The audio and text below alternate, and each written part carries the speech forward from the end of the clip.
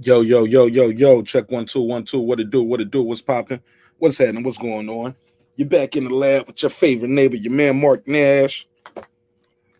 He is I am he. A late edition of Breaking Beats, man. Your boy overslept, man. Y'all overslept for this episode. Came in here and took a little nap. Ended up turning into a big nap. So I'm late. But we still gonna have a good show. I'm gonna give let the room populate. We got some good topics on the docket. As you can see by the thumbnail, we're going to talk about Tank and Ryan. I guess it's canceled, but is it ever canceled if you didn't really have a fight, right? Also, we got to talk about, we got to do this Loma. Got to do the predictions for Loma. You know that fight?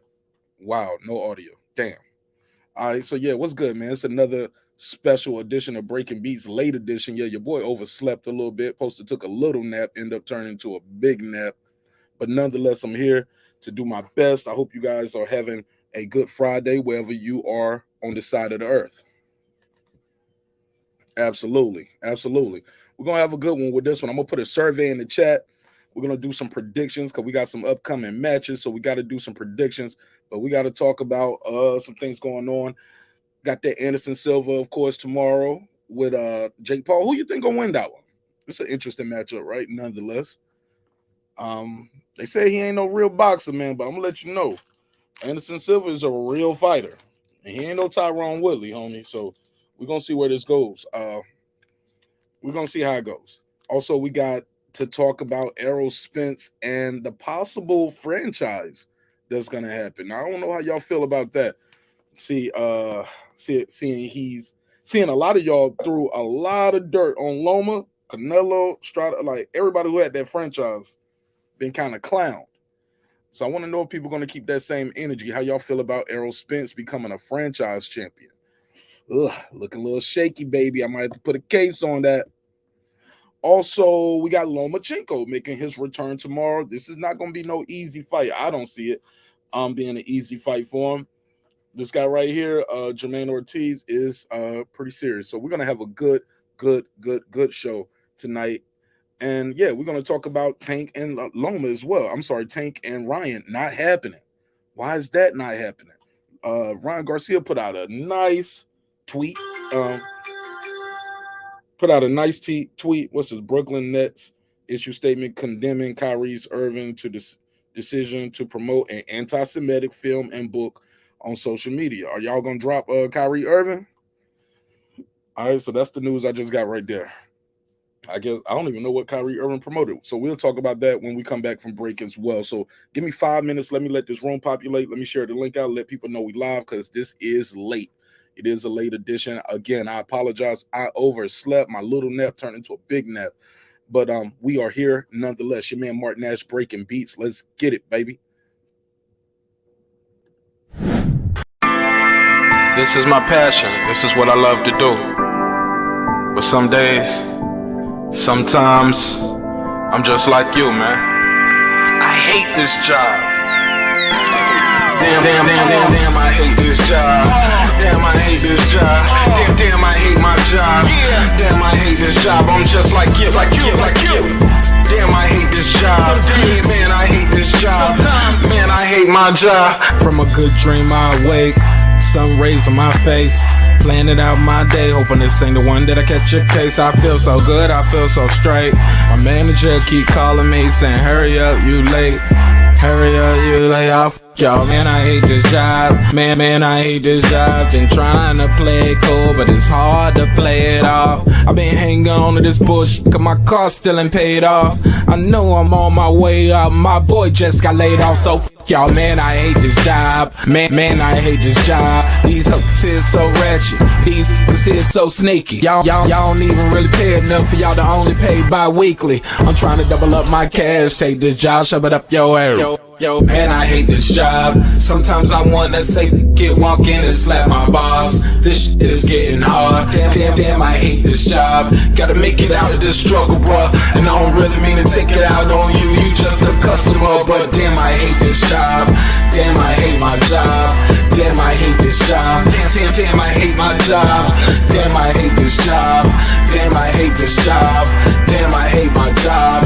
damn, I hate this job. We're the reason why your stockholders always stay afloat. Yet I'm asking, are they hiring? Like everywhere I go, schedule will say 9, but I think it's fine if I clock in at 9:04. I work 40 hours a week plus overtime just to be bro. So y'all, man, I hate this job. Hate that I applied. So much has transpired since the day that I was high. Told me I could advance, but you were telling me lies. Gotta give your notice before I quit, but you don't say shit right before I'm fired. Damn, man, I hate this job. Sometimes I wanna say, walk in and slap my boss. This shit is getting hard. Damn, I hate this job. Gotta make it out of this struggle, bruh. And I don't really mean to take it out on you. You just a customer, but damn, I hate this job. Damn, I hate my job. Damn, I hate this job. Damn, I hate my job. Damn, I hate this job. Damn, I hate this job. Damn, I hate my job. Damn, I hate this job. You and your procedures. You and your protocol. You and your policies. None of that shit don't apply to me. You and your quotas. You and your standards. You and your 2 sick days a year. Y'all niggas bananas. Wonder why the postman's posted with hammers. Going postal with Popo on camera. His wage got him enraged. Stressed out, it's hard to maintain. He flips the middle, grabs his. He said, if you don't get the picture, I quit. You ain't shoot, mother. Man, I hate this job. Sometimes I wanna say, walk in and slap my boss. This shit is getting hard. Damn, I hate this job. Gotta make it out of this struggle, bruh. And I don't really mean to take it out on you. You just a customer, but damn, I hate this job. Damn, I hate my job. Damn, I hate this job. Damn, I hate my job. Damn, I hate this job. Damn, I hate this job. Damn, I hate my job. Damn, I hate this job. Look, man, I hate this job. I put my pants on one leg at a time, just like you. I'm out here trying to take care of my family. Damn, I hate this job. It's not always glamorous, for real, but I do what I gotta do for me and mine, you know? Damn, I hate this job. Damn, I hate my job. Damn, I hate this job. Damn, I hate my job. Damn, I hate this job. Damn, I hate this job. Damn, I hate my job. Damn, I hate this job. Damn, I hate this job. Damn, I hate this job. Damn, I hate my job. Damn, I hate this job. I'm just like you, nigga. Damn, I hate this job. Man, I hate this job. Man, I hate my job.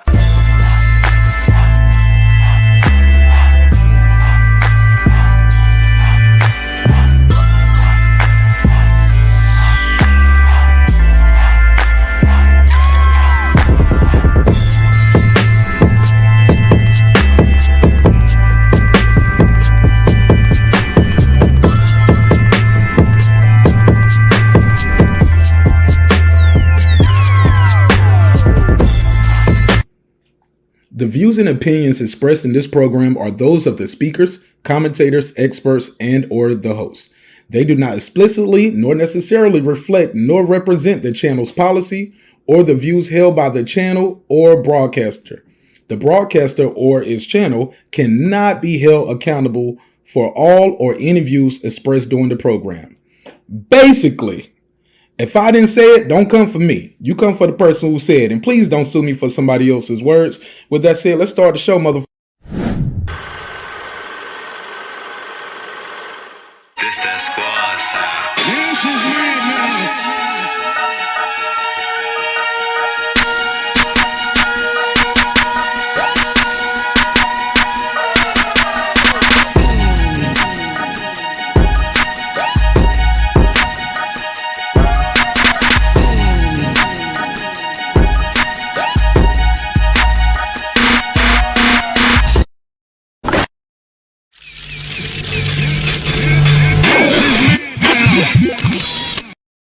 Yeah, man. What up,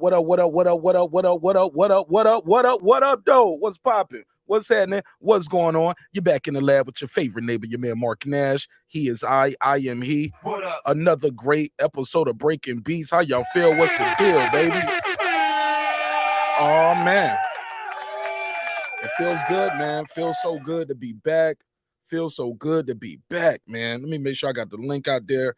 See my bros out there. It's all love. Make sure I got that joint pinned to the top. We got to talk about it, man. Make sure I got this fan on. Got to talk about it. Bad news, man. Bad news. A lot of bad news going on. Man, I was watching Reggie's show before I pulled up, and he was naming all these fights that had happened in August of 90. I mean, from in 95, from the beginning of the year to August. Truly disgusting when you think about what's going on with our sport in modern times. But that's neither here nor there. I'm gonna just be like Terry Silva from the Karate Kid. I'm gonna just keep punching the wood over here, just keep punching the board, hoping something's gonna break through. Meantime, the suits are laughing at us.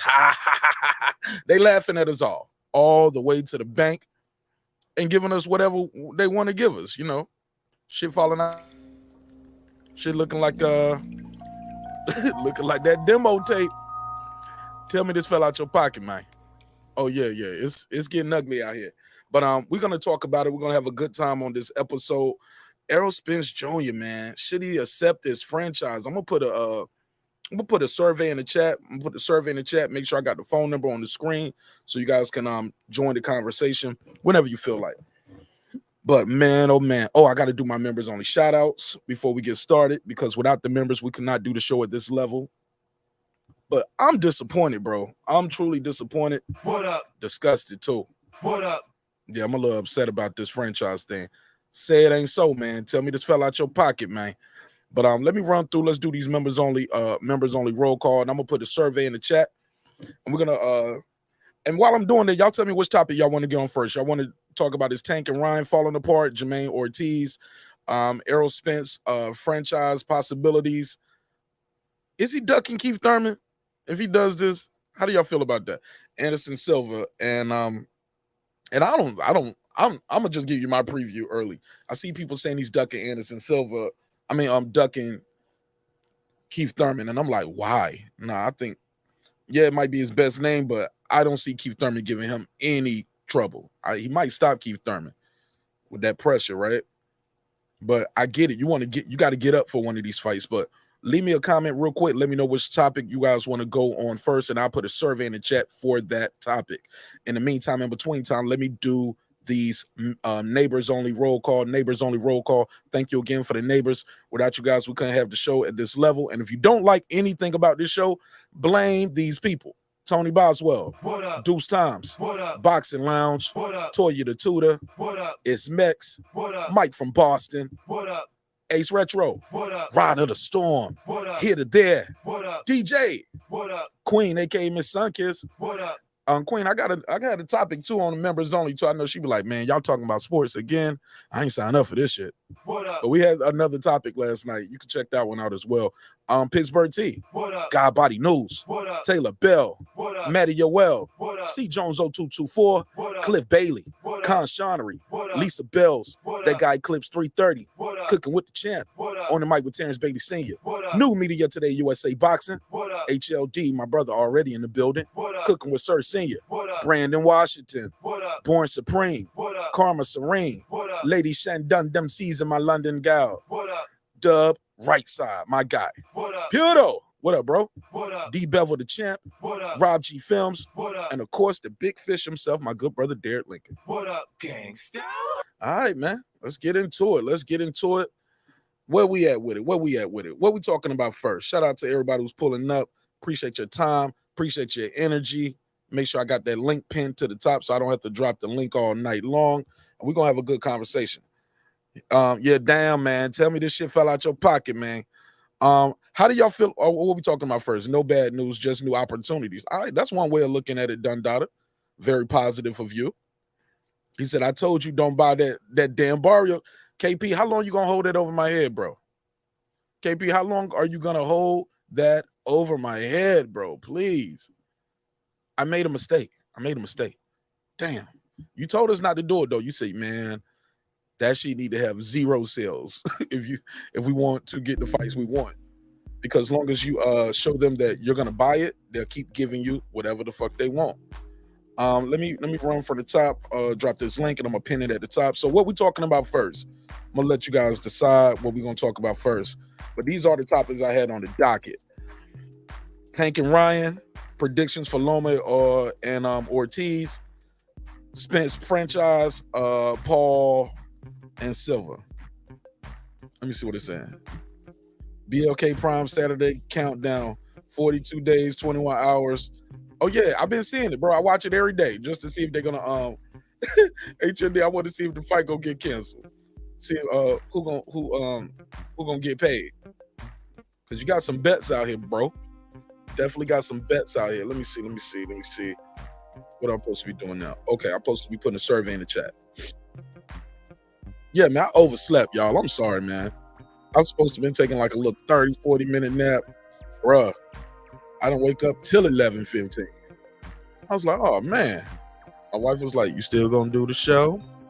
Or you gonna come in and watch some Handmaid's Tale with me? I said, I'm definitely doing the show.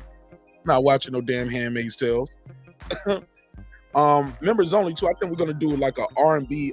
I had a little R&B debate. We'll probably get into some music on the members only side when we do that. All right, so where we at with it? Let me see. What we talking about first? Where's the survey? All right, let me put the survey in the chat.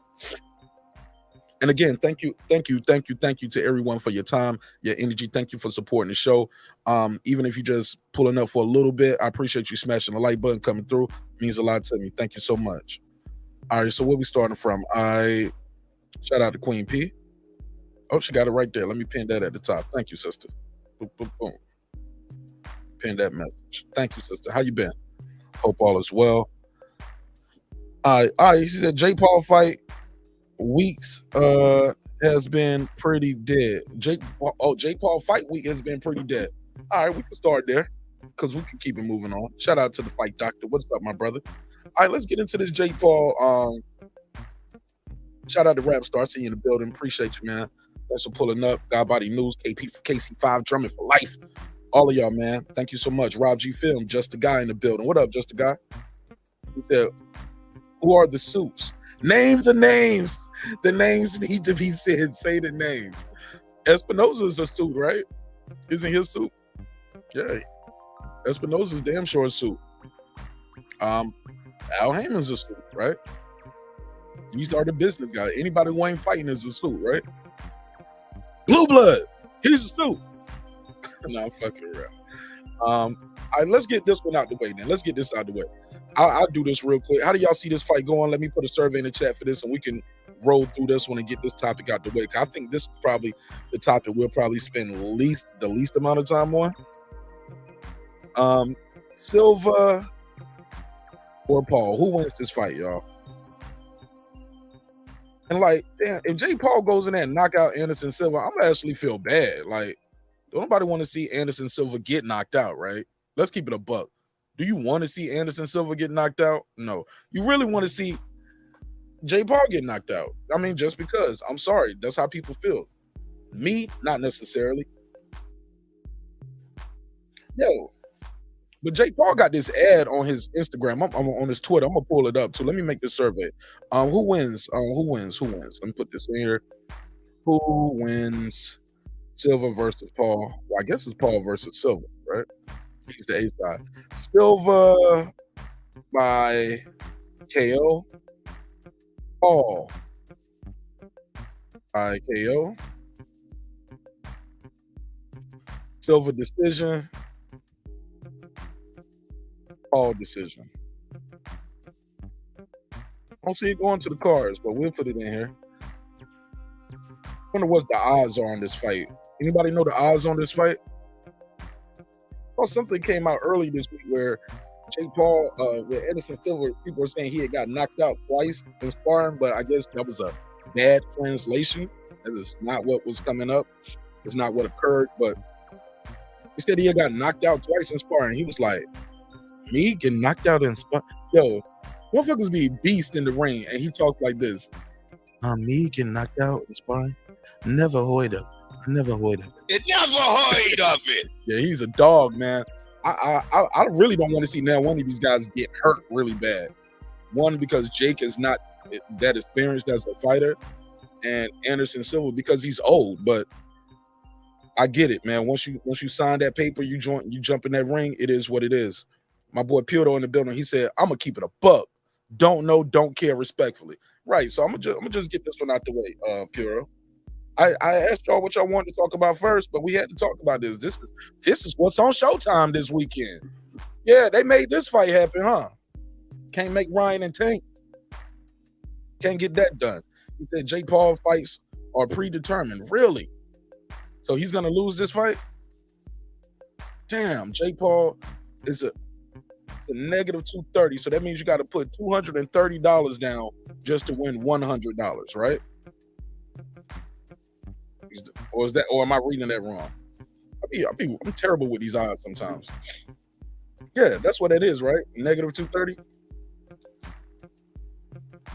You got to put $230 down, or is it the other way around? He said Silva is. He said Silva getting a KO over Jake Paul like Tito Ortiz would be nice. Yo, he beat shit out of him though, right? Yep. Okay, so you got to put $230 to win $100. That's how much of a favorite Jake Paul is. Wow. Not me. You never heard of it. Won't get my money. I ain't buying this fight neither. I'm not buying this fight.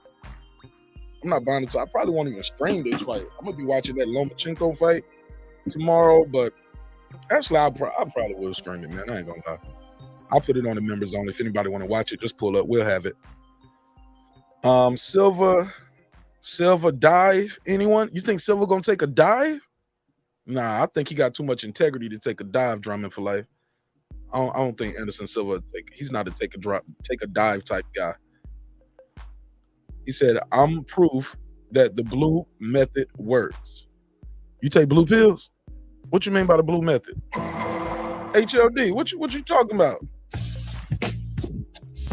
One of those? You talking about the blue pills? What you on over there, HLD? This ain't that type of show. I'm proof that the blue method works. All right. Oh, my man said he got the blue chew over there. Shout out to HLD getting it in tonight. Got him a little date over there, son. He lied. Worship him. All right. So when I stepped foot in the arena, I felt the same thing, and I knew it was going to be a great night. Hell yeah, man. That's how I felt in Vegas. Had that blue pill. I knew it was going to be a great night. I felt the same thing, HLD. Just had to take my time. I'm corrected, Martinez. Hey, and you're welcome. I'm good. Hope all is well with you, man. God is good. God don't make mistakes, man. So I'm here for a reason. Might as well do the work. HLD, he said, check your IG. Okay, let me check the IG. He said, I'm not buying this fight at all. I will read about it. Okay. Put a case on it, man. I ain't buying this shit neither, dog. They can't get my money, bro. Man, I'm telling you, man. And I watched this Bozy Ennis interview about Errol Spence and the Crawford situation. That shit kind of swayed me a little bit. Excuse me. Did kind of sway me a little bit because I know I got a lot of love and respect for Bozy Ennis. He's a straight shooter. Every time I see him wearing a skull cap and the same sneakers, man, he had on for the last 3 years. Like he ain't in it for the other shit. I'm like, damn, Bozy Ennis. Bozy Ennis a real one, man. He's saying this. I didn't like it. And the way he put it, it made a lot of sense. So I don't know, man. I might have to take off this Terrence Crawford hat for a little bit. Might have to retire the hat. I still don't see that fight on BoxRec neither. HOD, he said Thirsty sent me a message for you, and shout out to my guy Thirsty. He said, boom, no, yeah, break wrong. What's this? They watch me struggle. Okay, boom, boom. Shout out to my guy Thirsty. HLD sent a message. HLD said, major announcement, breaking news. Bumped into the one and only. Yeah, and aka Kanye's at my local 7-Eleven. We exchanged info as he wasn't happy with this current business situation, and now, what did you say? Now we will be coming out with new HLDZs. What the fuck is that? This shit is crazy. So you're a fool, man. Put this on the screen. Coming out with HOD can testify in the blue. Bro, you're a fool. You're a fool, dog. You're a fool. Let me put it on the screen. See, man, you need to be up here to present this. I got it saved. When you pull up, I'll put it. I got it right here though. Let me see. We put it on the screen. This nigga HLD a clown. He said, major announcement, breaking news. Bumped into the one and only Ye, aka Kanye West, at my local 7-Eleven with strange info, and he wasn't happy with his current business situations. And now we will be coming out with the new HLDZs. I can testify that the blue method works. That's what it's called now. The blue method works. When did you bump into Kanye at this 7-Eleven too, bro? Because he don't look like that no more. Bro, y'all clowning, bro. Y'all clowning. Why y'all hating on blue? Why y'all hate? They're gonna say I'm hating because I put it on the screen. I don't give a damn. Shit funny to me. Oh man. All right, so what we at with it? Y'all got. Let me see what this survey is. I'm about to move on with this topic, man. Oh shit, it's pretty close right here. Anderson Silva by KO 40%. Jake Paul KO 30%. Anderson Silva decision 30%.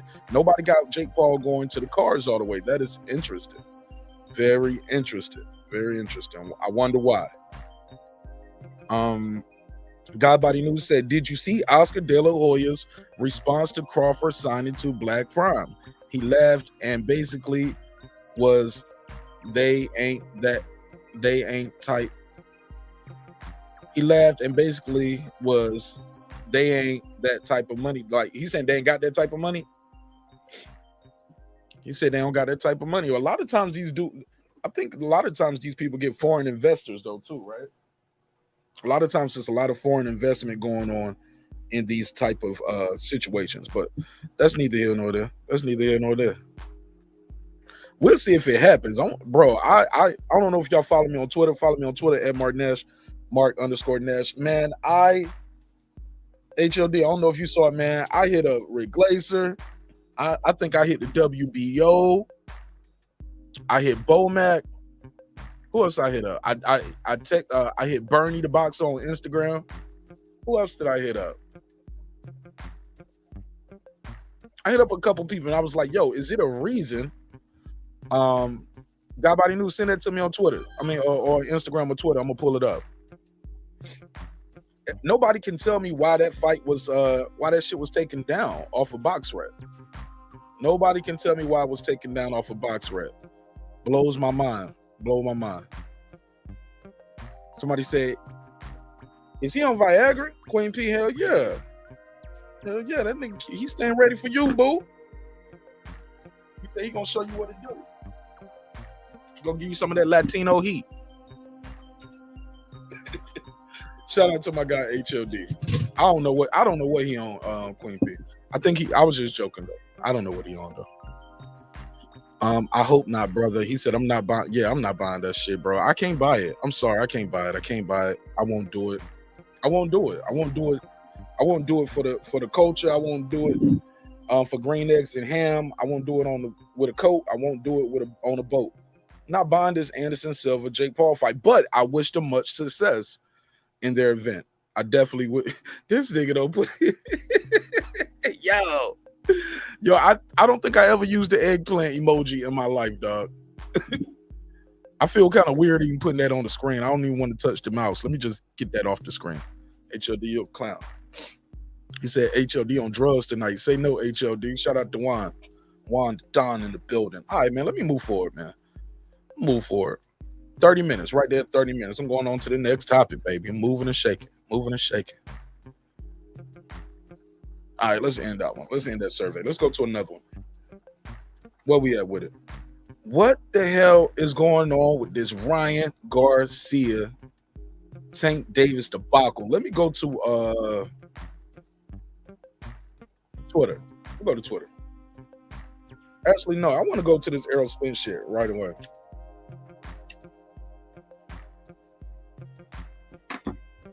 If I can't find Ryan's Twitter, let me go to Ryan's Twitter. Did he delete the tweet? Please tell me he didn't delete the tweet. Ryan Garcia.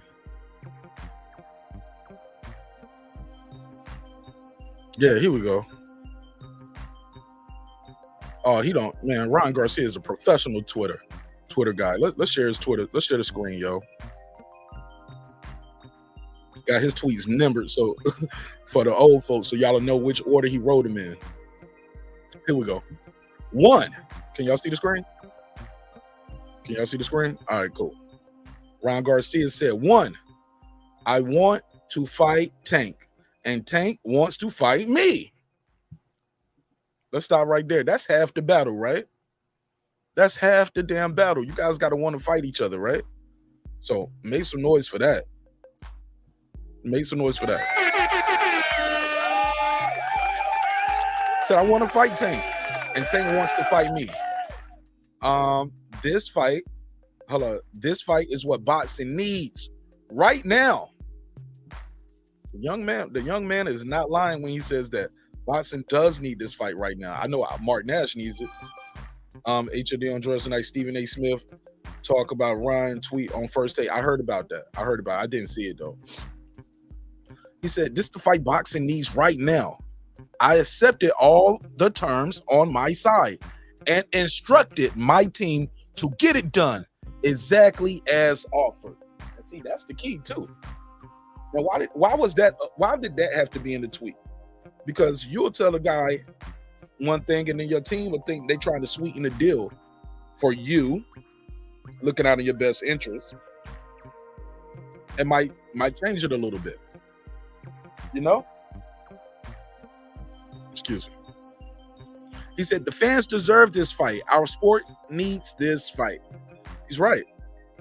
He's right. Why not, though? What is going on with that? Let me go and click that like button on that. Number 2, he said, we got to get this BS figured out. This should have been the best couple of months in boxing.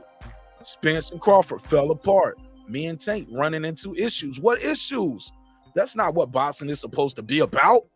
Respectfully, celebrity boxing should not be defining our sport. I see no lies so far. I see no lies. He said, we got to get this BS figured out. I don't think they want it figured out. I think they got this shit right where they want it, unfortunately. When you're not giving somebody what they want, you know what? People going to do one or two things. They're going to leave or they'll take what you give them.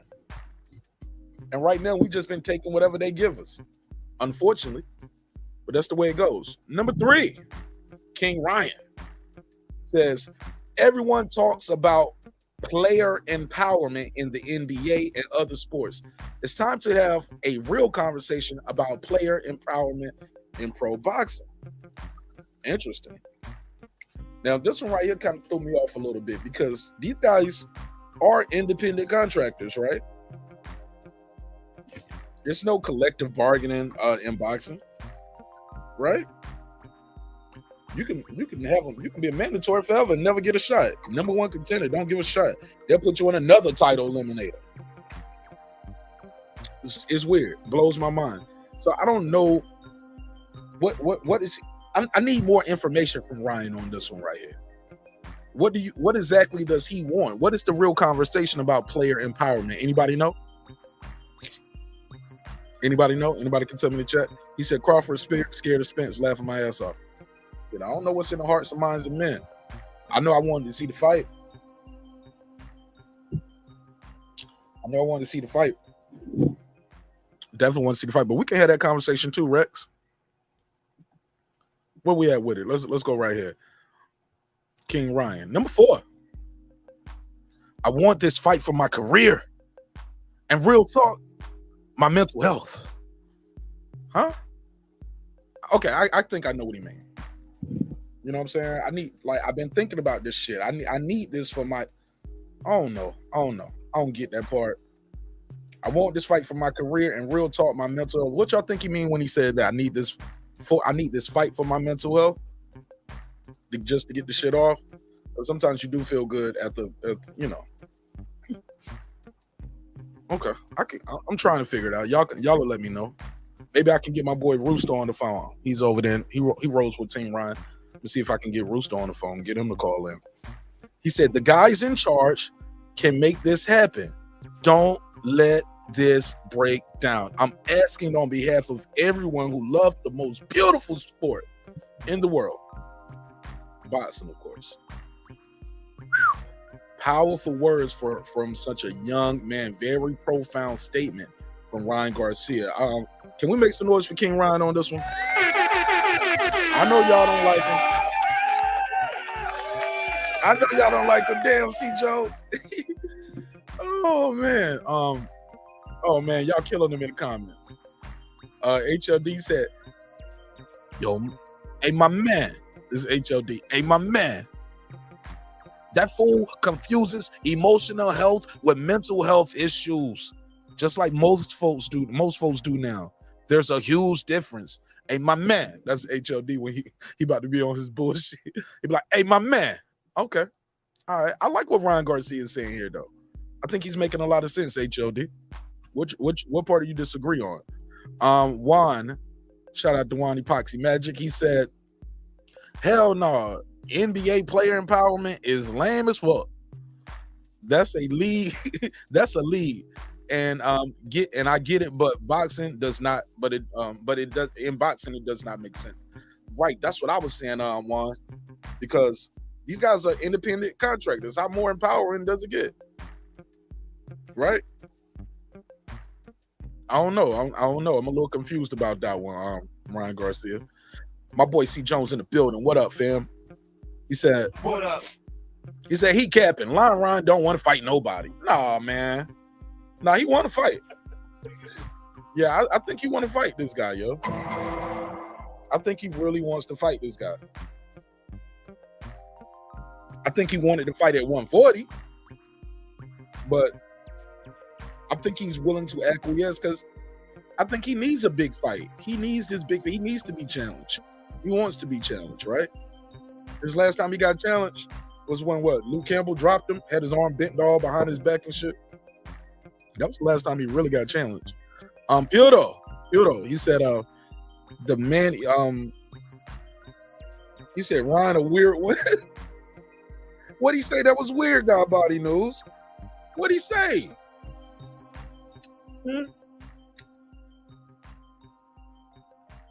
Tell me what he said specifically.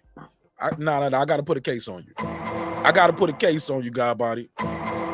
He's saying some of the shit that we've been saying for months, if not years, on this same channel, right? I don't know, fam. I don't know. Shout out to me too, man. This month right here marks our 2-year anniversary, man. We on this airways now for 2 years. Wow. Where did the time go? 2 years. We started about 500 subs. So in 2 years, we got 12,000 subscribers. Wow. Pretty dope. Moving right along. We moving right along. 12.7 to be exact, but who's counting other than me and YouTube?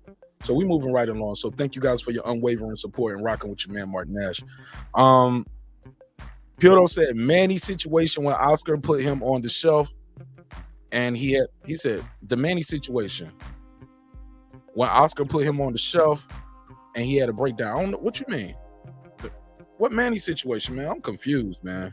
You dropped the link again. I'm confused about that, Pildo. I don't know what you mean.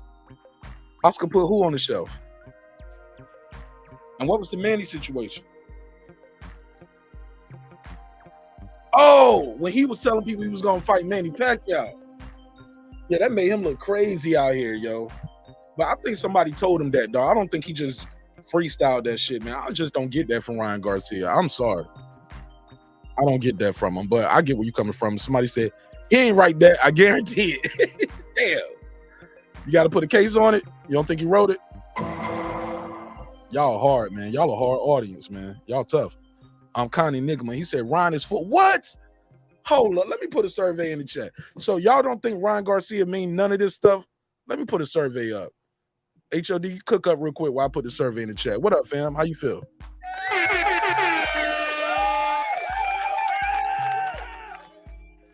Hey, my man. Hey, my man.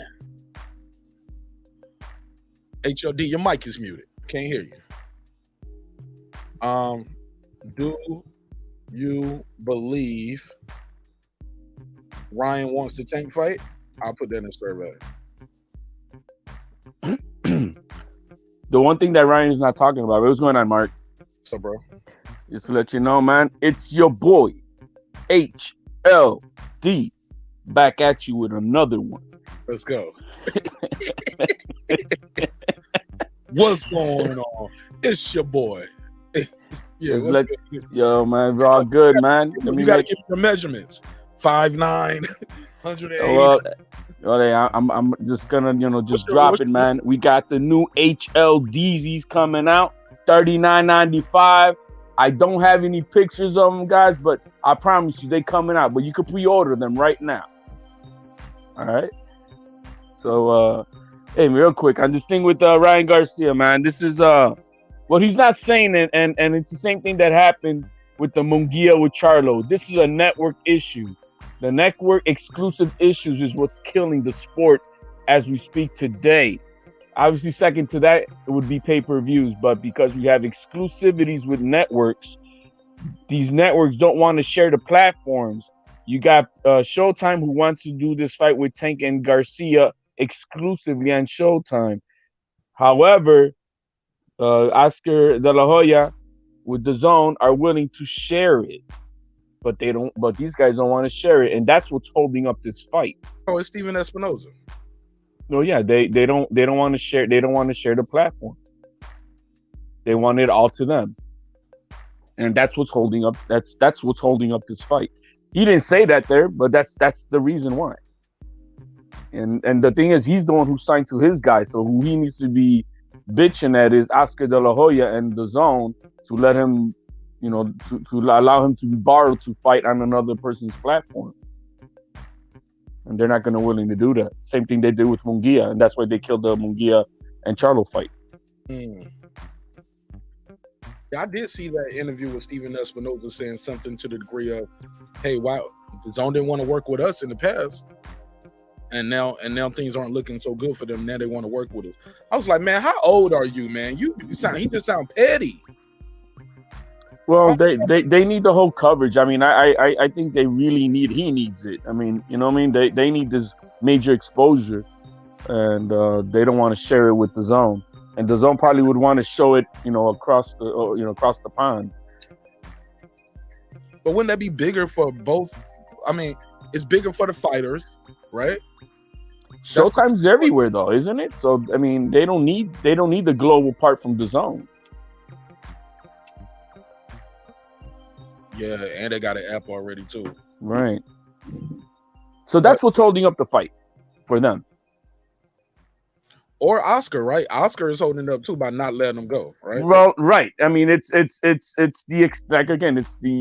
part of having promotional companies being exclusive to networks. That's what's killing the sport actively today, and that's where this needs to be dissolved so that there's not a monopoly about with these fighters. And that's what's happening. It's a monopoly that like PBC has Showtime, and that's all they're gonna do. The Top Ring is only, would only want to do with ESPN and so forth and so on. Now, however, you do see that ESPN does share their fighters with other platforms. Like Lomachenko went to fight Campbell across the seas at DAZN, or we had who did we just have? I think on the girls' card. Michaela Mayer from ESPN. Right.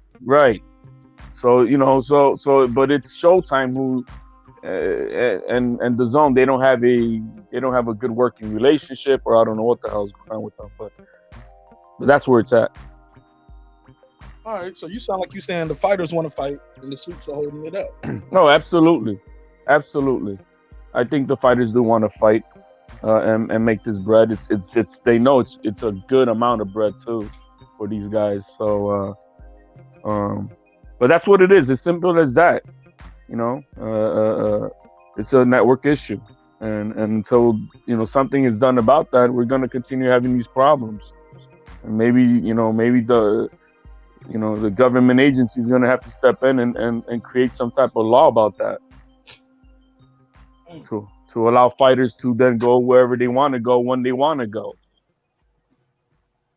Let me put this on the charger real quick. Keep cooking. Let me plug this on the charger. No, absolutely. Even though they say that the Muhammad Ali Act protects the fighters from accepting a fight and this and that, but I don't know how it works when it comes to the networks. It obviously doesn't protect them to enforce these fights and their rights to want to take them. So until they get that fixed, there's nothing nobody can do about it. Oscar De La Hoya is not going to bend the knee. Espinosa is not going to bend the knee. And then us, the fans, we get screwed out of another freaking fight. And there's nothing we can do. No, there's nothing we can do. They don't give a shit about us. There's the quote out there: the business of boxing is none of the fans' business, and that's per one of the presidents of the sanctioning bodies. That's cap, though. It is our business. Once you guys start putting the business out there, you disclosing purses and things like that. Like once you start putting the information out there, your consumer's gonna have an opinion about it. An opinion, but we don't drive anything. Our dollar's supposed to drive it, right? Then right. But as we can see, we still, look at right now. We got this situation with Crawford, and Crawford fans are diehard. They should be mad that we're not getting undisputed, and we're just like, oh, but he's getting more money guaranteed. We're worried about the guaranteed more money than the freaking fight in itself, and we're still willing to buy that fight on this app that's janky. So they know that we can get suckered and pay for anything, and that's that. We're too simps to the sport, is what I'm saying. We're way too much simping to the sport of boxing instead of commanding the respect from these sanctioning bodies and promoters and networks that we are the bosses. Because when you have the Yankees playing like shit, you think they're filling up that stadium? Or are they going to get booed the crap out of? No, hell no. They're going to let them know, fuck that. We don't want this garbage. When the Lakers are playing like shit, you think the LA fans are going to support that crap? Hell the F no. They ain't playing that game. Some people still do that though, right? Well, you got your you got your hardcore fans, and there's nothing wrong with that.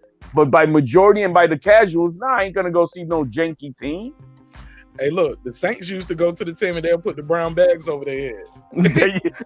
They didn't want to be seen on TV at that damn game. My point exactly. So the fans are in other sports.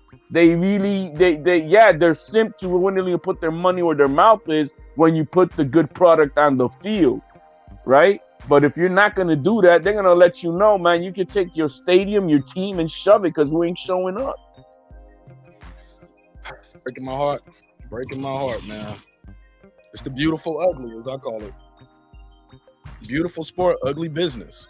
It absolutely is, and it's because it's the wild, wild west. There's no regulation, and there's a way to make it happen. You got 4 sanctioning bodies, make like four separate leagues, right? And kind of like in like in baseball, whatever. You got 4 different divisions, and so you got the 4 belts. Make a league between all 4 of them. And then we'll have like a World Series or a Super Bowl amongst the fighters. It sounds good. Yeah, I don't foresee it, HOD. No, absolutely not. I think we're screwed. I think this is where we at with it. Yeah. This is their sport. This is their business. The WBC, when they're they call them, this is our champion. This is their business. Mm-hmm. And shit, we are the yeah. Just in a maze, man. We just ripping and running through a damn maze, man. It's truly unfortunate to say the least that I think that marination shit is too much, bro. I think there's too much over marination of these fights and these events. I just think they do too much marination. What you think of that? Well, I think that model of marination, and I hate to say it, but I do kind of put that on Mayweather with Pacquiao. They started the blowout trend of the super marination, and they saw that they were able to cash in on a shitty fight on that, but they were able to cash in big time. Did Sugar Ray Leonard do that before? Them like Tyson marinate fights before that? No. Tyson and Holyfield. Leonard had many good fights, so out of one, but he had many good fights. And what fight did he marinate? The Hagler? I think it was the Hagler fight. He was commentating when Hagler fought and said, I ain't fighting him. Then he went back and fought him. But he also had eye surgery and all that crap. Fair enough. And it wasn't in the same weight class, Mark. Fair enough. The third, was that the voice of reason? Third Roberto Duran fight, wasn't that over marinated? Third? I mean, third, bro. That's like going to watch your uncle's fight 3 times. You fought him, see the fight once. You know who can whoop the other one, man. Come on, man. The first one, the one guy won. The second one, the other guy quit. Why they can't fight again? I'm telling you, they're over marinating the Wilder Fury 4, man. They're over marinating that. It's over marinating. That's not the same. Now you trying to be HLD facts. You're being ridiculous. Duran beat him that first fight. Y'all don't think Duran really won that first fight? He won the first fight. Then he quit the second fight. They didn't know over marination. Damn, at least we got the fight. Something in his eye. He was like, "Hold on, my eye," and they thought he said no mas. He said my eye. No, man. He didn't.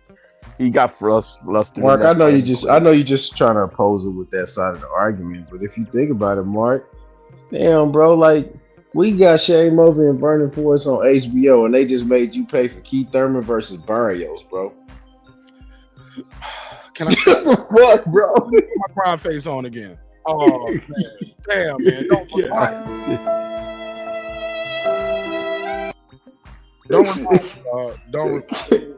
wait.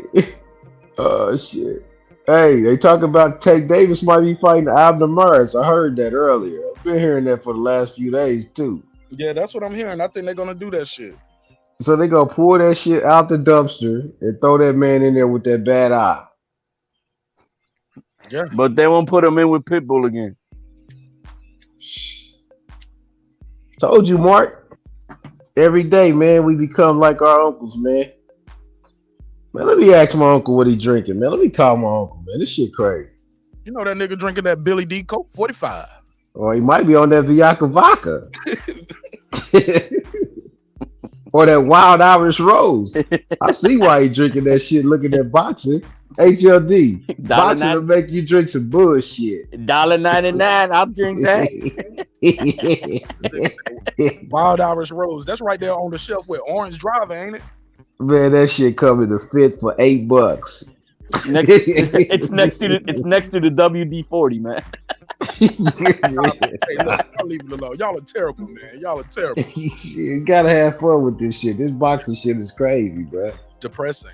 Yeah, and my Crawford, I heard he don't sound over there to Russell Red and Jelly Roll Promotions. You know what I'm saying? He about to be. Hey man, don't be hating on the janky promoters, man. Jelly Roll, Russell Red, motherfuckers going in their baby mama purse to get the money to pay Terrence Crawford for the fight. Man, give them a shot, bro. They got the PPP money, bro. They about to put that shit out there. Could be true, very true. D Bevel the Champ, my brother D Bevel the Champ's first time I talked to you since we met up in Vegas this weekend. How you doing, bro? What up, Mark? What's up, y'all? What's good, bro? How you feel? Cool, man. Just working. Okay. Got off work and shit. But no, I just want to say, like, it's funny, like I go around all these YouTube channels now, right? And like every panel I jumped on when I said where boxing was going and how we're supposed to deal with boxing by streaming, it seems like everybody's coming around on what I've been saying for the past like few fucking months. You know what I'm saying? It's like, stop getting pimped out, man. D Bevel said that. Oh shit! Go ahead, D. I'm just like, he said, "I ain't getting no Tate versus Ryan. You ain't getting Wilder Joshua. You ain't getting Fury Usyk. You ain't getting none of the welterweights fight each other. You ain't gonna get no super middleweights fight each other. You ain't gonna get no middleweights to fight each other. You ain't gonna get no lightweights. I mean, it's not happening. You know what I mean? None of the light heavyweights ain't even fighting each other right now. It ain't happening. You got Jake Paul versus Anderson Silva. You got a YouTuber who's an A-side over at Showtime Boxing, who's their pay-per-view star. A Showtime God Boxing. damn. People talk about boxing's alive, boxing's here. Hate of it. All I'm saying is it never was hate. All I'm saying is there's a sport that's across the street that's dominating combat sports right now, and that's the UFC. You're getting everything you want. You're getting all the good fights. You're getting champion versus champion. Well, really champion versus contender because there's only one fucking champion. And you got to wait around for fights all year and shit. I mean, it is what it is. Switch over. Have you ever been to a UFC YouTube channel and hear the bitch and the crying, the simping that we do over here in the sport of boxing? Never. They're all happy and cheering, kumbaya. They're like, yeah, that was great. Oh shit, damn! And next week we got another. HLD. One. The night after the fight, they're talking about the next fight because they know which next fight is coming up based off the ranks. They know who's getting the next fight. You know, it's automatically lined up, and that shit comes within 3 to 4 months. They ain't gotta wait 5 years for this shit. How y'all feel about Spence and this franchise thing? Y'all been hearing about that? That's all cap. That's YouTube narrative cap. Okay, clickbait. YouTube narrative cap. YouTube narrative clickbait cap. Okay, so I saw the Espinosa. The Mauricio Suleiman interview, and he was talking about Keith Thurman, and he was talking about the because the guy asked him. He said, "So it's the WBA next, or the IBF?" He said, "No, the WBC is next. That's going to be Spence's next defense, the WBC. It's the mandatory that's up next, and that's what they're going to do." Who's going to be that guy? That's going to be Keith Thurman.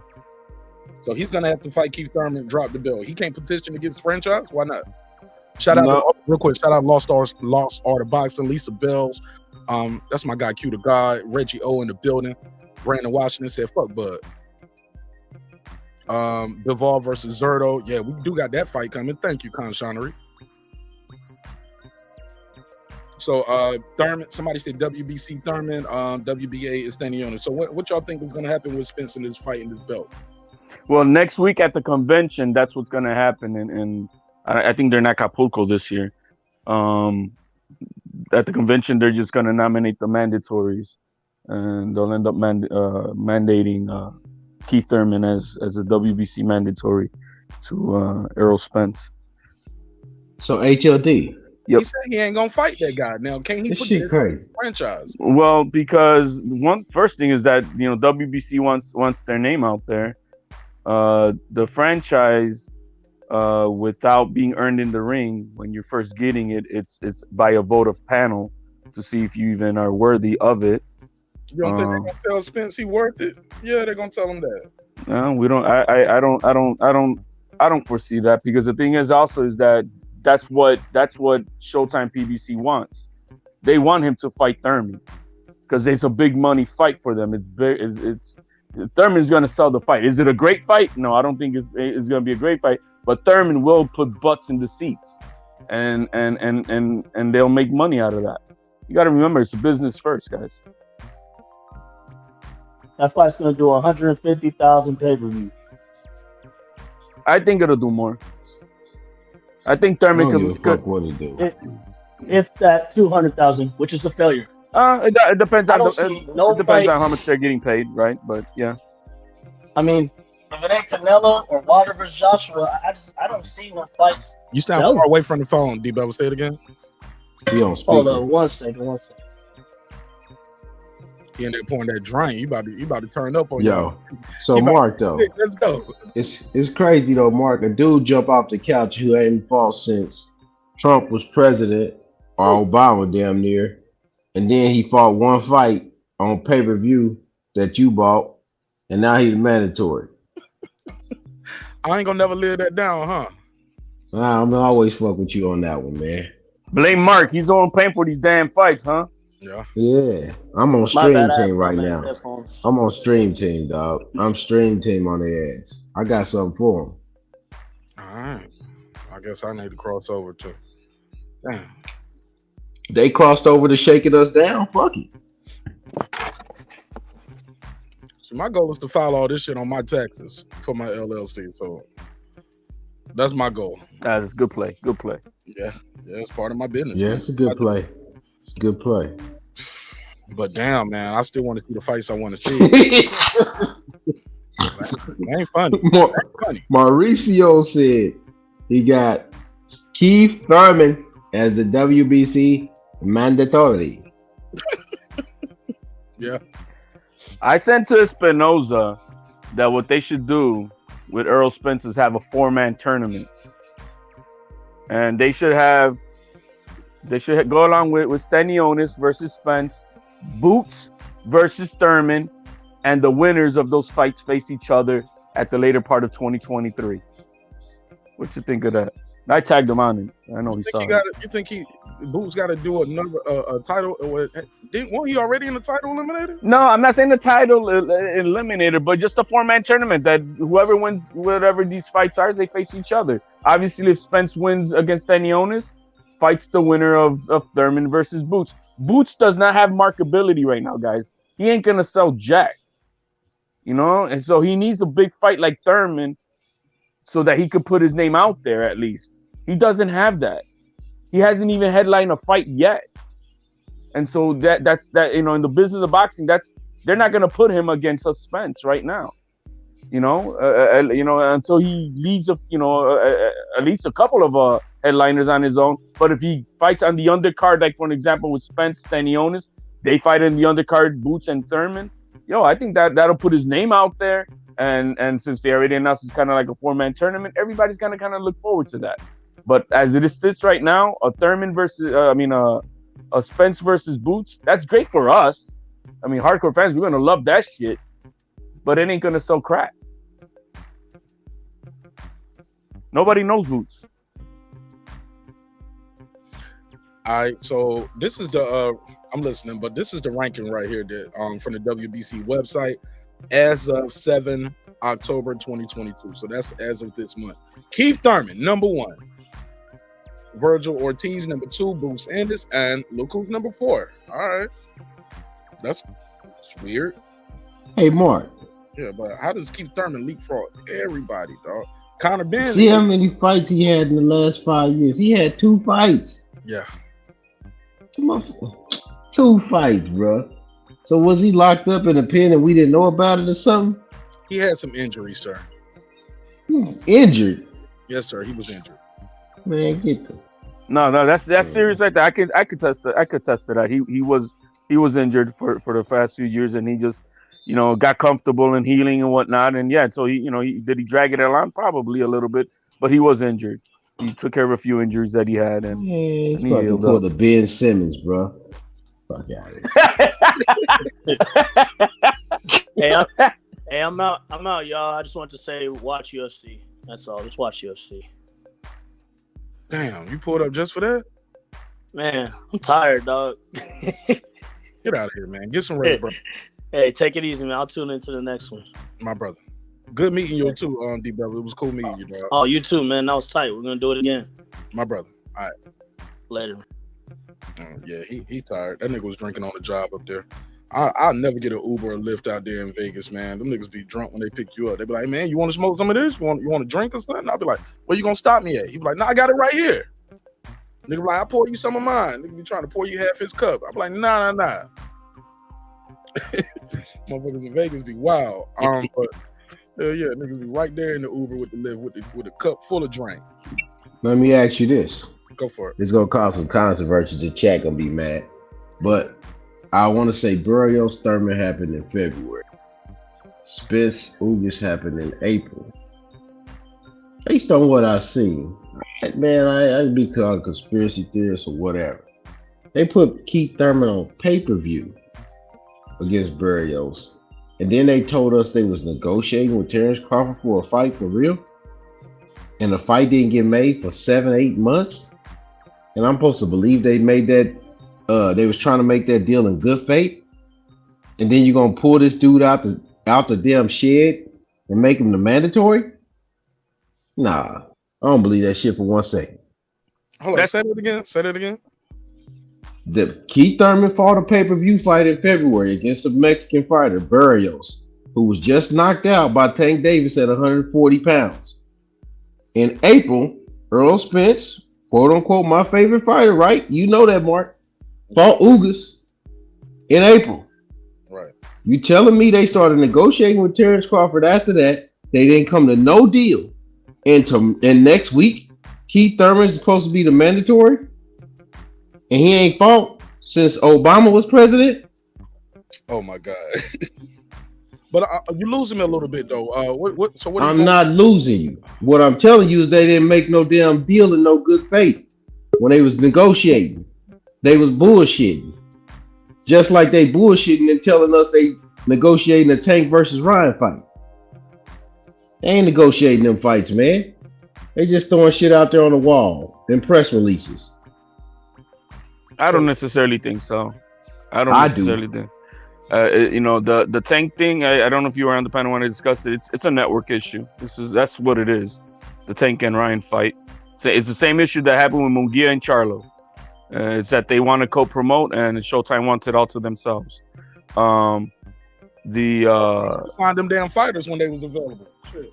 Right. As far as the Crawford thing, it's the bottom line is if you got to listen to the people who run the business.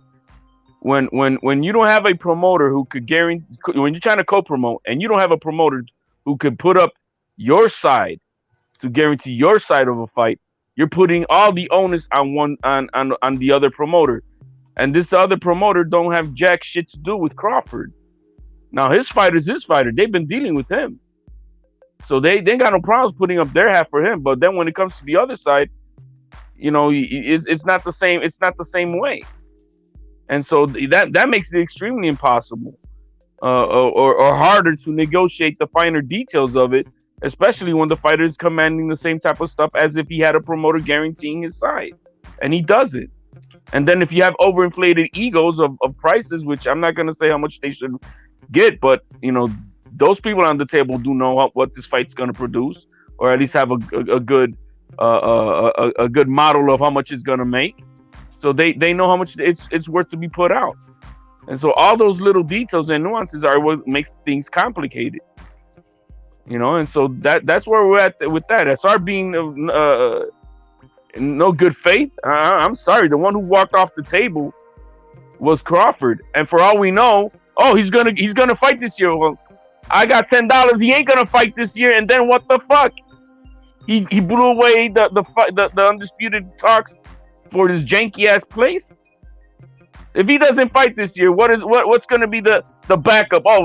Because there's not going to be a backup of anybody saying, he's going to make his money this year. Well, no, he ain't going to make shit this year. So then what? HOD, if he don't fight this year because that shit fall through, then they shouldn't negotiate with him ever again. That's on him. That's just where it goes.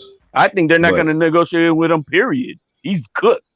You're not going to embarrass me. Leave me on the altar so you could go off with that ugly bitch on the side. You know what I'm saying? If that ugly bitch gonna give you $10 million, though. No, man. No, man. I mean, right? No, man. No. You're not gonna run off with her and then come back to me and say you want to get married with me, right? You know what I'm saying? You ran off with that dude. That's right. You left me on the altar, and you left for that bum on the street, and now that you saw that didn't work out, you want to come back to me? Fuck you. What's up, fellas? What's up, Ty? Yeah, let me get in on this, man. They were never going to make that fight, and Bob told Bud he was willing to do a one-off deal, and he should have took that deal. Looking at it in hindsight, he should have just let Bob go in there and do the negotiating with him. But he fell for the hype. But here's one thing we know about PBC fighters and how they make fights. They do it in the post-fight, and we've seen it time and time again at the welterweight division. Remember back in the day when Keith got in the ring with Danny and they were going a little back and forth, and they're like, I ain't no cherry. They end up fighting next. Remember when Errol got in the ring fucking with Sean, and Sean was like, I ain't really after the red or the green belt now, but they end up fighting. Remember Manny got in the ring after Mikey and Errol? They end up fighting. Remember when Danny got in the ring after EJ and Sean? They end up fighting. Now, if they really wanted to promote this fight, Bud should have been sitting front row at EJ and fucking Yugas. And that should have been the start of the promotion. And we should have had the fight by now. PBC has shown us time and time again, when they want to promote a fight, when they want to have a fight, it starts in the post fight of the current fight. That's how they do things over there, mostly. So I was hopeful that the fight was gonna happen, but once I thought about it, I'm like, man, they ain't really promoting this fight like they should. And I knew that shit wasn't gonna happen. But that's just my take on it. I think you're right. I think it's hard to promote. Yeah, it's hard to promote a fight when you got two guys that personalities are as dry as toast. So I mean, what are they gonna promote when these guys don't want to do no? They want to do interviews from their fucking cars and shit. I mean, that's not the way you do things. I'm just saying, like, when Bud, we knew 2-3 months before Bud got out his contract. Once EJ and Ugas was signed, there should have been some pre-negotiations with Al and Bud. Like, look, man, if this motherfucker win, I'm gonna have you sit in front row, go on up there, talk your shit. We gonna get the ball rolling. You know what I'm saying? That's simple, man. You know, Bob did it with fucking Loma and with Loma when Comey and Lopez fought. You know, Canelo fight they did that. Canelo went in there and Triple G was there, and they let Triple G come into the ring. They played music. That's an old take. Wait. Hey, Ty. Walk into the ring. Yeah. Hey, Ty. Remember PBC did that with Ortiz and Wilder too. They did it with Ortiz and Wilder, and now they trying to do it with Wilder and Ruiz. They let Fury jump in the ring one time too. Remember Fury? Fury jumped in there. Yep. He was like, "Let's go. We can fight right now." When you got the same fighters on the same promotional thing, that's easy. Fury wasn't on there though. Let me finish. Go ahead. But who made the fight happen? Al Heyman. And who? The first fight. Frank Warren. Right. They worked out together. You see, there's a difference. Crawford is out on his own. So what? They're gonna bring this guy that's not part of my company, who doesn't even have a promoter or anything, to just what are we talking about? That's not the way it works. Yeah, it sounds good. It would be the perfect way to do things. I agree to that. But Crawford didn't start getting contact, PBC so like towards the middle of this year.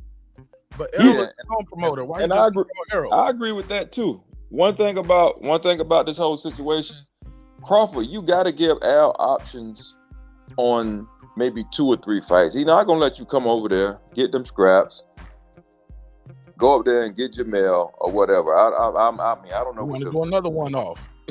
Yeah. What happened to Haney? He couldn't just come in and take a one-off. Yeah, he got a 3-fight deal. I get what you're saying. I agree with that. I don't think Haney is at his career where Bud Crawford's at neither. He's very young. They're in 2 different in 2 different stages as far as what? Making money, or what are we talking about? One was never a champion, according to you, HLD. Right. The other guy was Mr. 6 belts. Yeah, but when we're talking about the business side, what the hell? No. What the business side does Crawford bring? 100,000 pay-per-views? No. I'm talking about what somebody has to acquiesce to. This is Devin Haney's shot. Who's more popular, Devin Haney or Crawford? Damn, man, you gonna let me finish my bar, or you gonna do every line? I'll let you finish. Thank you, HLD, for allowing me to finish, bro. I really appreciate it, dog. I just want to say this one line. I just don't think they were in the same point in their careers, nor has Devin Haney accomplished as much as Crawford. That's my only issue with that. But when you talk about sales, and the position they in where they have to acquiesce and bend the knee, I get where you're coming from. Get it smoke. Pull up, homie. You're always welcome. Yeah, I mean, Crawford, he in a position. I mean, I think he feeling like he don't want to, get into another long-term contract, but you're gonna have to give Al options, 2 or 3 fights, and that's just what it is. He's not fights with that same type of deal though. I mean, he's just gonna have to let Al, you know what I'm saying? He like basically what bro just brought up. Like, he's gonna have to take a Devin Haney deal. But they told me when we was talking about this earlier, shout out to Keon, and I think I was talking to everything Keon on Everything Boxing. Who else was there? I was in it was nothing but Errol Spence guys there. Nothing but Errol Spence guys there. I was in no man's land over there. You were in the ocean with the big fish? Guppy land, a bunch of guppies around. No, I'm joking. They cool dudes though. We disagree on this one topic, but we disagree on who gonna win the topic. But the more they would talk, Monty Brown, and you know who he riding with. You know what I'm saying? Errol Spence is on his intro to his show. Come on, fam. You know what I'm saying? you always had a win in the fight. So I don't think you're gonna. I just feel like the people who were already rooting, thinking Spence was gonna win the fight, those are the people saying Bud duck. The people said Bud was gonna win the fight are the ones saying Spence is gonna win. Very seldom do you have somebody who's saying, I don't know who's gonna win the fight, and I don't have an opinion about who duck, and I just wanted to see the fight. I don't hear that. It seems like everybody has an opinion. Yeah, I think I was kind of biased in the beginning, but I just see I think I was biased more towards Bud, but I think Spence wants to fight. I think that just Al ain't gonna let Bud have his way, and you know what I'm saying, his business come first. So and Bud gonna have to get with it, or shit, he gonna get left behind.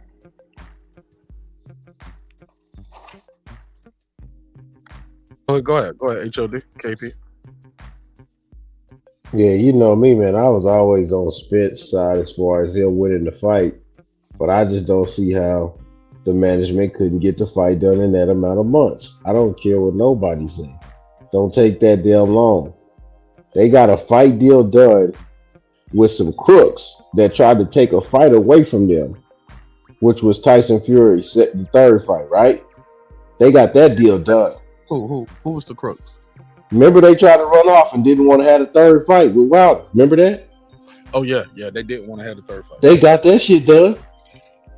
So you telling me they can't get this dude to agree to a deal on the fight that they quote unquote wanted to make? Nah, I don't believe that. I'm sorry, I don't believe that. Nobody can change my mind on it. And even if I think my guy could win the fight, I don't know what the hell they want to do over there. Because I tell you what they ain't doing. They ain't making no fights for their big name fighters right now. My opinion on the fight was probably a 50-50. I'll be honest with you. I momentarily I may say, oh, maybe you'll Crawford here, then but because what I saw from what happened in that 6th or 7th round with Ugas, that kind of like made it a 50-50 for me. But if that would have happened, I would have favored Spence to win this fight, especially from looking more deeper into Crawford's resume, and, his fights that he's had at 135 and how he became undisputed at 140 and who's he fought at 147. I think the top guy at 147 is Spence. But seeing after what happened with Ugas, I think it's a 50-50 fight.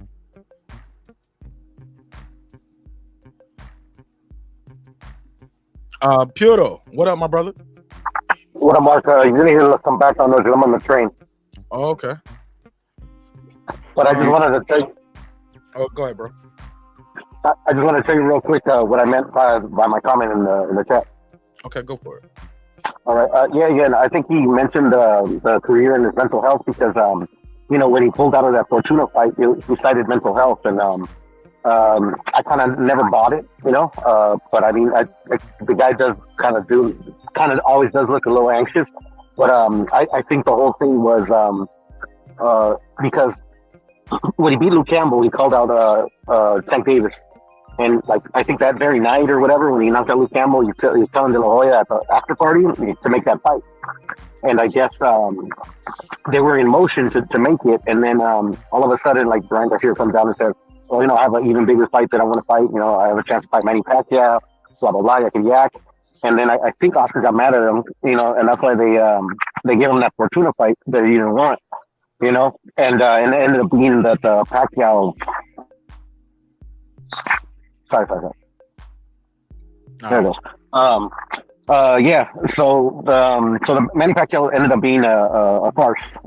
Actually, if I believe certain people that I heard on YouTube, it's Sean Gibbons. It was like a ruse to get a Pitbull Cruz into that Tank fight, because I believe that's who we ended up fighting instead of Ryan.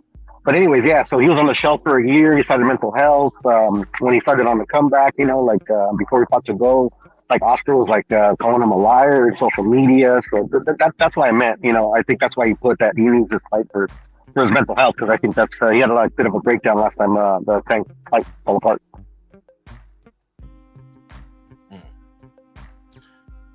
All right, fair enough. Did everybody give me their opinion on this? The possibility of Spence taking the franchise so he doesn't have to fight Thurman and taking, more of a softer touch, something that, or not fighting the mandatory and revisiting the Crawford fight. How would y'all feel if we look up and Errol Spence is the franchise champ? Is that cool? If it still leads to us seeing the undisputed, or is it like, nah, I don't want to see him franchise. I want to see him fight his mandatory, which would be Keith Thurman for the WBC. Nah, I really, damn, that's a fucked up situation. Yeah. I mean, Stanionis, he probably deserves a shot, but Keith don't deserve. Keith need to get the hell on. But the WBC is what's next, and I could play the interview from Bozy. Now, granted, he doesn't know, but he was like, according to what I heard from Virgil Camp, they didn't want the they didn't want to do the excuse me. They didn't want to. He said they wasn't right to fight for the title right now. They wasn't trying to. Yeah, he petitioned the WBA for Stanionis, right? Right. Hey, guy. Hey, what's up, Mark? It's been a minute since I've been on the panel. Don't mean to interrupt anybody, but the only fight that's been ordered is the Stanionis fight. WBC mandatory was Danny Garcia. IBF mandatory has been petitioned, not ordered. The only mandatory has been ordered is Stanionis. Okay, well, I'm looking at the WBC rankings right here on the screen. I don't know if you can see it. This is as of October the 7th. It's no Danny Garcia anywhere up here. Right. Stanionis has been mandated? Danny Garcia was the WBC mandatory.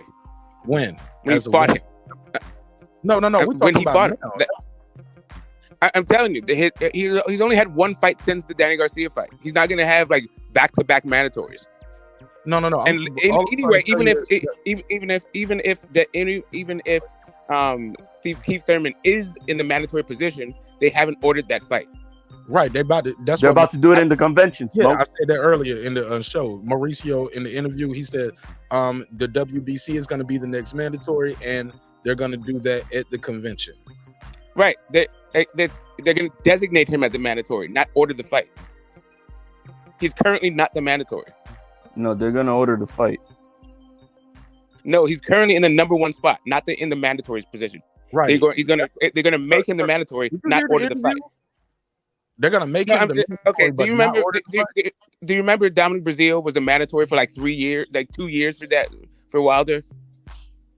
Like being the mandatory does not mean that you're going to then the fight gets ordered. Stanionis has been the mandatory since I don't know, almost. Anyway, he's been the mandatory for like 3 years, I think, right? I don't he's been a mandatory forever. But the Stanionis fight actually got ordered. The Stanionis fight actually got ordered, but he took step aside money. None of these other fights have been ordered. But they haven't mandated him to be the mandatory Stanionis. All right. So there's a difference between being in the mandatory position and having that fight ordered. These are two separate things. Right, which is mandated. All right. It is a different thing. You can call it mandated if you want, right? But this just makes it more confusing. Or ordered. It's just mandated. It's just ordered, right? The fight has to be ordered. Well, that's the language they use. I'm just going by what they use. I mean, there's a couple of different languages that they use. I'm just saying the fight is ordered. Once they order the fight, that's when you know that they have to then go to either make a decision or go to purse bid to get stripped. Right, 30 days for negotiation. Go ahead and finish, Smoke. I was saying that process happens after they order it.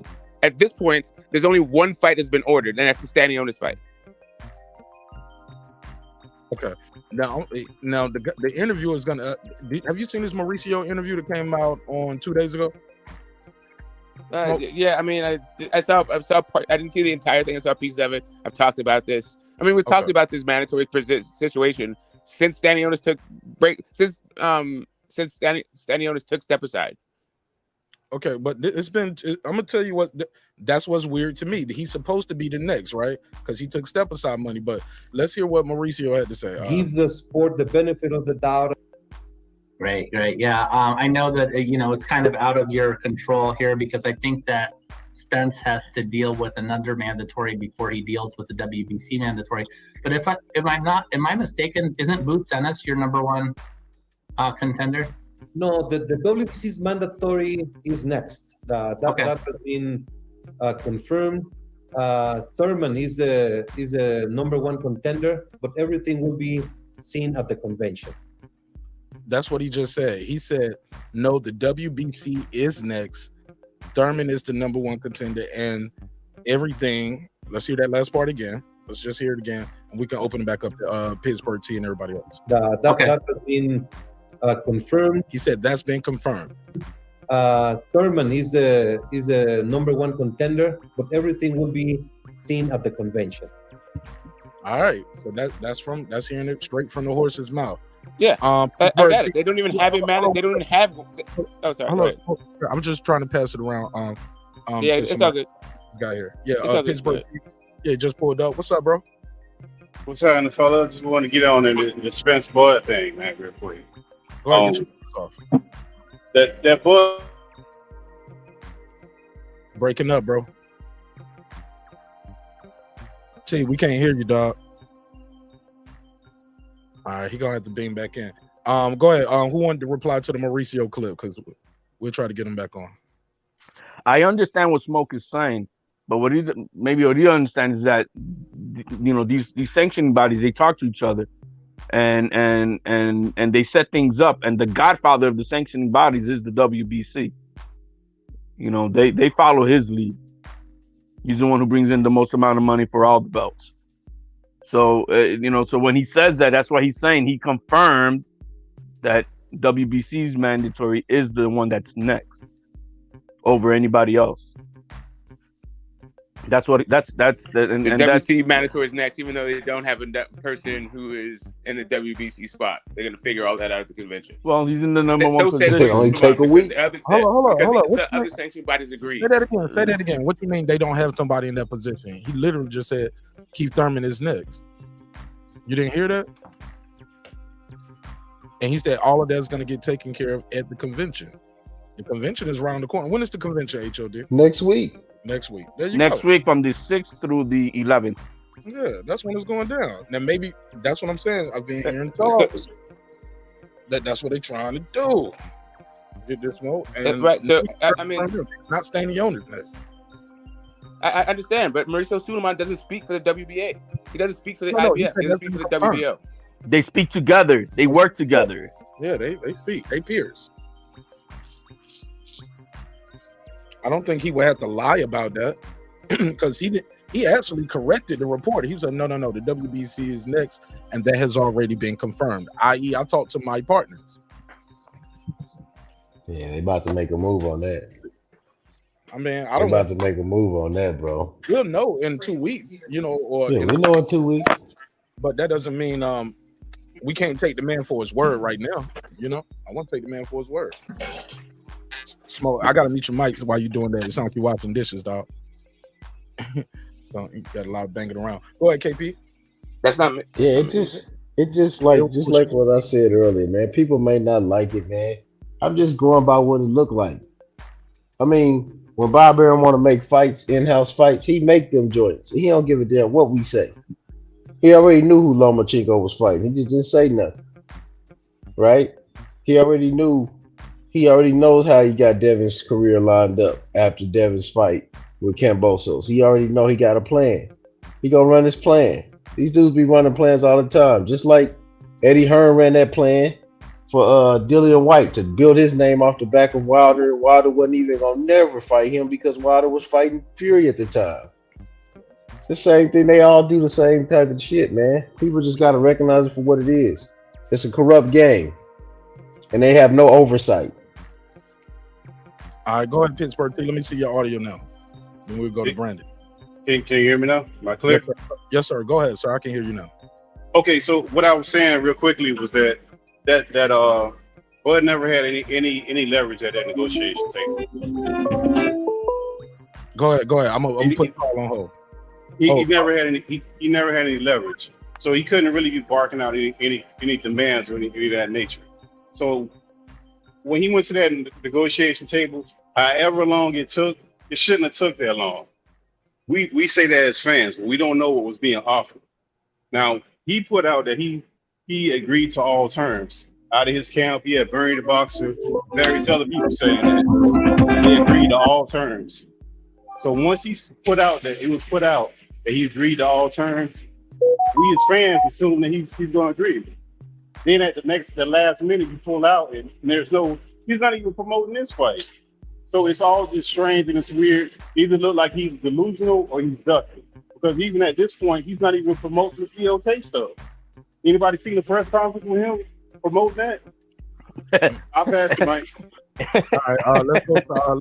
Let me let Brandon Washington get his bars off. He just got it. Go ahead, get your call if you got a call, and I can wait till I'm driving. Okay, Jerry from Baltimore, welcome home. Welcome home. What up, What's up, Mark? What's up, everybody? I don't know if you time your calls when you see Brandon join the panel or not, but this is like the coincidence is crazy the last two times. But go ahead, sir. Yeah, I ain't in the mood to go at it with his ass tonight. I just want to make a quick comment. I mean, everybody on the panel knows that, or should know that, what the guy just said, man. Boxing corrupt. They're going to do with Errol Spence what they want to do, and the sanctioning bodies are going to fall right in line because he's probably the biggest money ticket in the division. And who he fights is probably going to be the most advantageous fight that the PBC wants to make, whether it's Keith Thurman, Stanionis. He's going to be able to do pretty much what he wants to do. Mandatories, like somebody said a little while ago, fighters go years sometimes with mandatories. That's just how boxing is, man. It's just corrupt. They make it up the rules as they go along. They've been doing it for years and years and years. And people talk about, well, this fight was ordered and this fight, it don't matter, man. None of that shit matters. They're going to keep the title in the hands of the highest earner. And that's what they're going to do almost every time. And the rules they'll make and change up as they go along. Go ahead, Brandon. Yeah, I just want to say that Bud is a duck, and it's mighty ironic how all of the pro Bud channels, I'm not saying who is and who ain't, are talking about Spence and his mandatory. They switched everything instead of talking about Bud, examining Bud's fight, talking about Bud being a duck. And if you look at their titles, they don't even title Bud a duck. So we know what's going on. All of this shit is propaganda to get the heat off Bud. Why the fuck we talking about Earl when this motherfucker got a fight in less than what, a month and a half? 43 days. I got a countdown. See what this is I'm gonna tell you what they trying to do. They trying to spin the narrative and use Earl's name to keep the heat off Bud. Go watch everybody. Look at their titles and how they title their videos. This is all propaganda. I just want y'all to see what this is. Because we should be talking about Bud and his ducking ass, but who Earl gonna fight? Earl, and then they trying to turn the fans low key against Earl, trying to talk about Earl. Let's talk about the fight that's in front of us.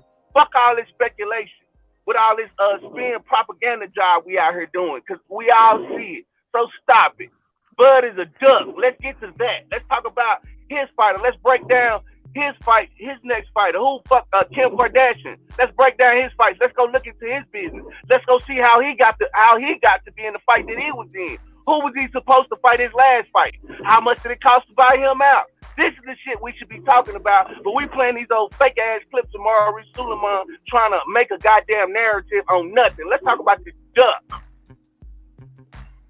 Okay. I agree with Brandon with the narratives out there. I gotta disagree slightly. I don't think this is. I think that would be big news if Errol Spence ends up being a franchise champion. He doesn't fight Keith Thurman. Who is he fighting next? Because we know who Bud's gonna fight. Is he not gonna take a fight? Is he gonna revisit the Crawford fight? Because Brandon, by your logic and what you're telling me is he shouldn't fight Bud. He should move on. Move on to who? Why not have the conversation? Because I'm gonna be honest, I'm with HLD. I'm still on the fence. I don't know if this shit gonna happen December the 10th. You know what I'm saying? I'm not on the fence, Mark. Okay. It's not gonna happen. I don't. If you follow me on Twitter, you can see my tweets. I tweeted Bomac, Rick Glazer, the WBO. I tweeted BoxRec, and I asked them all pretty much the same question: is there any reason why the David Avanesyan and Bud Crawford fight was taken off your website? Is the fight still not happening? I'm very transparent, homie. I got that answer yesterday, Mark. Okay, talk to me. You could have that put up, submitted. Yeah, we're having this fight, and they'll put it up, but then they still have to do their confirmation, and so when they do their homework to confirm it, they're not able to confirm it themselves, and so then they pulled it off. Okay, go ahead. It's open. Anybody want to jump in? Jump in. Yeah, I think it is a big deal if he becomes the franchise. I don't think beforehand, like speculating, is as big a deal as the fight's already made.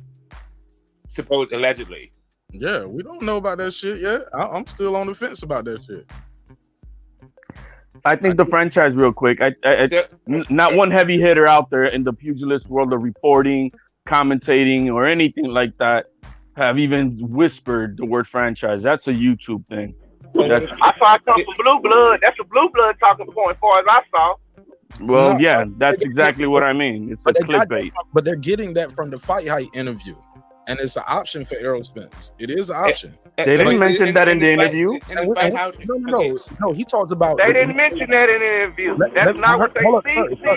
Now, Brandon, we ain't gonna do that all night. Now, hold on. I was talking. Let me. All right, go ahead, bro. My bad. You gotta scream at me, bro. Like, I just want to say this. They did mention the WBC was next, and it's gonna be Keith Thurman. We also know from what Errol said, I'm not fighting Keith Thurman. That ship is sailed. He said, take the L out of Lover for over. I'm not fighting Keith Thurman. So for him not to fight Keith Thurman, what is the option then? I'll leave that question out there. Y'all made up. Well, where did the franchise come from? Where did that franchise bullshit come from? YouTube talking points that y'all making up. No, you made that up. Y'all making that up. What I'm asking, Mark? Mark didn't make that up. He's just following through from what he's seen. Yeah. But he didn't make it up. Yeah, it's a conversation. Okay, so he's seen other YouTubers. Blue Blood start the conversation about Earl to take heat off and start making up shit about the franchise out of thin air. The first person I heard say it, actually. Man, come on, dude. We see what's going on. He said the name. He said the name, but I back him up. Brandon. Me and you cool. You can call me every day. You can't call Errol Spence, dog. Like, let's keep it funky. We cool. First person I heard talk about the franchise, and he was saying don't do the franchise, and he was calling it ducking. Might have been Punch Drunk. He had. I saw a thumbnail. Yeah. I watched the video, watched the whole video. So he's the first person. I might have heard Blue talk about it like the next day or later the next day. But I don't watch all of Blue's videos like that. And I miss some shit. I got to skip through the beginning when he do all the stats and shit. But I got to skip through it. And sometimes I'll be like, damn, man, he doing the stats from the other guy. Let me skip through it ahead again. We doing arm reach and shit.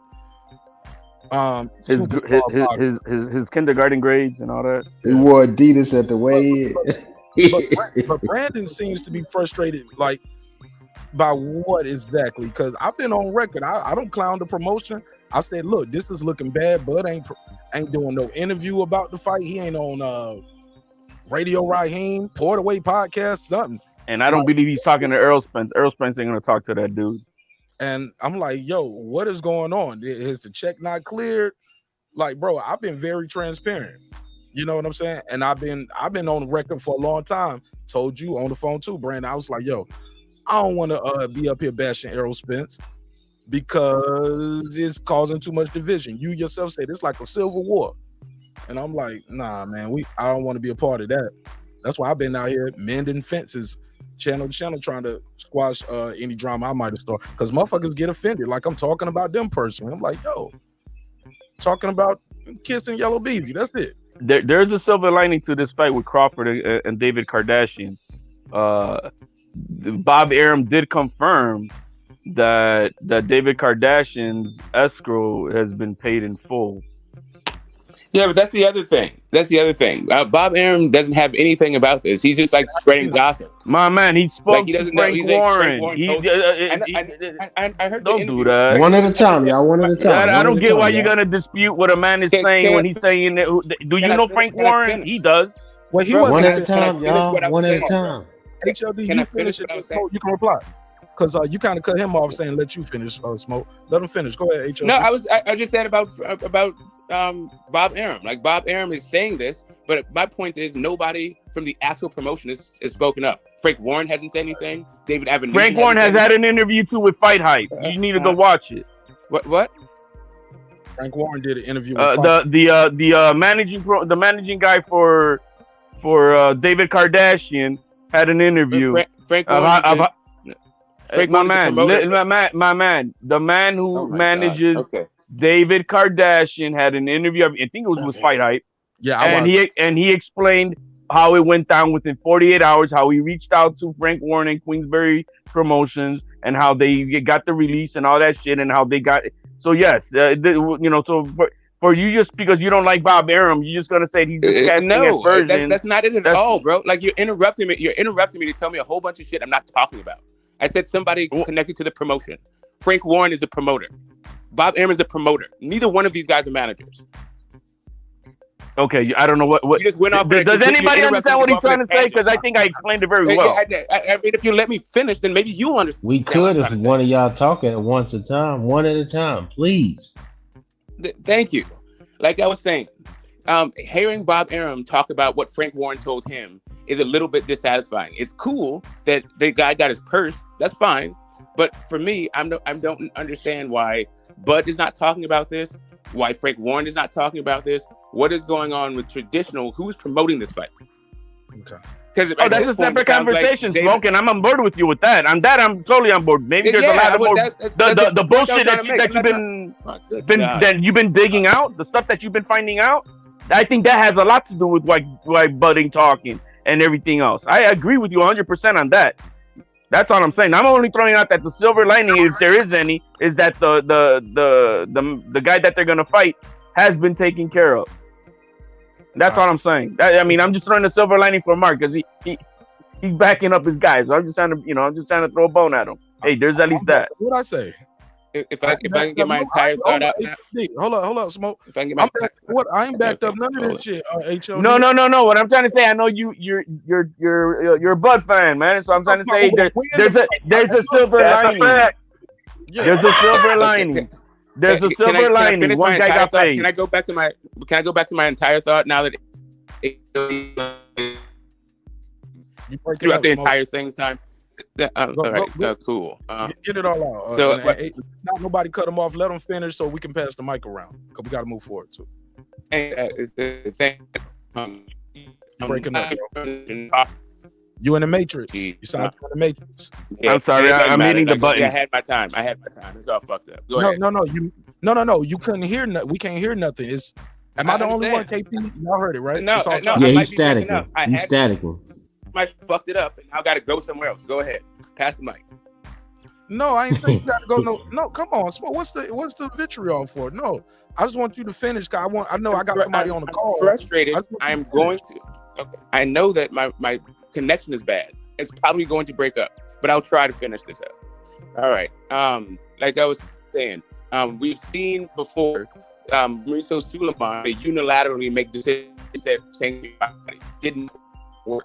Teofimo Lopez being undisputed and Kambosos being undisputed was a bunch of crap, right? So it doesn't even matter about the franchise belt. If he does franchise, he won't be undisputed after that. If they go that route, the franchise, and they have that fight, the winner of that fight won't be undisputed. I lost a little bit of that. Did anybody hear it? It was kind of staticking, but I didn't want to say nothing to him. I didn't want to get mad. I got some of it. I heard it loud and clear. I heard it loud and clear. What his point is. I understand what his point is, man. Just is what it is, man. I'm just to the point, like I told you, Mark, the other night.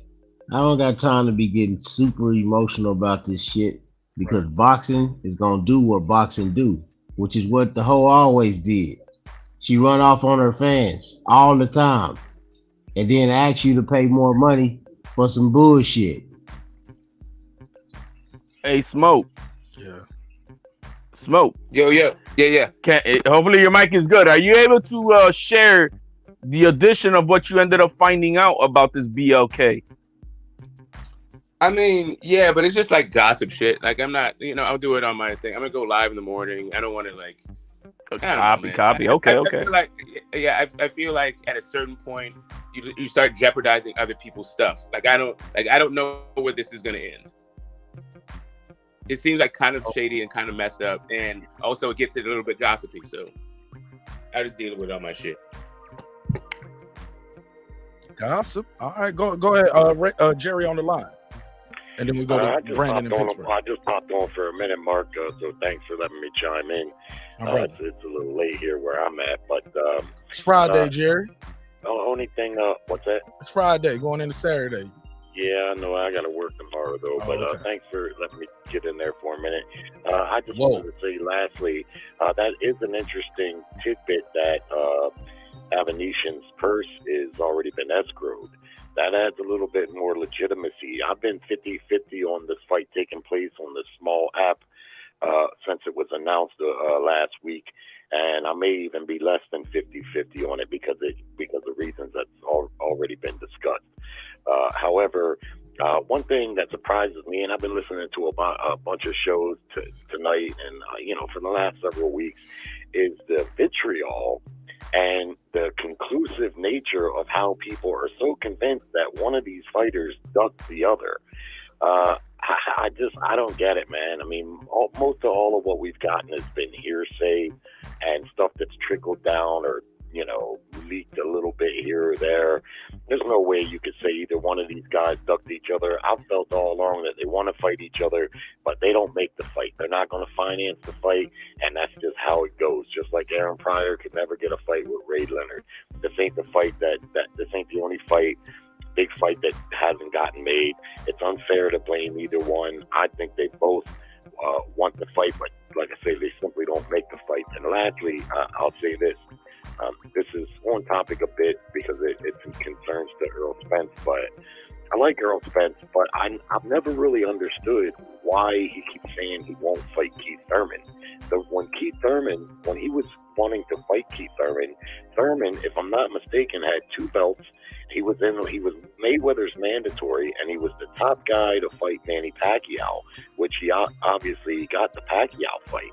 You don't work yourself up into a position like that and then fight a beltless contender, which is what Errol Spence was at the time. And why Errol Spence, he's got to understand that. He wouldn't have done it either. And so if that's his reason for not wanting the Keith Thurman fight, to me, that's just not a valid reason. All right. Good call, man. Anything you want to say, plug and promote before I let you go? No, that's it. All right. Thanks for your time and energy, Jerry. Really appreciate it. Guys. Yeah. Shout out to Jerry. Thanks for coming, man. Well, good. Thank you. All right, good call. Anybody want to reply to anything he said? I do. First of all, I'm glad Jerry hung up with them old ass talking points that didn't make any sense. If you follow boxing, you know why Errol Spence and his disdain for fighting Keith Thurman. Second of all, if your old ass don't understand why people are upset that in the vitriol and talking about blaming Bud for ducking, then you ain't been paying attention, especially all the damn shows you creep around and listen to. You should have an idea where all of this is coming from. But once again, they like to cause propaganda and they like to act like they the peacemaker and the sense maker and it all, and everybody else is just crazy. But once again, I told you what they do. Outside of that, when it comes to Bud is a ducker. That's what it is. I don't give a fuck how much money they gave him to duck. They can give him $50 million. He ducked his punk ass right out the door and sold his ass for the highest bidder. So I hope somebody else buys his ass or he retired. But outside of that, fuck Bud to duck. Who you want to speak before I go to smoke? Who you want to see Spence fight next, then, dog? Or do you want to see him move up, or what? I want to see I don't want to talk about Earl until I see what Duck got going. I'm just not interested. I want Duck. It's all about the Duck right now. Brandon. No, we don't. No, it's shrouded. He fighting the Kardashian. Brandon, we know he fighting the Kardashian. Allegedly. I ain't seen no training camp fund. We don't know. So I want to see what's going on with Duck. But we start making up mythical titles for Earl. Oh, is he gonna take the franchise? Nobody said that.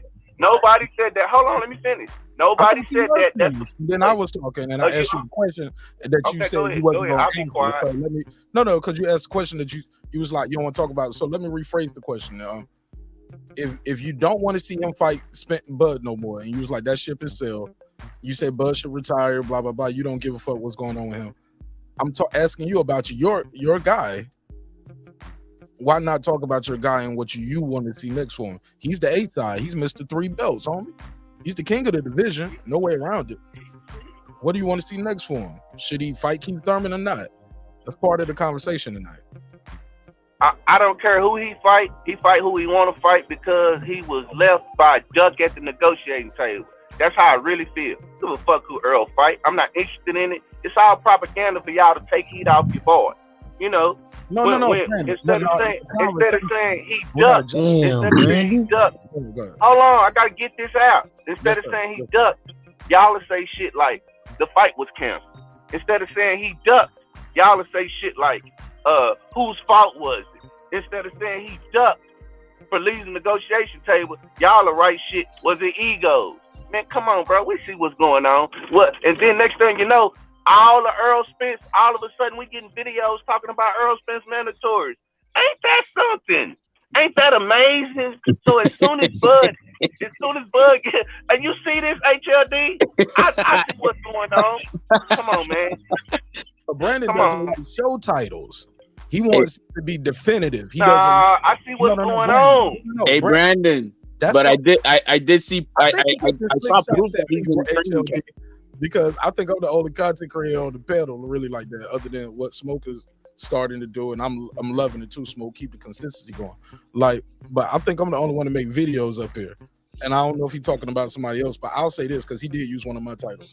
Was it egos, Brandon? That's part of having a good title and a headline because you want to have people from both sides to pull up and have their piece in their conversation. So that's all that is. You know what I'm saying? So you can't be mad because the title isn't what you want the title to say. Pull up. But Mark, you don't do clickbait, man. You don't do clickbait, Mark. What you doing now? Can I respond to the duck thing? Sure, go for it, sir. How is it not a duck to not fight Errol in February and fight David Avenesian in December instead? Maybe too. That's a maybe. It's like 2 months before that. I'll say this. I don't think they were fighting on February the 4th. Okay, so that's what it is. You don't think they're fighting? Yeah, that's why I don't believe that. I don't believe they were fighting. And can I tell you why? Or do you know why? You know what's going on in Vegas that weekend? I mean, whatever reason you don't think is fine. Open direct questions. See, sometimes I ask open direct questions and people think I'm being a jerk, but that's a yes or no. Or you can say, but you asked me two ones. You asked me two if I wanted to know why, and I don't, actually. Oh, okay. Anybody want to know why I don't believe it's February 4th? Anybody know what's going on? Super Bowl. Bro, it's Pro Bowl weekend. The week of February 4th that's Pro Bowl weekend. Nobody watches that. The Super Bowl is the week before, so it wasn't happening in January. No, the Super Bowl is going to be the week after, the 17th, or the week after, basically. That's a good day. Pro Bowl is always before the Super Bowl. But this time they changing it up. They doing that shit in Vegas. Pro Bowl week. They doing a week. So that's perfect. That's perfect. All the big shots are going to be in town. They can make. That's a perfect. Because that's on Sunday. They were talking about Ryan Garcia and Tank. I'm sorry. I think that they're not trying to compete with that shit, bro. They don't want to compete with the NFL that weekend, dog. All the football players with all the money, man, that they're gonna come and sell them tickets. But all the fans, they gonna buy some. They gonna comp some tickets too, right? Not for that fight. All of those fans, bro, ain't Bud Crawford and Spence. The fans that are gonna be in Vegas are gonna be there for Pro Bowl weekend, bro. It's the NFL. If boxing believe what you think, they would compete with the NFL all the time. No. We're talking about the Pro Bowl, man. Nobody watches that shit. All right, that's what you say. No, they don't. That's it's a fact. Yeah, in Hawaii, but they reinvented it. That's what the title said of the article I read. NFL is trying to reinvent the Pro Bowl, and the Pro Bowl is during the daytime. It's not a nighttime thing. It's also like a Sunday thing. It's also a Sunday thing, not really a Saturday night thing. Man, that's a week. It's a week. It's a Pro I mean, it's week. gonna be a week. I love you, man. Like, bro. It starts on a Sunday all the way through the next week, dog. It's a week. Right. No, I mean, I get it. So really, big mostly match on Saturday, right before that, man. Please. Yeah. So the highlights though, it's all during the day, and the highlight of it is the Hall of Fame presentation. Like everybody getting their gold jacket. That's like literally the whole thing. Don't take a week Whatever to do you want to call it, however you wanted to go. I'm just telling you. Yeah, If I they mean, thought I they get. could compete with the NFL like that, they would compete. With I them get all you, but it seems like that is a good thing for boxing. Like if you see Buds, or if you see like the top, It's like Teofimo on the Heisman Trophy now. Top ranks ratings are better after a big game, like whatever, like after the big college football game, then top rank. But that's the best rating. You're talking about being shown on TV though. You're talking about being shown on ESPN.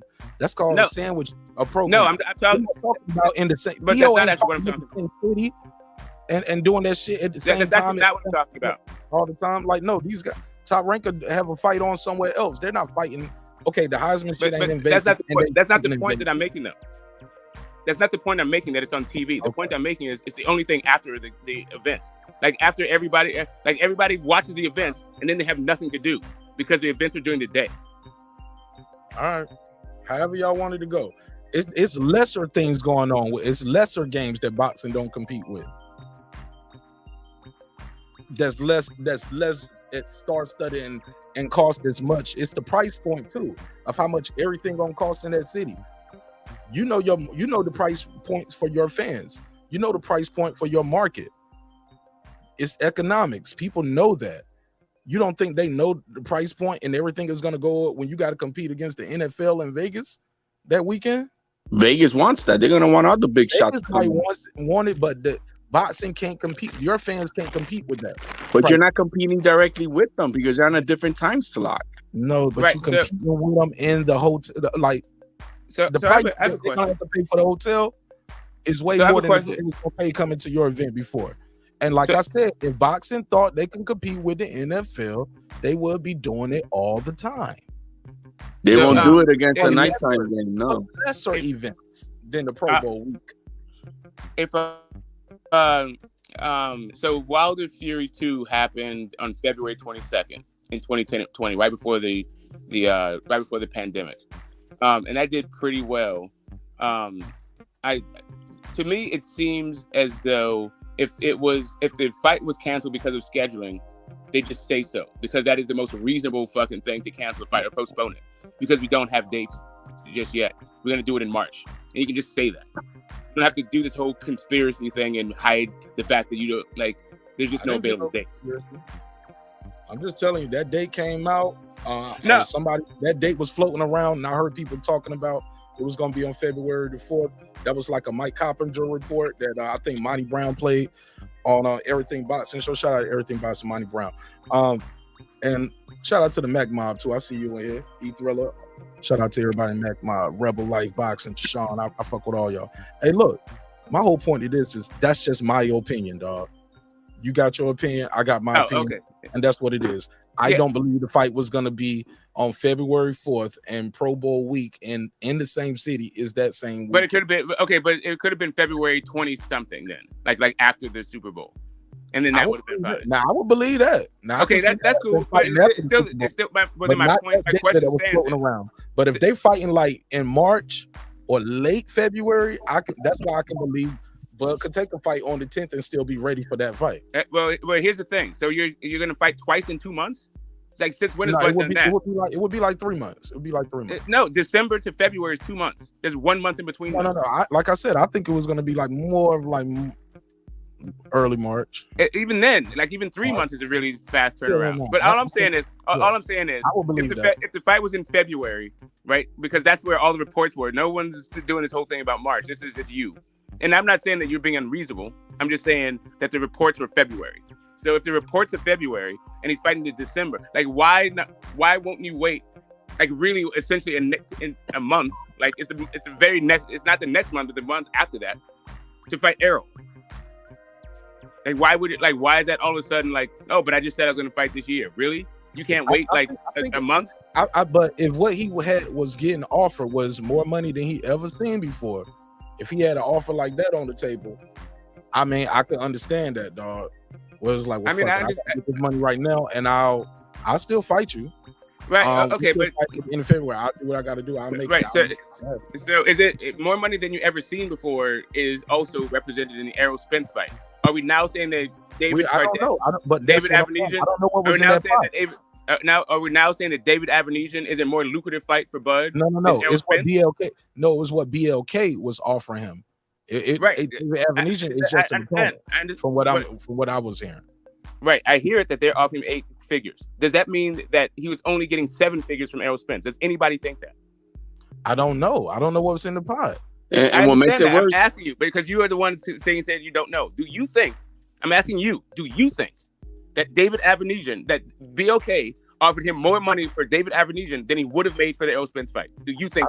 Like I'm telling you, it's not the David Avenesian. It's like we want you. I understand. So you can take the David Avenesian out of it. That's my point that I'm trying to make. Somebody's telling you, I got this much money for you. But over here, we don't even know what's in the pot, if we're believing what is true. So yes, you do think. So you think that it's possible. You think it's possible that BLK decided that they're going to pay him more money, a guarantee, versus I mean, what was being reported. He didn't have a guarantee. Okay, it was like you get 35%, and we don't know what 35% is. Bro, like this is really going all over the place. I really was just asking. Open direct. And no, I really am just asking you a straight question about whether or not you think he was going to get more money for this fight against David Avenesian than he would have got against Errol Spence. Do you think that? Yo, man, Mark Nash has been understanding it with the prosecutor. He won't let the prosecutor get his chump. He won't let him. Mark is too good. I'm just saying, like, I've answered that question several times. No, I mean, I don't think you have. I think you started talking about some other stuff. You're not getting the answer you want the right way. No, I'm just wondering if you think that it's true. Like, yes or no. It's like a kind of a yes or no question. Like, but instead you haven't said either yes or no. Yeah, I thought I answered it several times. Okay, it's all good. It's all good. Let me try it again. Yes or no question, I'll try it again. We don't know what was in the pot over there. And we don't know. I didn't say without knowing what's in the pot over there. We don't even know how this 8 million, if this 8 figures. Bro, I'm on record. I don't even know if this fight is even happening. Mark Nash is not going to incriminate himself. I don't even know. Yeah, I mean, it's really simple, bro. Like, nobody think, like, for real, let me help you out. No reasonable person thinks that he's going to get more money to fight David Avenesian than he would have got for Errol Spence. Let me just No. Like, nobody thinks that. No, see, but what you keep adding in, it's like they came to him and said, we got David Avenesian. You want 8 figures. No, it doesn't matter who. Okay, listen. No. Here it is. The issue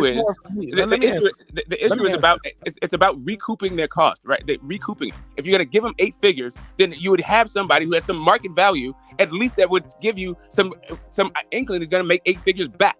At this point, Bud has already fought in Omaha against guys with with more marketability than David Avenesian. So how's David Avenesian going to be the fight that is his highest payday? He's already fought bigger names in that location. I think he got more buzz around him now too since he's been fighting. Okay, great. His name is so I think his name is out there a lot more, and he's top guy now. Like, yeah, Mark, you're right. Even if he was the top guy, that top guy against another top guy is a bigger. No, I'm trying to say no. They know him more now. He's number 1, number 2 in his division, right? What he's number 2 in his division, arguably number 1 and number 2, top 5 in the world at what he does on a lot of people's lists. So I said that to say this. I think they looked at him and said, "Yes, we want you. You're a big name. Your name is out here." It ain't about who you fight. Mark is right. Mark is right though. Smoke. You could have fought HLD. We giving you the money. It ain't about where you gonna make understand more. Are you gonna make more fighting Errol Spence? I think in the long term, he will make more money fighting Errol Spence. There you go. Everyone knows this. Sometimes undisputed, and you go, yeah, I think that. But everyone knows. Yo, get the smoke. Back to what I'm saying. If you ain't never seen that many, and you ain't never had a deal like this, where okay, I'm gonna get to look at the books, blah blah blah. You gonna give me how much guarantee, and I get how much off the pay-per-view? Okay, yeah, blah blah blah. It should equal up to about this much. Man, I'm not mad at the dude for doing that if that is true, but at the same time, you got to go to the table and talk to those people and let them know, hey, look, this is what I'm about to do, y'all. I got to move forward with this.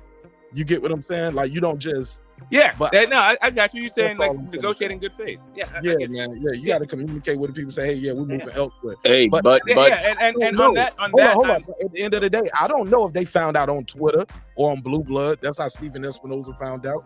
I don't know how he found out. Maybe, but I do know I do believe they knew before us because those tweets started coming out for Errol. Well, Stephen Espinoza said he was blindsided. That's how he described it. Blindsided. Fair enough. And Bud has done something big for BLK. I mean, they had 76 followers on Twitter. Now they got like 700, 800. So major improvement. That's how many people gonna buy the fight. Yo, but I got proof. All right, so you know what? I'll jump the gun. HOD asked me this earlier.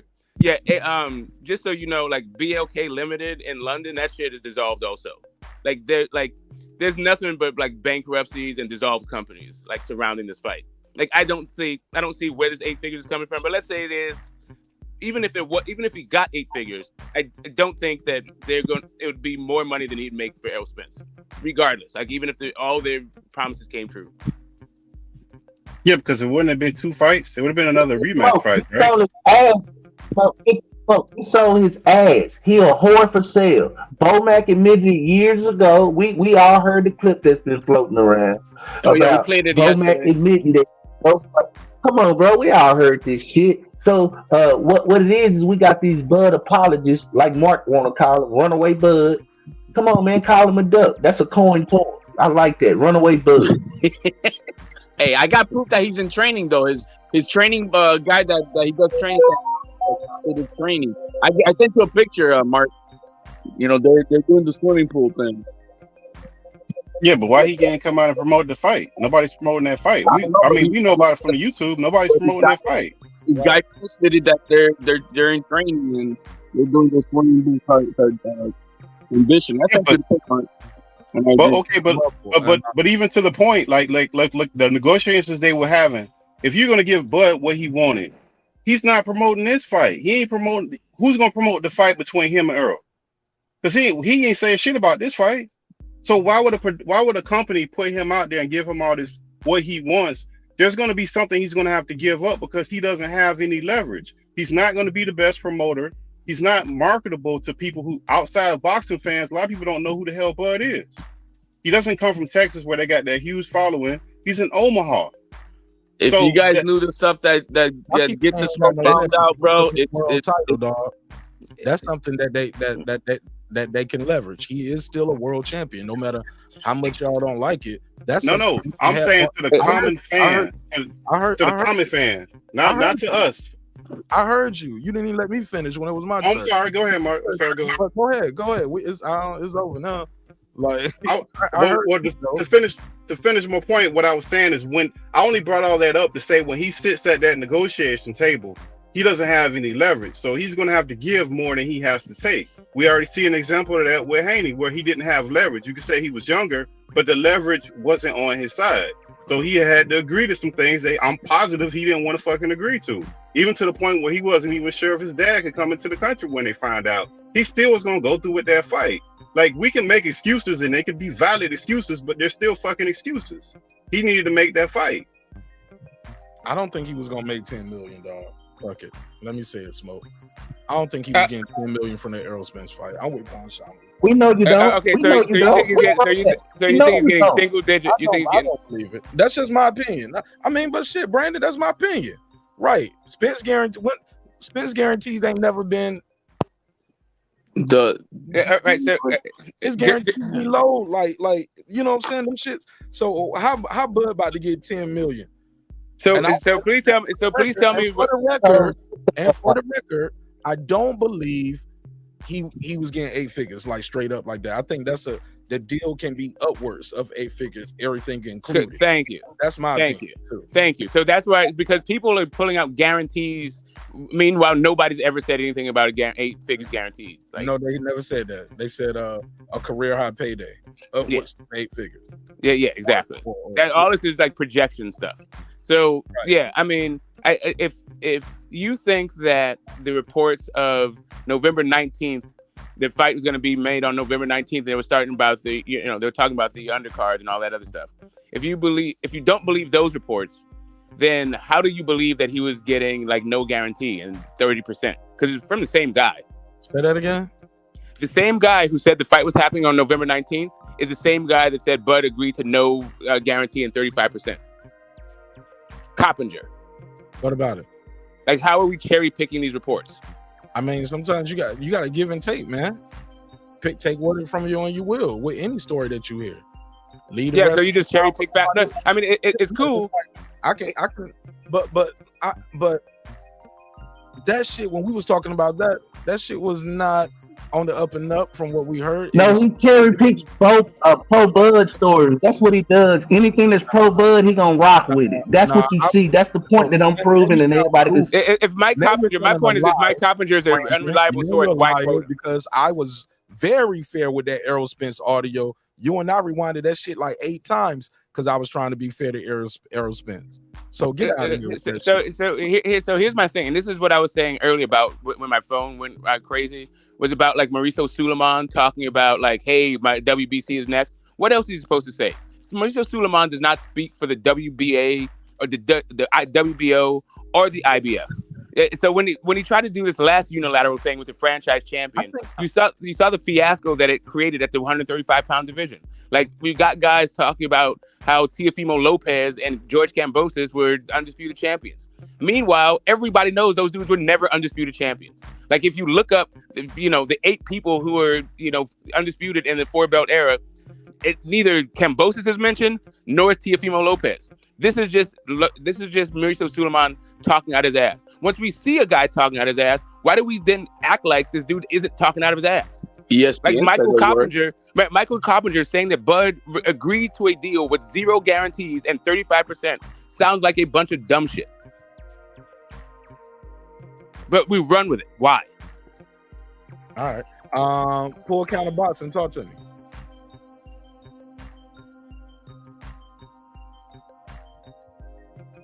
Fall asleep? No, I'm. Go ahead, Brandon. Brandon, go ahead. Damn, everybody fall asleep. All right. Let me go. Go ahead, HOD. I thought. Well, Get the Smoke did some good investigative stuff that I watched on this thing, and there's a lot of Mickey Mouse people that and I've seen other people have done investigations. There's a lot of Mickey Mouse people that are put in places that have no reason to be in those positions. You got real estate agent people who are, running the company of BLK. You got hospitality personnel, people who do hotel stuff. It's just weird people that don't belong in production and entertainment business, especially in the executive levels. From what I heard yesterday from an insider, would be that they are the reason we're not getting too much, buzz right now from BLK is because they're actively trying to fix that, trying to get the right people in place, and they don't have it. So to make this production happen, and so they're scrambling right now on the 12 hour trying to make this. So the best thing they have is the film and television production crew. That's like, they do have like competent people around that, but around everything else, I mean, no, not really. Like, they have the personnel to actually put on a show, but do they have the personnel to put on a show of this magnitude? Do they have a track record? No. Do they have the infrastructure? If they have the kind of traffic that it's going to take to give him a career high payday with a $39.99 pay-per-view ticket price without it shutting down. No, they don't have this kind of stuff, right? Like, we don't even have a promoter of record. Like, there is no spokesman for BLK Prime. It's at this point, it's Blue. It's Blue Blood. He's the most prominent face of BLK Prime, and we're not even like questioning that. We haven't even noticed that. Like, I don't know, whatever. Your boy, you just don't be on the show. You ain't been around. Okay. Oh, yeah, no, I'm talking about the collective we, not you. I'm saying the collective we as the YouTube boxing community.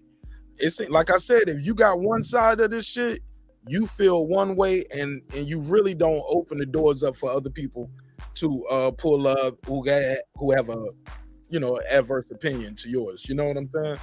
It's just block, take his wrench, cut him off, kick him out of here. Oh, you know what I'm saying? And Brandon, I'm like, Brandon up here snapping. I'm like, nigga, I gotta let you rock. You know what I'm saying? I ain't like that. I'm not your enemy, homie. I let you pull up all the time. But I am proof. I am proof that the blue method works, guys. I showed it to Mark. I got big news coming down the pipeline, man. Just letting you know. Yeah, building suspense and marketing, that's all cool. I'm not mad Hey, at it. man, The blue method works, man. Look, I Like, gotta how let did dude this- rock this? Hey, Smoke. I gotta pass the mic a little bit too. Share the mic a little bit. Go ahead, Pittsburgh T. Yeah, but I mean, most of this stuff sound like excuses, like with Bud. It's all this other stuff. It's the PBC fault. It's the date. It's all this crazy stuff. What we know for a fact is that man got up from that negotiation table and he walked away. It took that many months from whatever they were both asking for. So it's not like one side was asking for something and they like it would if Spence, if they would have had a report that said Spence came out and offered him a last and final offer, take it or leave it. Now you can put that on Spence. But the moment you jump up from the negotiation table, can't nobody tackle you and bring you back to it. You walked away from negotiations. Spence is losing out just like both sides are losing out. Neither guy's fighting. So you can't, we only can put blame where it belongs. All this other stuff sound like excuses. It's the PBC, it's Al Heyman, it's the amount of money he getting. Nobody, if you want to fight Spence, it's about you fighting Spence. Now we're taking it and we're changing it into how much money he's getting paid. How much money he's getting paid should, at some point, he needs to be compensated. But you try, if he's trying to make it the highest payday he's going into, why he went into that negotiation like that? He ain't going to the rest of them like that. What are we doing right now? That's it becomes confusing and becomes frustrating because the narratives just keep trying to spin around in a circle. What we know for a fact is that man walked away from that negotiation table. Once he walked away from that negotiation table, that's on him. We do know that man was used to getting guarantees. Are we saying, do y'all believe it was no guarantee or the guarantee was like $1 million? You know what I'm saying? From what I'm hearing, you can't give a guy no guarantee. But then I saw Dan Raphael do an interview and was like, he was like, yo, that's common practice nowadays. You don't get a lot of guys ain't getting guarantees. They banking on themselves and trying to get everything off the pay-per-view and all of that.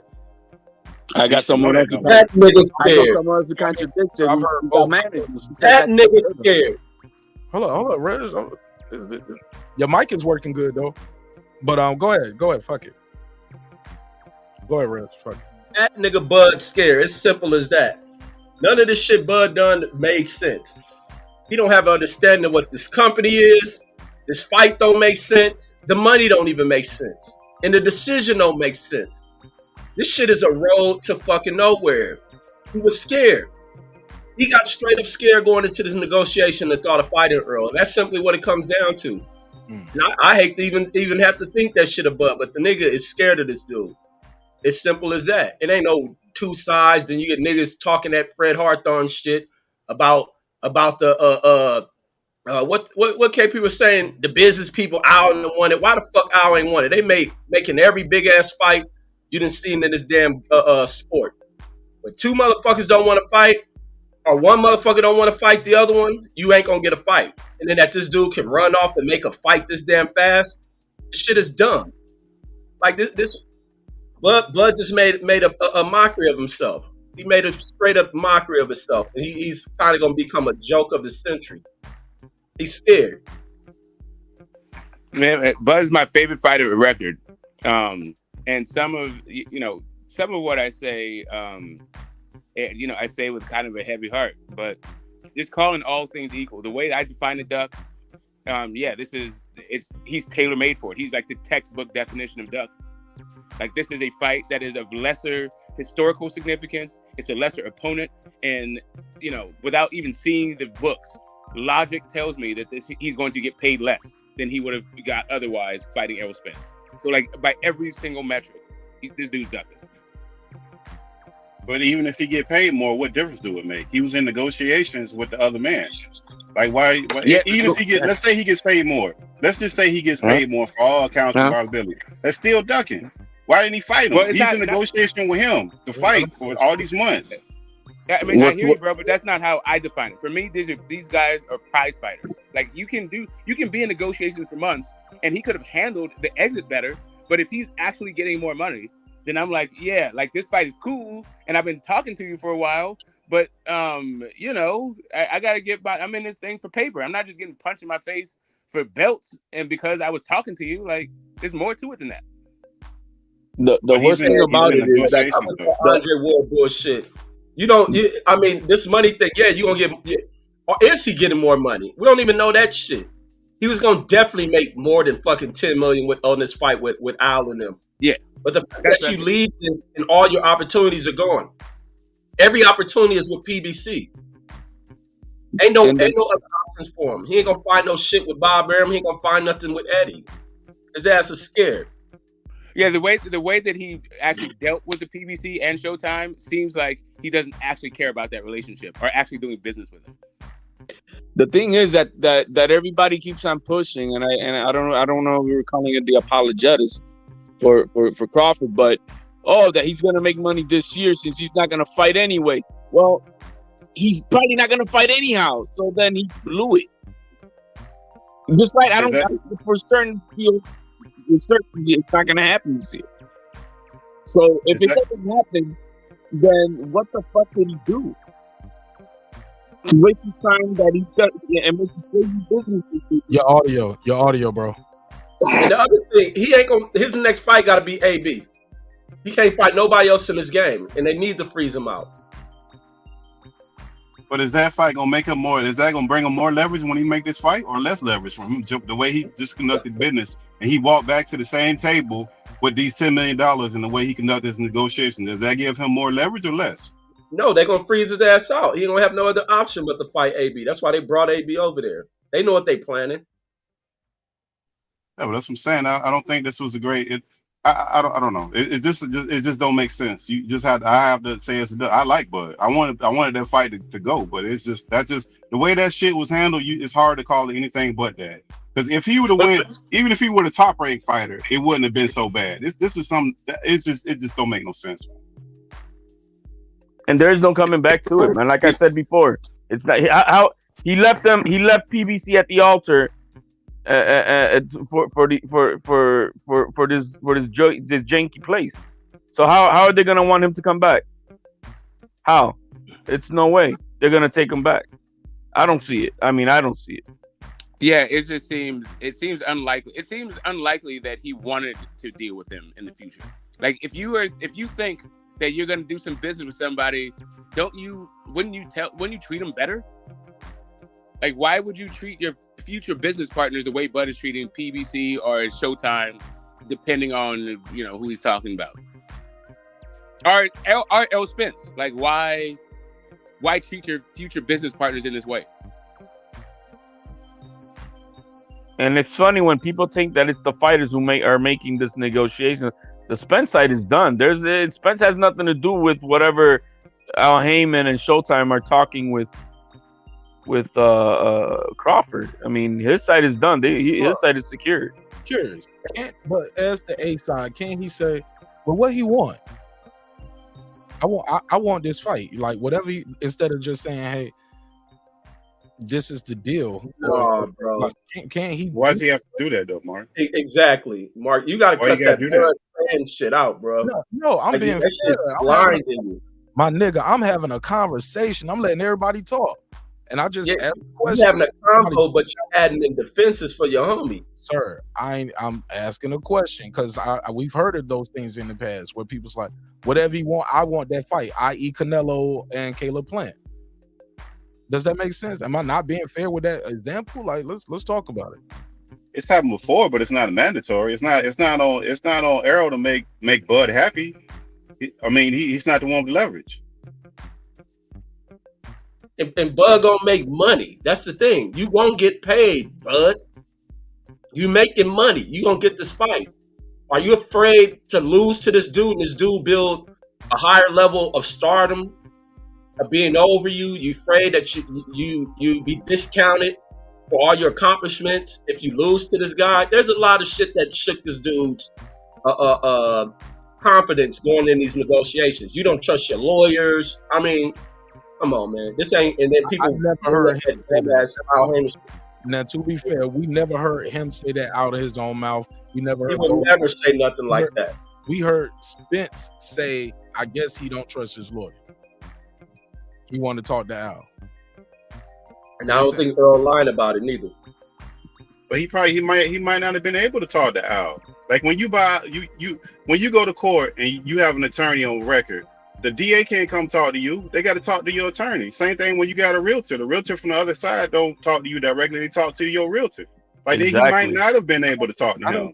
So that narrative, we got to be careful with that. Al Heyman is the attorney of record for Errol Spence as well? Or No. I'm saying in certain business practices, you have to communicate with the person that's representing you in certain business practices. So we don't know if that's how they set up like that. I don't know that. So the only thing we heard from PBC, was Tim Smith saying Bud is out of his goddamn mind, asking for all his money, and we're not even going to give him an offer. Go talk to Showtime. The only person Bud has been dealing with is Showtime this entire time, and Showtime said they were blindsided by this. I don't even know how it even got to Al Heyman. Because it's an Al Heyman. It's like it's the on people who fork over the money. Showtime. But it's called Al Heyman Presents Premier Boxing Champions. What? But that's what it says. Al Heyman Presents. But the people forking the money over is the broadcaster, right? That Al Heyman Presents, the spokesperson for that, like the communications is Tim Smith. Tim Smith said he's the Bud is out of his goddamn mind. He wants way too damn much money. We're not giving him an offer. Go talk to somebody else. So he's been talking to Steven Espinoza. When was this? When he said that? Before, when Bud got out of his contract with DAZN, right? I mean, sorry, with Bob Arum. Was it recent? Is what I'm saying. Was that recent? I don't know if you asked me for a date, but I'm just giving you the background. Was it recent in these recent negotiations? Like no, I'm saying in the recent that's what I'm saying. In the recent negotiations, it's only been Steven Espinoza. Okay. Tim Smith came out and said that they're not even negotiating. They're not even going to give the guy an offer. Oh yeah, that's what Tim Smith said from the beginning. And they never gave him an offer. That's the whole point. Is that this entire time he's been talking to Steven Espinoza. I remember him saying he's a prideful champion. You don't want to insult the guy with an offer like that. I remember that. That was better. That's actually what he said. And he didn't say go talk to Showtime. He didn't say we're not making an offer. Go talk to Showtime. That's not how he put it. He said he was a lot more respectful than that. Of course he was. I was cutting through all the diplomacy. I was cutting through all the diplomatic language to just get to the basis of what he's saying. But basically he was saying we don't want to insult him with an offer with a disrespectful, and we don't even know what that offer would be. Which means, and that's why I think I even did a video. I was like, damn, so y'all never even made him an offer? Correct. That's my whole point. Is that I don't understand how the BBC got dragged back in this. I didn't bring them back in it. No, I'm saying like people are talking about the PBC. Like PBC, they totally cut themselves out of this whole thing way early and never re-entered. PBC has never said, hey, you know what? We're going back into negotiations with Bud, and now he's more reasonable about his market value, and so here's an offer. Like I've never heard PBC say that. The only statement I've heard from PBC about this fight is around Bud is that he wanted a whole bunch of money, and they were so far apart that they weren't even going to give him an offer. And this entire time since that point, he's been in negotiations with Steven Espinoza. Sir, that's not what he said at all. About that's Bud not what who said. That's not what Tim Smith said at all about Bud was asking for a lot of money. He said we don't even know what that number would be. We don't even know. Haven't made. He said he's a prideful champion. You want to insult an offer, and we don't even know what that number would be. I.e., we haven't made him an offer. And right, you're only talking about that part of the conversation. But even in the no, that's the most important part that goes. It is, but even in the most important thing, ask for a lot of money. But the guy you're talking about in the interview said we don't know what that number would be. Correct. They didn't even want to go into negotiations to give him an offer. That's the whole point. But you said Bud asked for a lot of money. I said about his market value. The reason why they did not even want to give him an offer is because Bud has a different idea about his market value. This is okay. I'm just talking about what the PBC said. I agree with you on that part. He didn't say that. Say again. I agree with you on that. He didn't say that part. That's my only point. Like, why are we talking about the PBC when the PBC took themselves out of the negotiation early? All right, I guess they did. But times have changed since then, though. That interview. That's what I'm saying. That interview was before the Ugas fight, before Spence got the third belt. Right. Again, after the negotiations, and all of these negotiations hasn't been. You're saying we don't know, so I'm asking you a question. No, asking you. saying, I'm asking you a that's question. fact. We don't know. Can I ask you a question or no? Go Okay, for it. so during these negotiations after the Ugas fight, have you heard anybody from the PBC say anything, or has it only been Steven Espinoza and Bud? Oh, I made a joke about that a long time ago, Smo. I said they ain't let Tim Smith speak since then. He the vice president of communications. Correct. That's my bing, ding, ding, ding. That's my point. Sir, that whole interview wasn't about that. I think he put his foot in his mouth several times in that interview, and they just haven't let him speak anymore. But prior to that, we hadn't heard him speak before anyway. I haven't. But go ahead, Santos. Now, that's what I'm saying. We gotta pass the mic, bro. It's just me and you going. That's all good. Yeah, we got to pass the mic. Let everybody talk. What up, Santos? Yo. What it do? Talk to me. What up, fam? Hey, I just want to say, man, I've been listening to you guys for the past hour or so. I just wanted to say, I think they're going to still try to make that fight. According to Steven Espinoza, interview, fight, a little quick interview that I saw with Fight Hype, I think it was. He said he said they were blindsided, but he said they try to revisit that fight in the future. So I think that fight is still going to possibly happen. It is still a big business fight.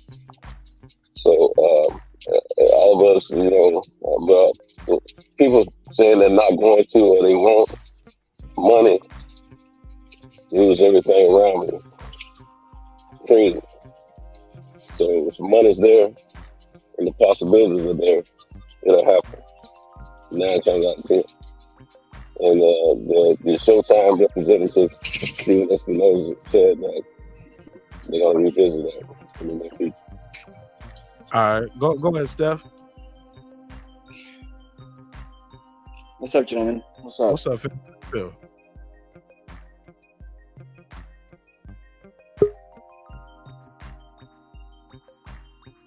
Steph, go ahead. All right, pass it around. I mean, and Bud's little. Yeah, I'm here. Can you guys hear me? Yeah, go ahead, sir. Yeah. What's that? When Bud gave his commentary on after his fight with David Nafanishi was released, here I'll read it. He said that what did he say? He said Spence was nowhere to be found while I was trying to make the deal. I explained to Al Heyman and Errol that I was going to fight before the end of the year. Speak up. Here, hang on. Let me see if I can turn you up right here. Go ahead. Here, hang on. Man, we live, man. We're gonna keep the mic, keep the show going. We'll come back to you. Get your audio together. Go ahead. Smoke. Reggie, Pittsburgh T. We'll come back to Steph. Steph, you there? Is that better? Yeah, I'm here. Is that better? Perfect. Go ahead. Beautiful. I was saying that Smoke was saying that he was just dealing with Showtime, but I read Terence's I had read his commentary after he released information after his fight with David Nafanishi was released. He said that he explained to Al Heyman and Errol that he had needed to fight before the end of the year. So he had been in constant contact and negotiations with Al Heyman this entire time. He's been speaking with him, Errol, and his handlers, going back and forth. And I really want to just chime in on that. Right. So him sending one message, it could have been an email. Like, how do you they've been going back and forth constantly from that one thing saying, well, Smoke, not Terrence, Errol's advisor and manager is Al Heyman. Anything that's going to go through Errol is going to go through him. He's going to make sure and check with his advisor every single time, I would imagine. Right. So I get the magic. Man. You're kind of breaking up, brother. From the report that we have. I'm sorry. From the reports, how about now? Yeah, that's better. And then is it better? Yeah, go ahead. That's better. Yes, sir. Go ahead. All right, cool. So what we have is one statement from Bud saying that he wanted to fight at the end of the year. We don't have from Bud saying that he's been going through Al Heyman for these negotiations. The negotiations, from all we've heard, have been Steven Espinoza and Bud. Steven Espinoza never mentioned Al Heyman. Bud didn't mention Al Heyman. The only time Bud mentioned Al Heyman was in the aftermath, saying that he said to somebody that he wanted to fight at the end of the year. This year. So that's it. Two things. I personally spoke with Steven. He told me everything that you and I are talking about, all false. The contracts, plural, that have been offered to Terrence, he had them in front of his face at all times, and it was completely different than what you or I have ever said. Secondly, what have I ever said? Showtime. No. What I meant by that was just that us, the fans, whatever we're talking about. Okay. Yeah, completely negligent. Yeah. Second, Go ahead. Secondly, Showtime is a distributor of PBC. They showcase their fights in conjunction with them. So this whole like separatism, as far as PBC being separate from Showtime, or Terrence just dealing with Showtime, that's new to me, Smoke. That is new information to my ears right now. I thought PBC and Showtime are working hand in hand when it comes to this mega fight. I mean, how would PBC even do anything without Showtime, or vice versa?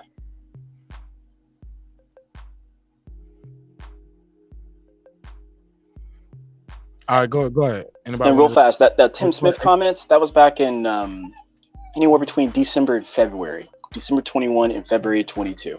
My bad. Long time ago. I got it. They just never said anything but that, right? Like BBC has literally never said anything but they are not interested. They've never given an offer. And since then, we've heard all these negotiations, and all the negotiations have been through Steven Espinoza. But beside that, you have guys who fight on PBC, under PBC shows that aren't signed to PBC, like Boots or like Clarissa Shields did, right? Like you have these guys, Sure. and it's just it's a wide umbrella. It just so happens that Errol Spence is advised by Al Heyman. So in an advisory role, he's going to tell Errol Spence what to do. But when it comes to the making of this fight, to figuring out the purses and all that stuff, this has been a Steven Espinoza thing. So that's why Steven Espinoza said he was blindsided. Yeah, he told me that. Right? Okay. Yeah, in fact, This is funny, man. Say, let me just for a second. What we really got to realize is, watch the narratives. The thing about it, Bud ain't popular, and Bud ain't giving no interviews, and Bud camp ain't doing no talking. The only camp you hear Buzz is Errol Spence camp right now. That's why everybody trying to skew the narrative. Well, because we heard a leak recording of Earl. We've heard Steven Espinoza on Chicken Talk. Everybody making themselves accessible except him. And then the only time we hear about Bud, Runaway Bud. The only time we hear about Runaway Bud, thank you for that term, Mark. The only time we hear about Runaway Bud is through Bernie the Boxer. And he bragging. Oh, they got a long road to go. Oh, we gonna go make this money. Bernie sound like he's on BLK. They know how to treat a champ. Dude, you sound like a bitch. Just being honest. That's how females talk. Oh shit, she know how to treat a chick. Just being honest, that's how females talk. And that's what's coming from that camp. Female energy and female talk. So let's just call it what it is. It's a duck, and we're gonna stay on this duck head. We're not gonna make up mythical things like, is Earl gonna fight for the franchise? That's some shit y'all pulled out y'all ass that YouTubers are buzzing about just for a topic. But it's not real. Let's talk about what's real. Let's pull up Staniola's record. Let's look at his background. Let's see let's dissect this shit like we would normally do. But we ain't, because we talking about the big fish, because he's the ones popular, and that's why everybody looking. So that's what it is. Go ahead, HOD. That's right. I'm just shocked. I'm just shocked because I always thought that Get the Smoke and Steph were one and the same person, because I've never seen them on the panel together. So I always thought the way they argue is the same person, just with different voices maybe or something. But I'm shocked that I see that they're both here. That's all I got to say for right now. You don't hang out at the boxing session very much. That's all. You trying to call y'all some nerds? No, I mean, listen. We both are right now California representations, even though I think he might have been in Texas at some point. But yeah, we're in Cali. That's what's up. Reggie's out here too. Reggie in Vegas. I'm still Cali. It's gonna be Cali all day. Nah, That's what's you up. See, there it is. I can tell. But I agree with Brandon, man. You know, we're there's a lot of deflection going on right now, and it's sad to hear everybody talking about, you know, that this man did what he did because he's getting paid. So getting paid is more important than the fight. You know, we're the fans. We're not managers. We're you know, what we're supposed to be pushing for is wanting to see, you know, the best fight the best, and that doesn't happen too often. And right now we were on the brink, and we're talking about it's okay to walk away from it because somebody, you know, you hold yourself out. I mean, this is something that's not new by Bud's camp. I mean, we heard what Bomac said. Yo, we could make $10 million, fight this Joe Blow who's a nobody over this guy, other guy who's more dangerous. Then we're gonna take that fight. You see, that they said that, and so why are we like acting like, you know, it's not so? This is not a reality of thinking from Team Bud. That's how they think. This is how they play the game. They're gonna take the easier fight for the most amount of money over the bigger fight that's about the same. So they rather have, you know, what we call it, low risk, high reward. That's what they're all about. And that's where I'm at with it. And I'm not a fan of either one side. I'm just saying what I'm looking at. It's what they see. Go ahead. And I want to say this about the perceived perception about PBC fighters. When we see PBC fighters' lifestyle, the homes that they live in, I seen Terrence Crawford home. You live in a regular ass house. We see they homes that they live in. We see that Al Heyman takes care of his top fighters. I seen Danny Garcia spread in Pennsylvania.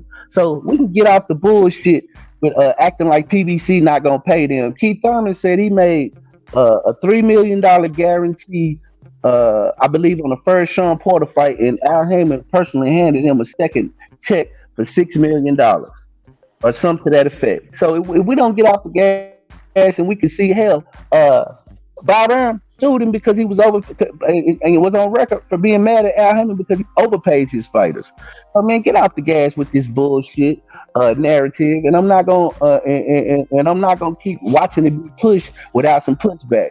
Plus, come watch the streaming channel, Boxing Streams with Brandon and Reggie. We will be streaming the fight on our channel, and Reggie will be commentating. How much is it, man? How much is it? Is it a better deal than $39.95? 36 cents. 36 cents?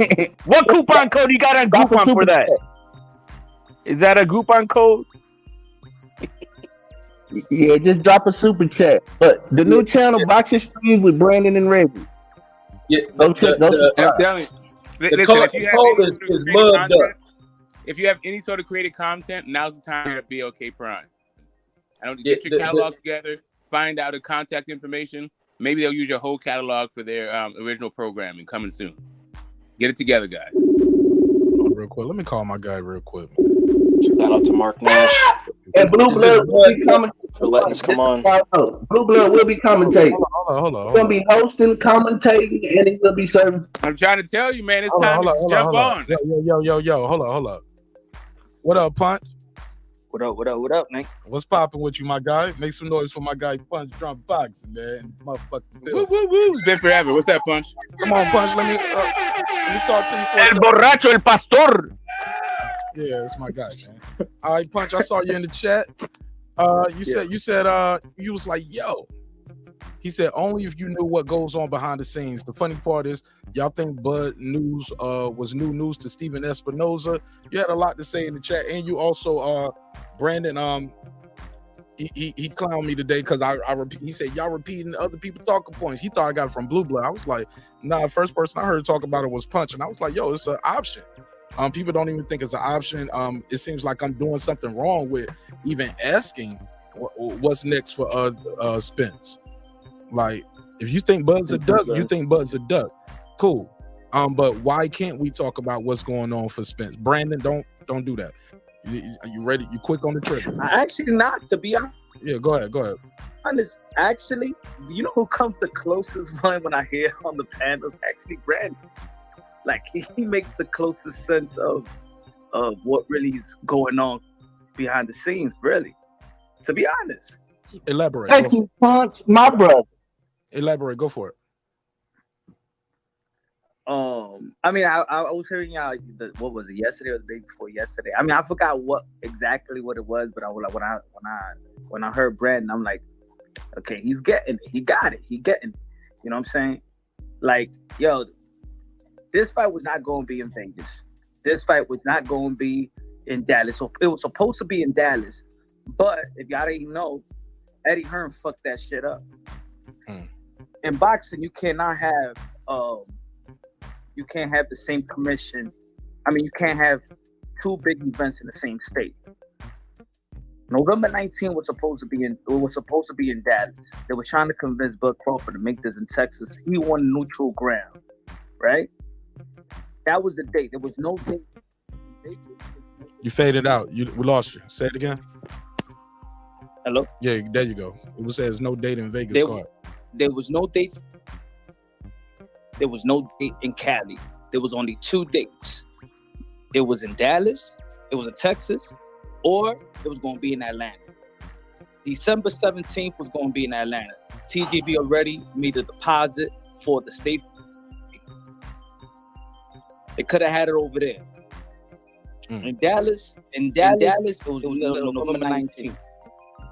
The zone fucked that shit up because they secured the spot.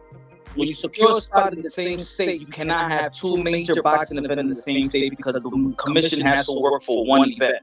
You can't have the commission in two big events. So that fucked up. They was waiting so long. They should have made the deposit in Dallas.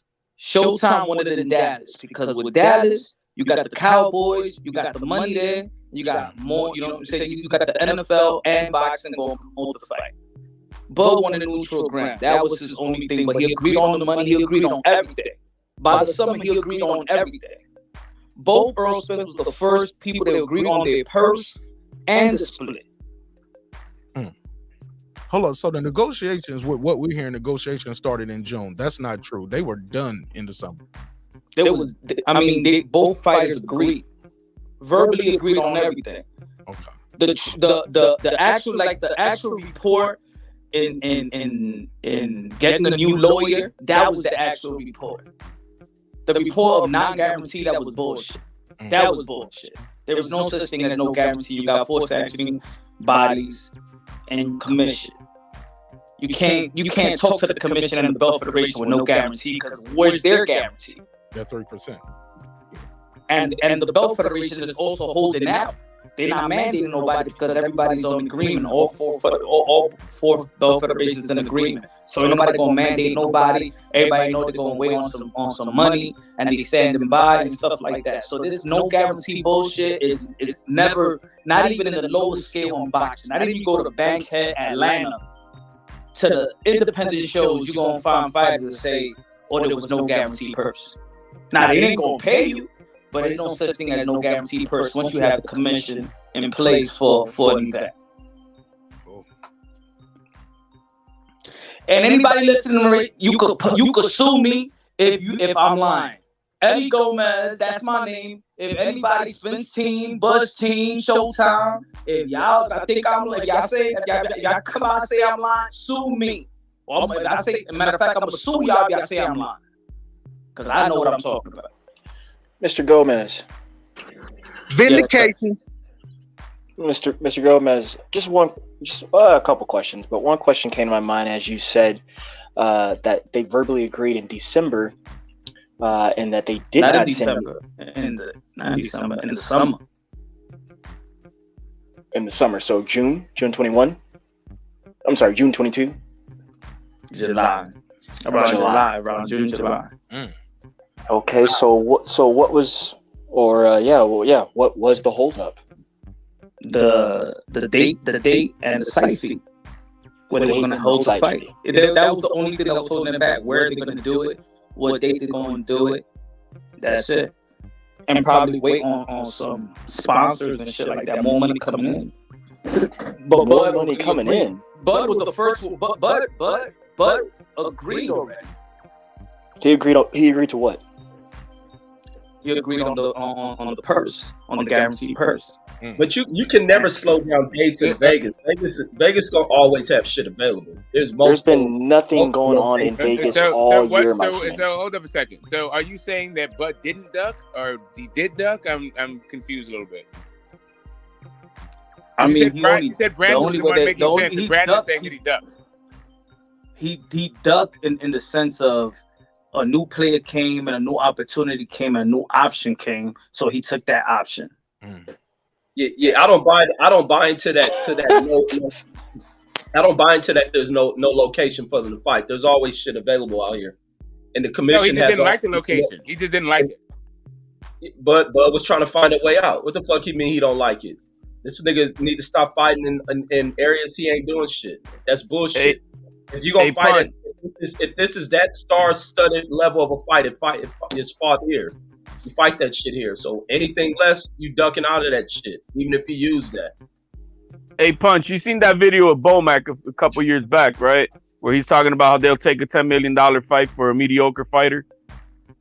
Yeah. All right, so basically what he said in that video is exactly what Team Crawford did in this case. Is that recent, HOD? You know? That was a couple years ago. I think that was in boxing. In boxing, you ain't never the numbers ain't never gonna be actual. I mean, like factual. No, but I'm saying as far as the numbers. What I'm talking about as far as them saying that they would rather take a mediocre fight to make some money over taking a high risk fight for about the same money. Yeah, I heard when Bomac said what he was saying. I remember when he said that. So that's what they actually did right here. They saw that, hey, I could fight Stanionis for this much money, and I'm not gonna get my ass kicked or risk getting my ass kicked. Let me put it that way. I'm not gonna say he's going to, but having a risk of losing a fight, and he could still keep the ball rolling. So he took this janky promotion. Slightly off topic. Stay on topic. Okay, go ahead. Is that different than what the Spence team did when they said they're going to take care of their side of the street? It's the same concept. Santos, you said it's the same concept of. It's the same concept when Spence and his team said they're going to take care of their side of the street. And he said, why would I fight you when I can fight him and this guy for X amount of dollars and it's a less risk fight? But the concept not what Spence said, because they were never at a negotiating table neither. So the concepts aren't the same. It don't matter. It's the same business concept. It don't matter. It's not the same business concept. But that's what Spence said, though. The thing is, well, when it comes to the Heyman and Bud Crawford, Heyman having a conversation, is what I was saying in the chat also is that there was more option than just the fight. So that's why he's in conversation with Al Heyman. If it's just a fight, Al Heyman won't be talking to Bud Crawford. He's talking to Al Heyman because there's also an option for 3 fight deals with Al Heyman. You understand? Like 2 to 3 fight deals with Al Heyman. What? It's just not the fight. Say that again, bro. The options on the table is just not the fight. It was just not a Errol Spence and Bud Crawford fight. It's also options of him signing with PBC like a Manny Pacquiao did. So that's when you could talk to Al Heyman. It was just not about the fight. It was about this fight and this possible other fight. And he agreed to that. Is what you're hearing? No. What I'm saying is don't think that when Bud is saying I'm talking to Al Heyman, it's just not about the Errol Spence fight. It's just about going in business with Al Heyman. Okay, so in that situation, because a lot of people gave me some hell when I was saying it sounded like you want to speak to Al like face to face. Is that wrong? If that's because people are like, nah, he trying to get some free advising. You got to sign with him to get that. And I'm like, well, can't you? I mean, if I'm going into business with you, I kind of want to talk to you. No, what we were saying is that his legal representative had to do it. That's what I'm saying. You're going to still speak to your lawyers. It ain't just a lawyer talking for you. Yeah, but when you sign to a team, right, you meet the owner, you meet other people, you meet the people who own the company and all of that shit. No, exactly. That's what I'm saying. That if he's talking to Al Heyman, it's just not about the Errol Spence fight because he's not Bud Crawford's manager and advisor, then Errol Spence is going to look at Al Heyman sideways. Like, what the fuck are you talking to him for? Why are you privately talking to him? Unless if he's trying to sign Bud Crawford as a free agent that doesn't have a managerial contract. I mean, yeah, I understand exactly what you're saying. It may be, and the thing, and put it this way, if Bud Crawford did have a manager contract, then it was a breach of contract. Then let's say Bomac is the quote unquote manager. Bomac could actually sue Al Heyman for talking to his client, knowing that he has a manager contract. So probably Bomac has a handshake deal with Bud Crawford. You understand what I'm saying? Yeah, I do. But if that were true, then yeah, that's bad business, and I don't think they're doing that at all. I think Bud's been in constant contact with Al Heyman and Errol this entire time since they initially sent him all these offers. That 3-fight deal that was offered earlier in a contract that he turned down. Then he turned down this one. Then he turned down that one. So I mean, he's been talking to Al Heyman. He's been negotiating with Al Heyman. Why has he been negotiating with Al Heyman? Al Heyman is Errol's advisor and manager. No, I agree with you. That he's talking to Al Heyman, but it's just not for the Errol Spence fight. It's for It's more than a one-off. It's more than just a one-off. Of course, they tried. I know, of course, they've already tried. I mean, he turned down a 3-fight deal, and then if he's really trying to, but hang on, Smoke. If he's really trying to get him to sign on, what the hell is he pussyfooting around the bush for then? Now go ahead, Smoke. Oh yeah, no, I was just saying that I think that what Punch is saying is that the discussions with Al Heyman were for a 3-fight deal, not for the ins and outs about the Errol Spence fight. Facts. All right, pass it around. Go ahead, Reg. Okay. Well, shit. I'll say this. Hey, Mark. Go ahead. Hey, let's not forget that I was recording. Your audio sounds terrible, bro. Okay. You sound like you, and it sounds like you like laying in the bed too. The voice sound groggly as it. Sound like you in between Z's, homie. Yeah, how's it sound now? About the same, but I think I can deal with this a little better. Go ahead. I got my earbud. I don't have my headset on. That's probably one of the biggest problems. And I'm in the boondocks. But anyway, what I was going to say is, let's not forget the recording that's been played. That Errol Spence said that Al Heyman said to him that Bud has more questions for him than he has for Bob Anderson. All right. Now the other thing Errol said is that Bud told him that he wants to, told someone that he wants to talk to Al Heyman himself because he don't trust his own attorneys.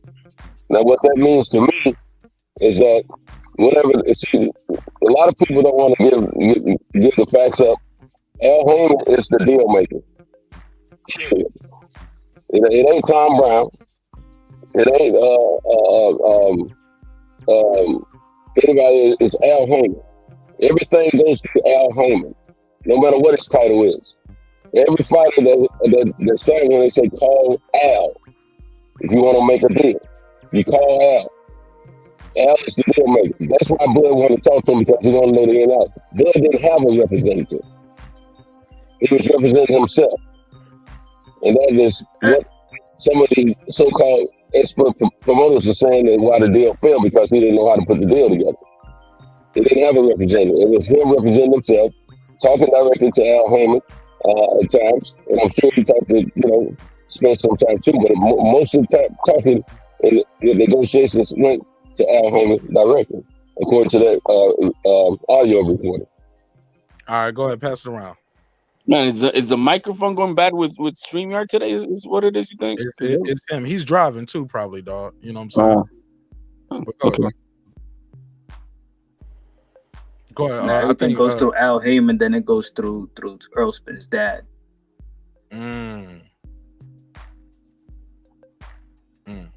Like his dad is an integral part of his decision making as well.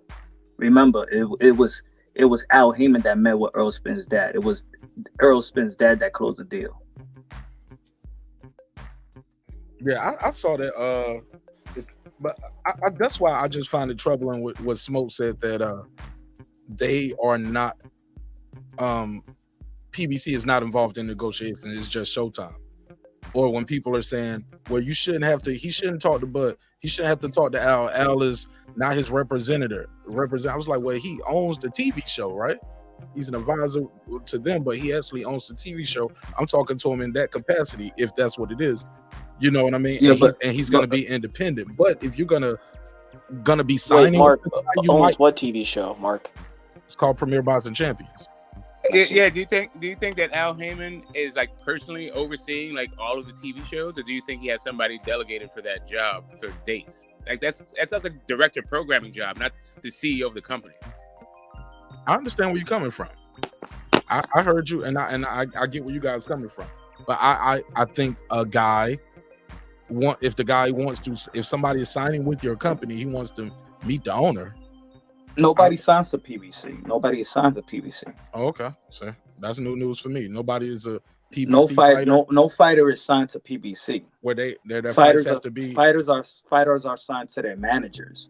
Okay. So these guys can fight on anything they want to. They don't have to be a Premier Boxing Champion event. Yeah, now you could buy right now. If you have a fighter right now, and you are in relationships with Al Heyman and things of that nature, you can buy your slot.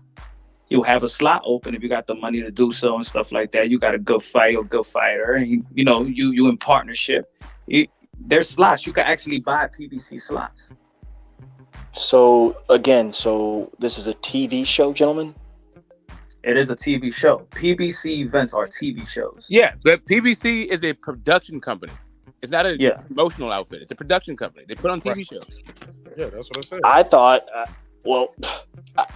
I thought they were a boxing stable with like a huge one. Hang on, a huge one with a, think of it as the like a big umbrella, and they have smaller promotional outfits under them. Think TGB, think Samson, think Ringstar, and whomever is managing and working with them. I mean, because if you go on PBC's website right now, you're going to find they have a stable of fighters who are signed to them. You're misunderstanding two different things, right? So there's a difference between a manager and a promoter, and then also, Al Heyman's not a promoter, though, Smoke. Al Heyman's not a promoter. Right, correct. But when you start talking about stable, when you say TGB, think of that. That's a promotional company. So no, it's not that. But what Al Heyman is, he does manage some fighters. He also advises some fighters. But there's fighters on PBC that he neither manages nor advises. True. So boxing stable. No, it's not a boxing stable. It's just fight. Okay. Yeah, A stable is when you're all in the same organization, right? So a stable really is about coming out of the same gym. But then they expanded that to like maybe having the same promotional company. But really the same stable is just you're all in the same gym, have the same trainers. That's really what the same stable is. I'll give an example. These are the facts. Al Heyman is manager and advisor to Keith Thurman and Errol Spence and Dennis Garcia. But he's only an advisor to Ugas. Lou DeCoupa is the manager of Ugas. He's the advisor of Mikey Garcia. Mikey Garcia got his own manager. He's an advisor to Kenny Porter. Kenny Porter is the manager to Sean Porter. Al Heyman has nothing to do with even Sean Porter. It's his dad. His dad is the manager. And Al Heyman is the advisor to Kenny Porter. So there's a lot of fighters in PBC that never spoke to Al Heyman. I don't think is Luis Ortiz. Is there anybody that's either advised or managed in Luis Ortiz camp? I think he has a manager and a promoter that has nothing to do with Al Heyman. Yeah. I don't even think he's advised by Al Heyman. But his events are Premier Boxing Champion events. Oh man. Yeah, exactly. It's like signing. It's an actor on every TV show don't have the same manager and advisor, but they all on the same TV show. Yeah, it's like if you're like Medea, like I don't know, like Tyler Perry, right? He's a production company, or like 40 Acres and a Mule, like Spike Lee, it's a production company. Nonito Donaire for Gaballo in PBC. Nonito Donaire is not signed. No advisor. Too. He's with Probellum. He's with Probellum. Yeah, Richard Schaefer. Probellum. Exactly. So they'll buy. So Richard Schaefer will buy the slot. Or, you know, if Nonito got the money and stuff like that, he'll buy the slot. But he has really, and so they partners up in terms of buying the slot with PBC, but is not really doing business with the actual Al Heyman. You know what I'm saying? It's just partners up for that particular event. Yeah. I think that's why a lot of people do get it confused, because even still people are confused by Al Heyman, PBC, and everybody else, and TGB and Samson Lickowitz and stuff like that. I think that's why there's always going to be some confusion. Until people get that in order, then you're going to understand exactly what Al Heyman and PBC is.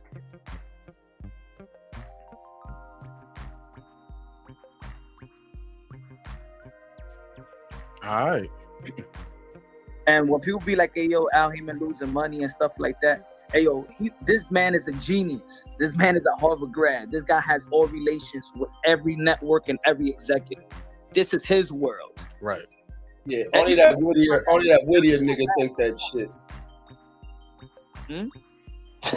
Reggie Downey. All the niggas with a piano in a barbershop think that shit.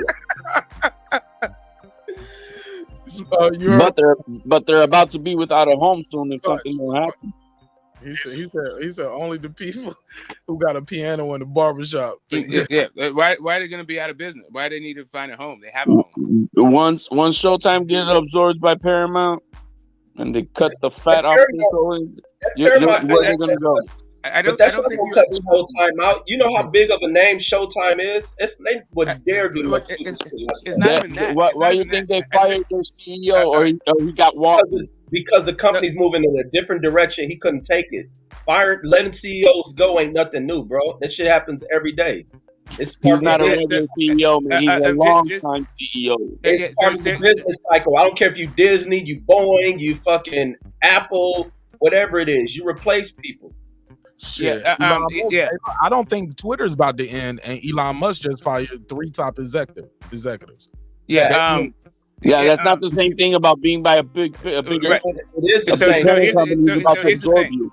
HLD about to be over. I don't think you understand. And Elon Musk. I think HLD thinks that Paramount came in and bought Showtime. That's not what happened. Both of those things, both Showtime and Paramount, have been owned by CBS Viacom for a while. CBS Viacom just changed their name, which it was everything. They changed their name to Paramount Plus, but they've owned everything. It's not like Paramount came in and just bought Showtime.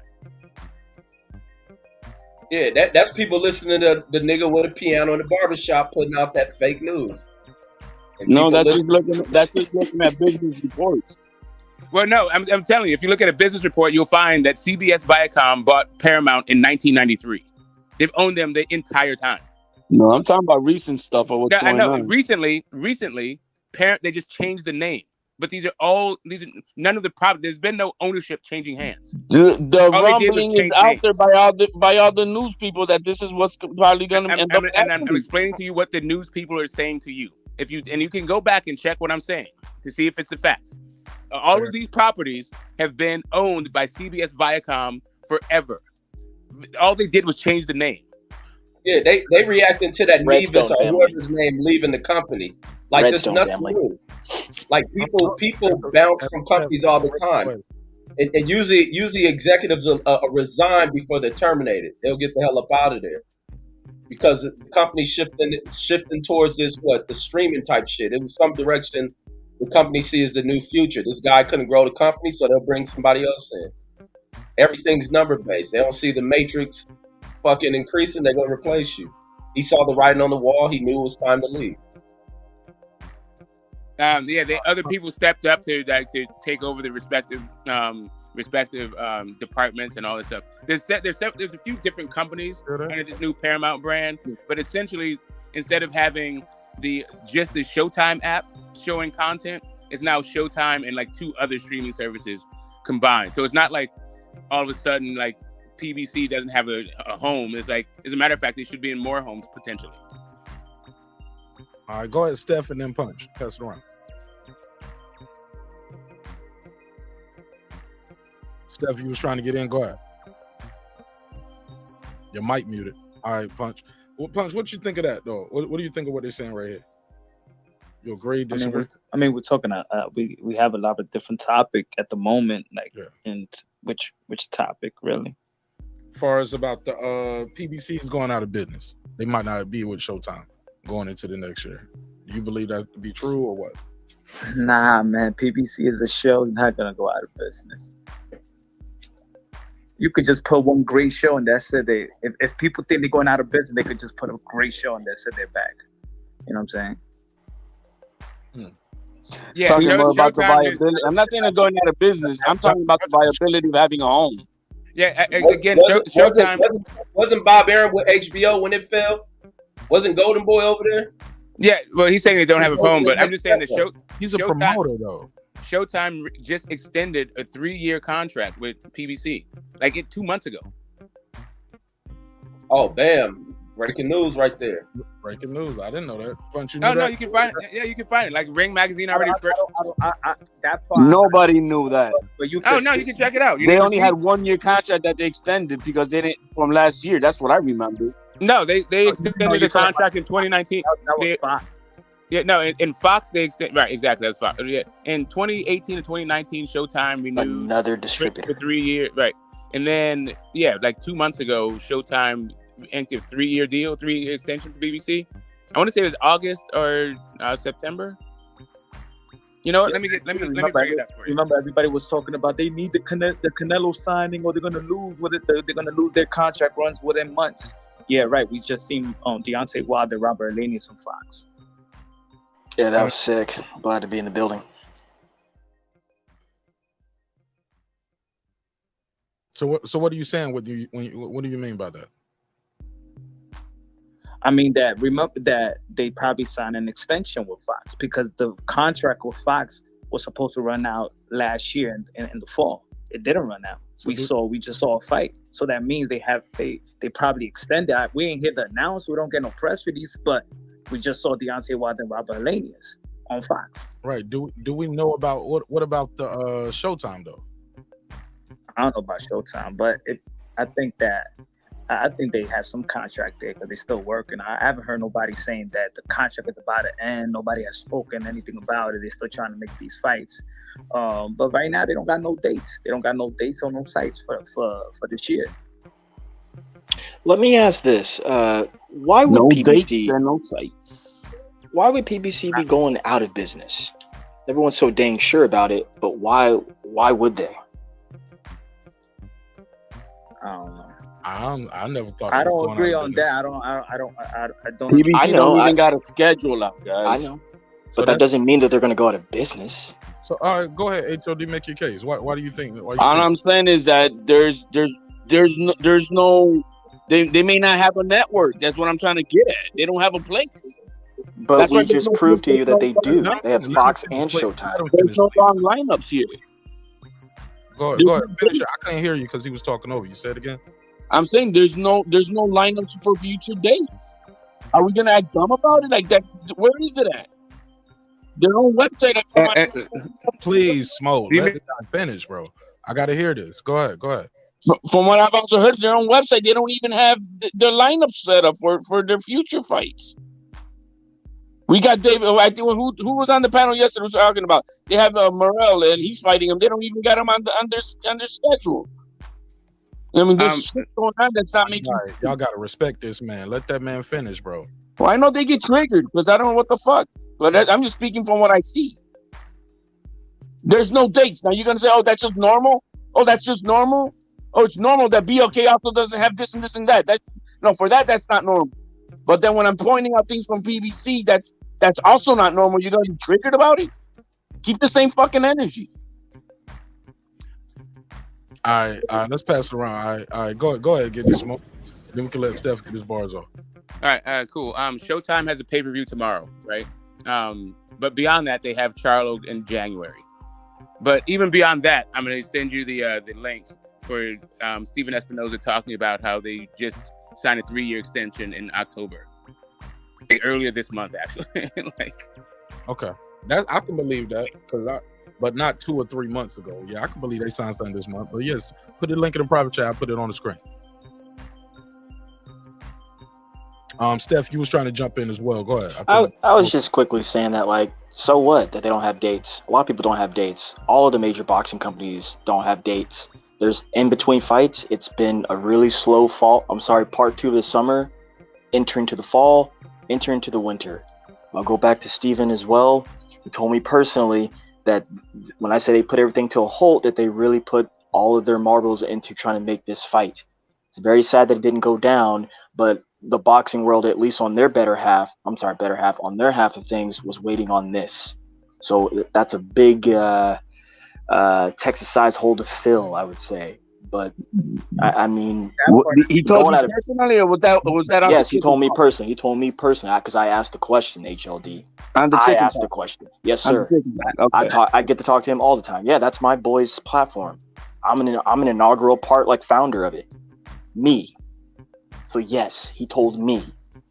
You don't believe me? Go back and listen to it. Go listen to it. I'm asking you, my man. Did he tell you personally, or was it on the Chicken Talk where everybody was? He told me personally on Chicken Talk, and I just told you I'm a part of it. All right. I'm not trying to like hawk it, but I don't know what that is. You put the link in the private chat. I want to go check it out. It's a Twitter space. It's kind of like an open podcast. Yeah, that's all good. I mean, if you could just put the link in, I'd be. Yeah, no, yeah. And also, the ring article is from August 30th with Stephen Espinoza talking about it. So in August, he said he signed in October. A 3-year extension. Yeah, in August.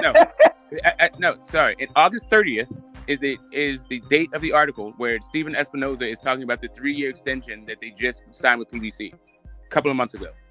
That's good then. There we have it. Put the link in the private chat so I can put it on the screen. I already did. Oh, I don't see it. Oh, okay. There we go. I got it.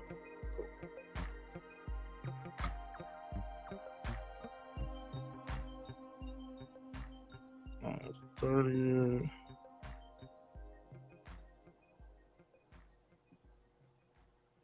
This is old though, cause Errol only got or is this just the old picture? Cause that say 2018 on that right there.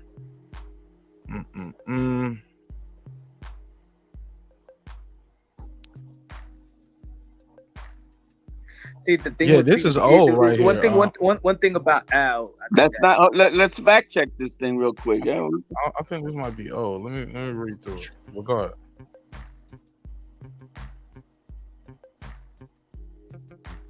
Yeah, this old right here, dog. Cause this is old smoke. I could share it. Yeah. Is it it's expired like spoiled milk?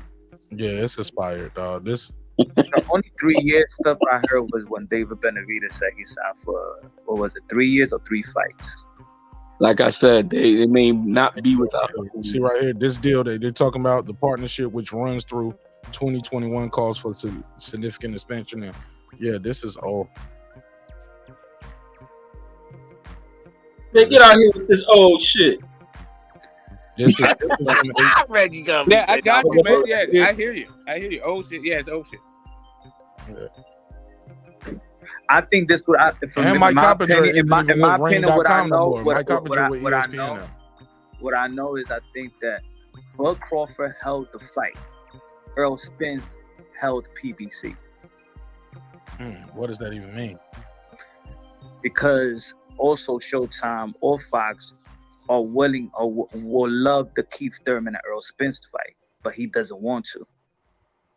So now they just have to pay attention for this fight for Errol Spence because Errol Spence don't want Keith Thurman. So that's what I mean. He's holding PBC. They could have had Keith Thurman in December. Keith Thurman and Errol Spence could happen in December. I don't think PBC cares for that Keith Thurman shit like y'all keep saying. They think Keith Thurman's on the way out. He is not a primary focus of him. They most primary focus is trying to get Jerron Ennis over on their side, build him up, and also to see if they can get Canelo to fight either Benavidez or fucking Charlo. Keith Thurman ain't shit to the PBC. He's a guy probably in contract with him who they'll try to find fights for. He'll outsell Boots 10 times over. Nah, man. I'm telling y'all, man. Tell him. Thurman will outsell Boots 10 times over. I'm telling you. Man, I don't know about all that. Boots is a yes. Is it a greater? I said it earlier. Boots would be a great fight for us over here. Absolutely, I think so. Great, but business wise, he hasn't even had a headline. I said this earlier. He hasn't had a headline. How's he gonna? So how is he gonna promote? I mean, nobody knows the kid. Yeah, we're gonna love the fight. Us here, we'll love this motherfucking fight. But business wise, it doesn't. Audio. There you go. Why they don't know who he is if he's getting what do you call that shit when a name drop? If he's being name dropped, people have seen him fight. People have seen how easy he's He done. hasn't even headlined the fight, Reggie. But still, he get the right dancing. You put him in it with the right dancing partner, people are gonna know who he is. It's what everything's about. To sell, he has to first make a Keith Thurman is dust, dude. Keith Thurman needs to fight one of these young fighters. I understand. You got to let him finish He like does, everybody. he does nothing. He does nothing for Errol Spence. The PBC ain't making that no huge fight. All right, go ahead, HOD. Then we got to go to Brandon Washington. Dude, if you're making a fight with the unknown Pitbull Cruz and they're willing to make fights with the Rollies and shit like that, Thurman outsells these guys. It's about putting butts in the seats, guys. It's about making money. It's not about the competition. They don't give a fuck. None of these guys give a fuck about It's about how much money can we make, and that's what comes first. Competition is second. It's a byproduct of the making money first, and that's how it is. That's business of boxing. I mean, I'm agreeing with you guys. I think I would love to see Boots versus Spence immediately. Yeah, let's make that happen.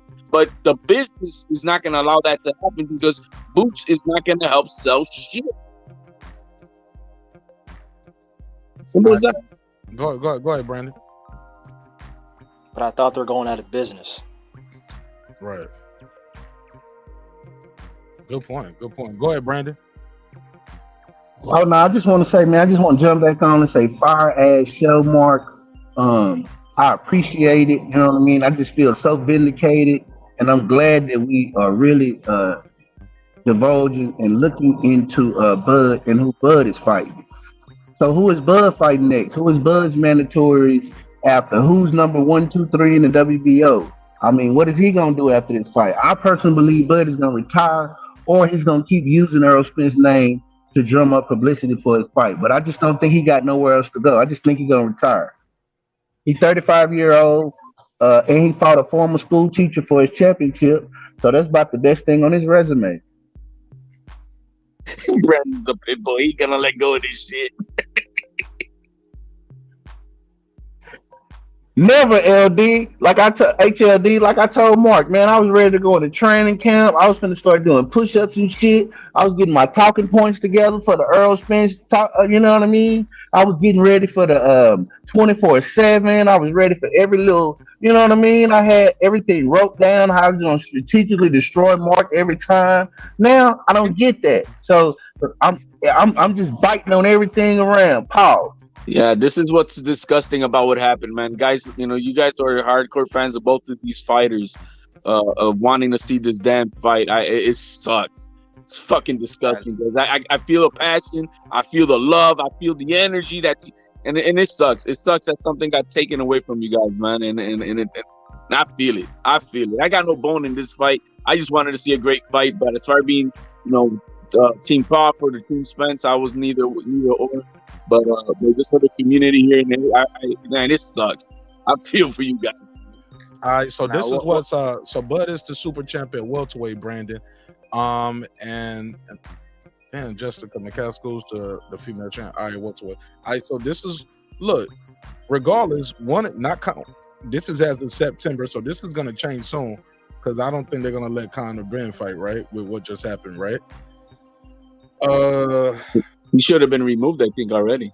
I don't know. This is as of September. This shit just happened in October where he didn't show up to his case and didn't present any evidence to the contrary, right? So I think they're gonna. So why Bud ain't fighting Virgil Ortiz again?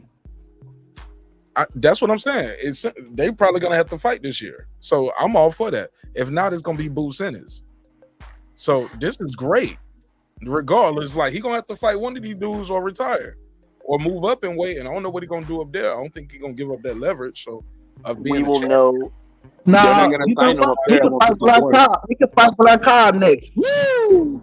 But we will know come like April or May when that call comes for the mandatories, because he's got about 6 months left on that super champion type stuff. April. Yeah, and Should be the April. Golden Boy really wanted to. Oscar De La Hoya is in Puerto Rico. He could petition right now in the convention. Yeah, for sure, no doubt. I don't think he's trying to do that. I don't think they want to do that. Yep, because Golden Boy don't pay people and they don't do shit like that. I don't think they want to do that. So people Well, think my sources, I've been watching YouTube. My sources say Vernon Ortiz people petition for the fight and Bud turned it down. That's what my sources say. nah. And Boots and God Boots, dog it, Bud. and Boots ain't petitioned for Errol Spence either. Right. He requested, not petitioned. There's no promoter to petition for Boots Ennis. I heard his dad say in a recent interview, he said they were saying something about Virtue. He said he ain't trying to fight for a title right now. From what I heard, he trying to fight somebody else. He said we should hear something back next week, is what he's saying. So I guess they sent the email. Shout out to YSM. Yeah. Man, look, once they took that date, once they took the deposit back for that December 17th, that's when that's self-explanatory that they already knew about Bud Crawford's move. They took the deposit 2 weeks ago. From where? State Farm Arena. So that fight was going to happen here in Atlanta. Yep. Oh my God! So it wasn't going to be in Vegas. Oh my It was God. it was Punch. You know how to twist a knife, dog. See how you should feel. See how you should feel more. Take it out. Take it out, man. It hurts. Take it out. Punch. Can you see the screen? Y'all see the screen? Nah, because I'm on. Oh man, crying face. Oh my God. Look You at know me. why? Oh You know my why I God. know? Because I know there was supposed to be another fighter that I know. I'll let him come out and say it that he was supposed to be in that event. It's terrible, man. I remember that they were talking about the undercard, but just because that fight fell through, does that mean that they didn't know? They knew that Bud was going to be fighting on a different card, or is that just they knew that that date was bad? Time ran out for promotion and all that stuff. Yeah, I mean, I understand all that. That sounds like a post facto justification, though. What I'm trying to get at to where Punch was saying, like that they knew that Bud was going to be all the way out to fight, like maybe like David Avenesian or some other person. Like they already knew that. Well, just they had a because hard got the deadline. deposit back. They had a hard BLK, deadline. The BLK announcement. What I mean, like the BLK announcement, they already knew that weeks ago, but they trying to pretend like, oh, they just found this shit out. Like, I know that's what you're asserting, but you're saying that the smoking gun is them getting the deposit back. And I'm like I'm having a hard time like finding that leap of logic. Like, if just because you get your deposit back doesn't mean you know about BLK Prime.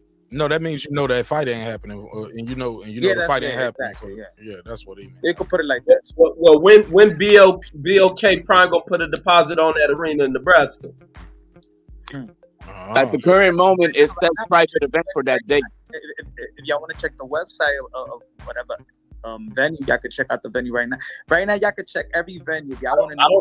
I see that date. I see that date open at Shy Arena.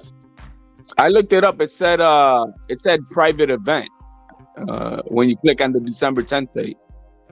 Well, I don't see no December 10th day. I see with the sales places is open. And Punch is about to tell us how we find stuff out there. One at a time. Y'all talking all over each other, man. He fighting the exhibition against a private event with Warren Buffett and all the other high rollers. Y'all ain't gonna be able to go to Nebraska. It's gonna be a black tie event, and he just gonna be fighting around the ring in a private event. Real conversation, man. Let me share the screen, though. Somebody was trying to give me some information. Go ahead. What was you saying about the event? I got the calendar pulled up right here. Okay, yeah, you go to December 10th, and it's just when I looked it up, it said private event. Yep, there it is. Yep. So there we at. So I have a question. What time they got on it? I have a question for Punch. He was about to say the way that we find out about any event. Yeah, I wanted to hear that. That was good. Then he got cut off. Yeah, you just gotta go. Yeah, you gotta go to, let's say, check Barclays Center. You're gonna know if because remember they lock these dates down 3 weeks or a month before. Okay. Sometimes these guys sign their term sheet and there's no place, like there's no arena, there's no, but they already signed to fight each other, but they still waiting on the the little shit. That's the date and that's the venue. Yeah, it's kind of hard. It's really kind of hard to book a stadium the same month. It's really fun. Like it's damn impossible. Man, you can book that shit today. Nah, hey, listen, I'm saying it's hard to do it in Oakland. I'm saying it's hard to do it in Oakland, so it must. The farmers market is very popular. Nah, that's that great. Nah, that's that gray area to slip out of this. To book an event. I'm just saying. Farmers market are popular over there, man. Shut up, leave him alone. I like Omaha. My cousin play football for Omaha. They won't put him in the game. We gotta get. They won't put him in the game. There's another question. Like, who the hell is going to Omaha in December? I might go to see my cousin Camonte. They finally let him in the game. I reckon. There it is. I reckon you might go. I reckon. You reckon you might go? We need Mark. We need the drop, man. Clayton. Which one? Clayton. Oh, hold on. Oh, those are the ones that going. Hold on. Here we go. Man, you ain't shit. Where we at? Go back to your country, white power. Why do you have to get the white power part on there, though? That's highly prejudicial. Oh, man, sounds like a Chinese dish. We can't go there, man. I say we can't. They ain't gonna let us go there. Yeah, it was one. Hey, look, it was one of those nights, Smoke. You had to be here, and I just put it on the soundboard. I'm keeping that. It was the moment. But go ahead, pass it around. Why did Bud change attorneys? That's what I really Good question. Why did he change attorneys? And when did he change attorneys? Did he start off with a PBC lawyer? Later part, probably what, a month and a half ago, or a month ago. Was it like one of them bad boy Puff Daddy deals? Like you remember that Making the Band? Like the girl Sarah, her husband was like, "You need your own lawyer. Why you got to use the lawyer that Diddy gave you?" Well, but I'm not saying that's bad either. You know what I'm saying? This is your money. You wanna get a real good. You know what I'm saying? Because a lot of these they be using the promotional attorneys. Let them finish. You know, a lot of these fighters, they use their promotional attorneys, their manager attorneys. They never do their due diligence to get their own attorney to see. Like, I even think that probably Bud Crawford is probably a better businessman than Errol Spence. I think Errol Spence is just whatever Al tells me, and he runs it with my dad, and then my dad be like, son, we should go with this. Nothing wrong with that. Yeah. Like let him focus on boxing and living his life. But Bud Crawford has secured the best guaranteed of any of the welterweight, like guaranteed purses. And you talking about with Top Rank, when he was with Top Rank, right? Yeah. Have you ever heard the term penny wise and pound foolish? Like, if you're looking at the guarantee instead of how much money you make, then you can actually wind up making less money while you're looking for security. Yeah, that's like working a union job. Yeah, but I've also heard bird in the hand is worth two in the bush. Shout out to that 250. I also heard when you. What if there's 5 birds in the bush though? It's for life.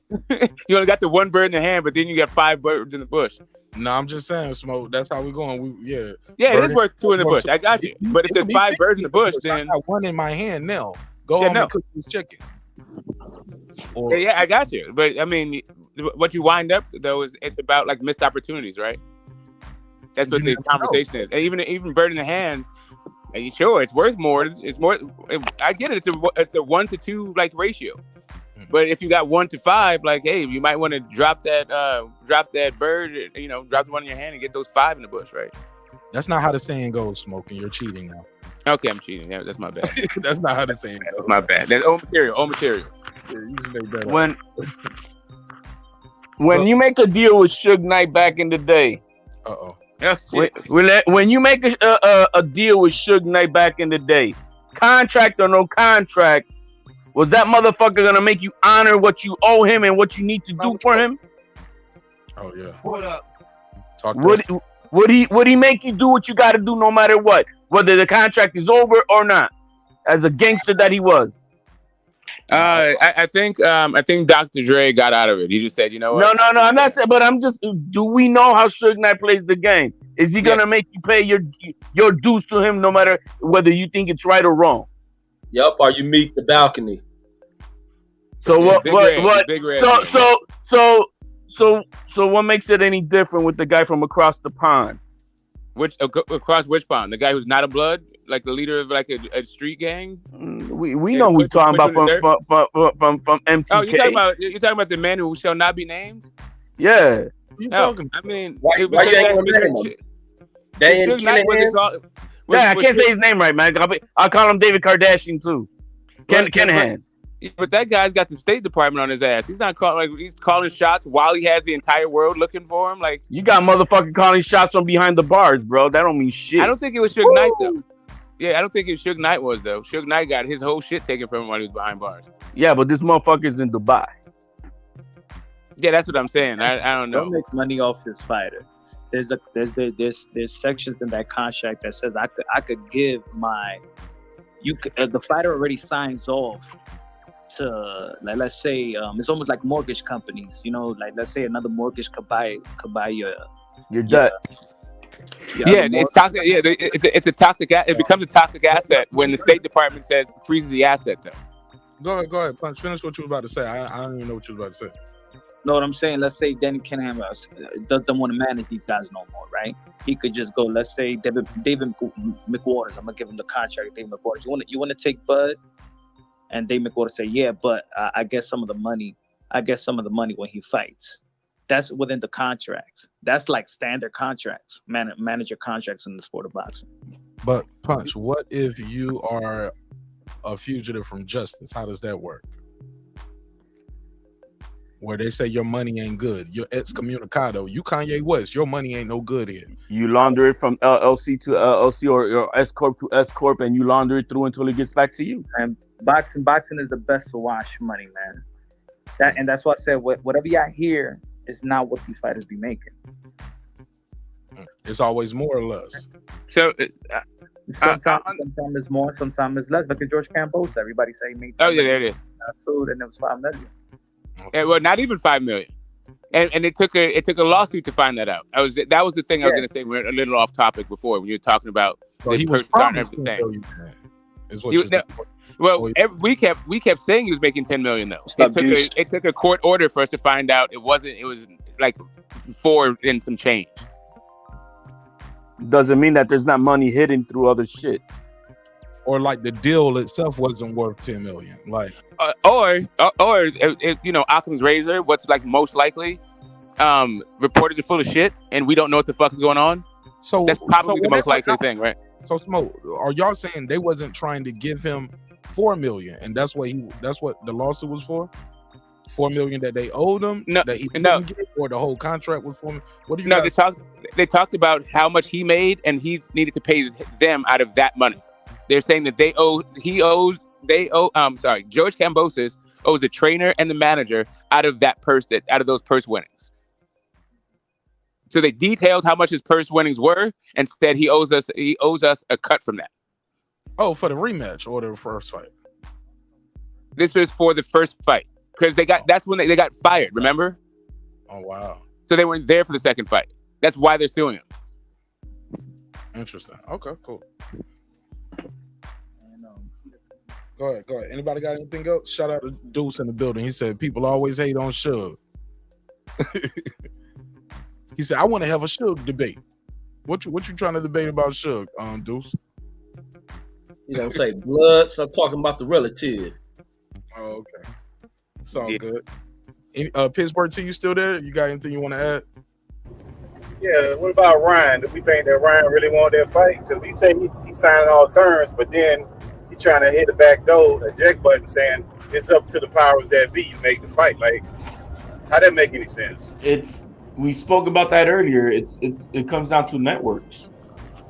You got all these companies with exclusive network deals, and so you got Showtime who wants it all to themselves. This Ryan and Tank fight, and DAZN and Oscar De La Hoya wants to share that, and they're willing to share that, but Showtime is not. And so that's the hiccup. It's the same thing that happened with Munguia and Charlo. Showtime wanted it all to themselves, and Oscar says, no, we got to share it with DAZN. And that broke the deal apart. And that's the same shit that's going to be happening here. Do we know that for a fact? That's what I'm saying. Do we know that for a fact, or we assuming that? Why the Muhammad Ali Act was not implemented? Speak on it. Say that. And when you're not talking on Pittsburgh team, mute your mic. I'm gonna pull up Stephen Espinoza talking about it. Yeah, because you had a lot of wind in the background. He actually says that in not so many words. He says, I'm gonna pull the audio up. But go ahead. Somebody was trying to ask a question about the Muhammad Ali Act. Yeah, I mean, like, because we all know. You sound muffled now, Punch. I don't know what you changed, but your audio is low. There you go. Now I'm saying that this is the most lucrative fight for Ryan Garcia and Gervonta Tank Davis. So if the promotion will keep them from making that much money, they could sue. Like Ryan Garcia could sue Golden Boy Promotions, and Gervonta Tank Davis could sue Mayweather Promotions. If you're keeping me from making the most money I could make.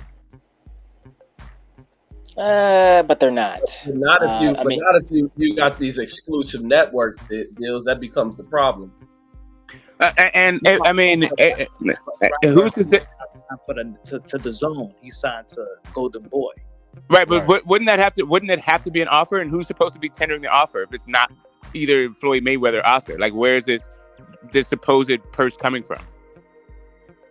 Yeah, I'm just asking the question. Really, is I really don't. No, know I'm saying I get the question, but I'm just saying, like, how would they sue if there is no purse out there? Like, somebody wouldn't like Bob Arum have to like give him a purse, and then Oscar or Floyd refuse it? If Oscar and Floyd aren't giving purses, then what are they going to sue over? / the Muhammad Ali Act is there just for transparency, to make sure they're not getting fucked on any type of end. That's what that is. Yeah, that's the spirit of it. He's just saying the practical application of it. If there was a deal on the table and the promoters are blocking them from making it, they could sue the promoter and get out of that promotional deal. That's what Luis Ortiz's manager was talking about when he was saying, like, Luis Ortiz is supposed to get that money from Eddie Hearn. And the Luis Ortiz's promoter said they already had an offer from Deontay Wilder for that same amount. And the manager was like, well, if we don't get that amount, then we're suing the promoter and getting out of that contract. That's what he's saying. Like, but for me, like, how, if neither Oscar or Floyd are giving a purse, then how are they supposed to determine the value of this fight? Yeah, somebody had to offer something if they're negotiating about something. They're not arguing about any money, though. Yeah, but I mean, neither one of those guys are the ones coming out with the bag, right? So, yeah, exactly. This is just Ryan and Tank talking shit. It's not like Floyd and Oscar. No, that just sounds like old boys just putting something there for people to argue. I'm not saying you're trying to, but just like that hasn't happened. Yeah, but if like Oscar came out and said, "Yeah, I'm giving Tank," like, you know how Eddie Hearn offered Tank $5 million for the Farmer fight, right? And they didn't. It's not like Tank came out and said, "Oh, you need to give me $5 million for my next fight." Like, that didn't happen. And I can't remember who asked, but here's the audio from Stephen Espinoza, pretty much saying why we're not getting. It sounds to me like going back to what HLD saying. Showtime is saying we don't need the zone to put that fight on. Let's hear it. That's a fight that the two fighters want very much. It'll very likely happen. It will be a fight that will be just on Showtime. Or you think you guys could have partnered with the zone? Obviously, Golden Boy wanted that with them. I don't see any need to partner with the zone. I don't know what they bring to the table. They've been very active over the last 3 to 4 years. We've got a lot of fighters under contract. They never once came to us and said, "Hey, can we work with one of your fighters?" Now all of a sudden, their U.S. fights are pretty much non-existent. And now all of a sudden they want to work together. Okay, where were you in the last 3 years? So, shoes on the other foot. I don't see what they bring to the table. They bring the fighters that guys want to see, Steven. That's my issue. Did y'all hear that the way I heard? He sound like he being petty. Like, I mean, me now I'm hot, you all on me. But like, man, with them, it don't have to be every fight, but for the big fights like this, that the fans want to, why not? Yeah, but Mark, that's fair. First off, like, go ahead, Punch.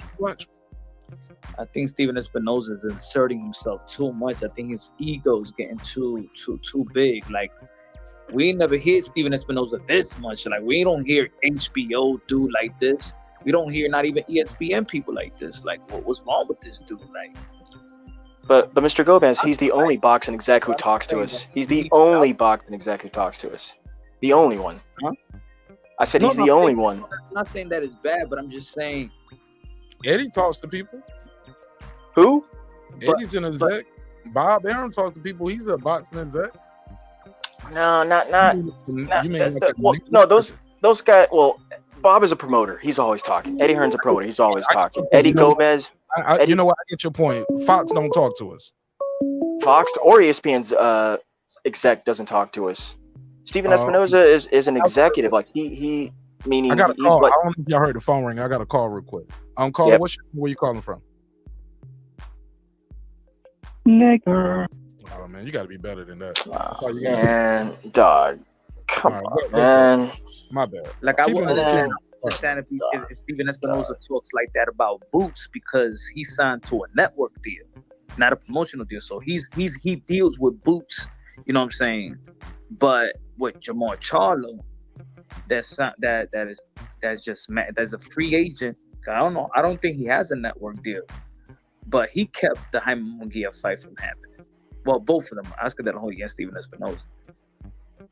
Look, this is what I want to say, Punch. Look, man, it's fair for who's that? Golden Boy to ask for cooperation. I have no beef with that. That's fine. That's fine. However, like Steven says, they don't have to work with them if they don't want to. And even if they did, and if they did and were to grant that, they'd be like, cool, put your numbers up. Then when they put them up and find out that they're in the same business and that they're on the lower end, they would have to cooperate with what Steven and Showtime wants, because they're not at that level. They're just not. That's what he said in that mini soundbite as well. Ryan, it's just not that big of a fight to split it. I don't frame it that way. I certainly don't frame it that way. But I mean, the thing is, Gervonta he's already there. He's a proven commodity, a proven star. Ryan Garcia is not. I know we like to think that he's up there and he's on his way for sure, but he's not Gervonta Davis. He's not even close to that. Fair. Then Ryan Garcia gotta have a pay-per-view event. That's fair. Yeah, and I've been saying this on a lot of streams lately. Like, look, man, they're in the same business, because Steven Espinosa doesn't make his money off boxing and pay-per-view boxing. He makes his money off subscription-based, meaning the people who pay $15, $20 a month to watch his programming and boxing as well, and to get those replay value. So he's not. And then when DAZN, what are they? The same exact thing, but they're an application who needs subscribers. So if they do a co-promotional, they're gonna take away from Showtime's subscriptions, and Steven's boss is gonna be getting on his ass, because when 6 months go by and they get that mid or halfway review, what have you done for me lately? And he's like, what happened here? Why did subscriptions buy? Oh, we did a co-promotional. What the hell did you do that for, Steven? It works both ways though. Sure, it does, but he also stated that too, H, in the interview, where he said, where were you in the past 3 and 4 year times where we probably wanted to work with you? He didn't state that, but that's just me thinking that. So you're right though, H, it works both ways. So then at the bottom line is, I could give a fuck about these 2 millionaire jerk-offs. We're missing out on a fucking fight because they're just swinging their dicks upon each other. Wait. Before they swing their dicks, though, like, at the same time, Oscar De La Hoya is in a very tough spot too, man. I think he's only a year into re-signing with DAZN, when we all know that fiasco at the end of that, whether it was fabricated or animated, with them trying to find a new home and not. And Golden Boy doesn't do anything. They don't host big fights. They definitely don't pay anybody, meaning they don't get anyone. They don't do business with anyone. Well, they do business with Top Rank, but it's they don't do a lot of business at all with PBC, and I can understand why. but more on that later. But so it brings us back down to being fanagers, and that's the bullshit part of this. As a fan, I want to see this motherfucking fight. well, Same let's beg shit, Oscar let's beg Oscar to let you Ryan know, come over, because that's the only way it happens. Well, then that's the problem. It's not gonna happen. It's not gonna happen because both sides have equally to lose. So why not have? Hey, you give up a little, I give up a little. You take the American market, I take the UK market. Something to that effect is gonna have to happen. You see, and that's and when both sides are not entirely happy, and but at the same time not disgruntled in a sense, then hey, it's a good deal. Everybody's not getting everything they want, and everybody's gonna have to give up something more. You know what I mean? So they need to make it happen. They got to stop being bitches among themselves and saying, I got more than you, you got more than me, you haven't used me the last 3 years or whatever the fuck it is, because they're killing the sport. The fucking exclusivity of networks is killing the sport today. Second to that are the pay-per-views. But this exclusivity shit is not working. And everybody's going to falter. And then I think the biggest cat in the game, which I think is Top Rank, they're the ones who are going to fucking laugh at everybody. To me, it's just the boxing is experiencing what everyone is experiencing, and that is the move from broadcast television to like streaming. There's just no boxing on TV. Like that's what's cracking. All you got is Top Rank with the only contract with a major with a major broadcaster. Until they figure that whole thing out, it's gonna be kind of it's gonna be in free fall. But I think, it used to be that boxing needed to be on free TV, but now free TV kind of sucks. So that's why I say Top Rank is gonna laugh at all of these other companies because they're the only ones giving out the free fights on TV, and then they'll have their 1 or 2 pay-per-views a year maybe. But we're getting undisputed and shit on ESPN. Regardless, that's because they did better business than the rest. Well, but the issue isn't so much that. For me, the reason why Top Rank might last a little bit longer than all of them is because somebody got some dishes banging or something. Somebody washing dishes or something. It's not me. The only reason why they may last is because their main business is kids that don't have a name, so they don't cost very much. But when it comes to making money at Top Rank, Bob always cries poor mouth. He doesn't know how to actually market the stars. He doesn't have money for them. So unless Top Rank is only going to be talking about, and since amateurs are leaving the Olympics, and again, we're talking about being fanagers. Hold up 1 second. Since boxing is leaving the Olympics, Top Rank is also going to have a really tough time with their own blue chip because they've been using the Olympics as their own farm system for their up and coming talent. So now where's Top Rank going to get that talent from? Just as they have the best recruiters and the best fucking matchmakers, they'll get the people from wherever they're at. They will. Yeah, but I'm just saying, but they no longer have that cachet of being like Olympic gold medalists. But the cachet is that most people don't give a shit. What people care is that, guess what? There's gonna be a fight. When? This day. I'm watching ESPN. Oh, I don't gotta pay for it? Damn. Yeah, I'm just saying that. I'll be right back. And make sure y'all pass the mic around too. Yep.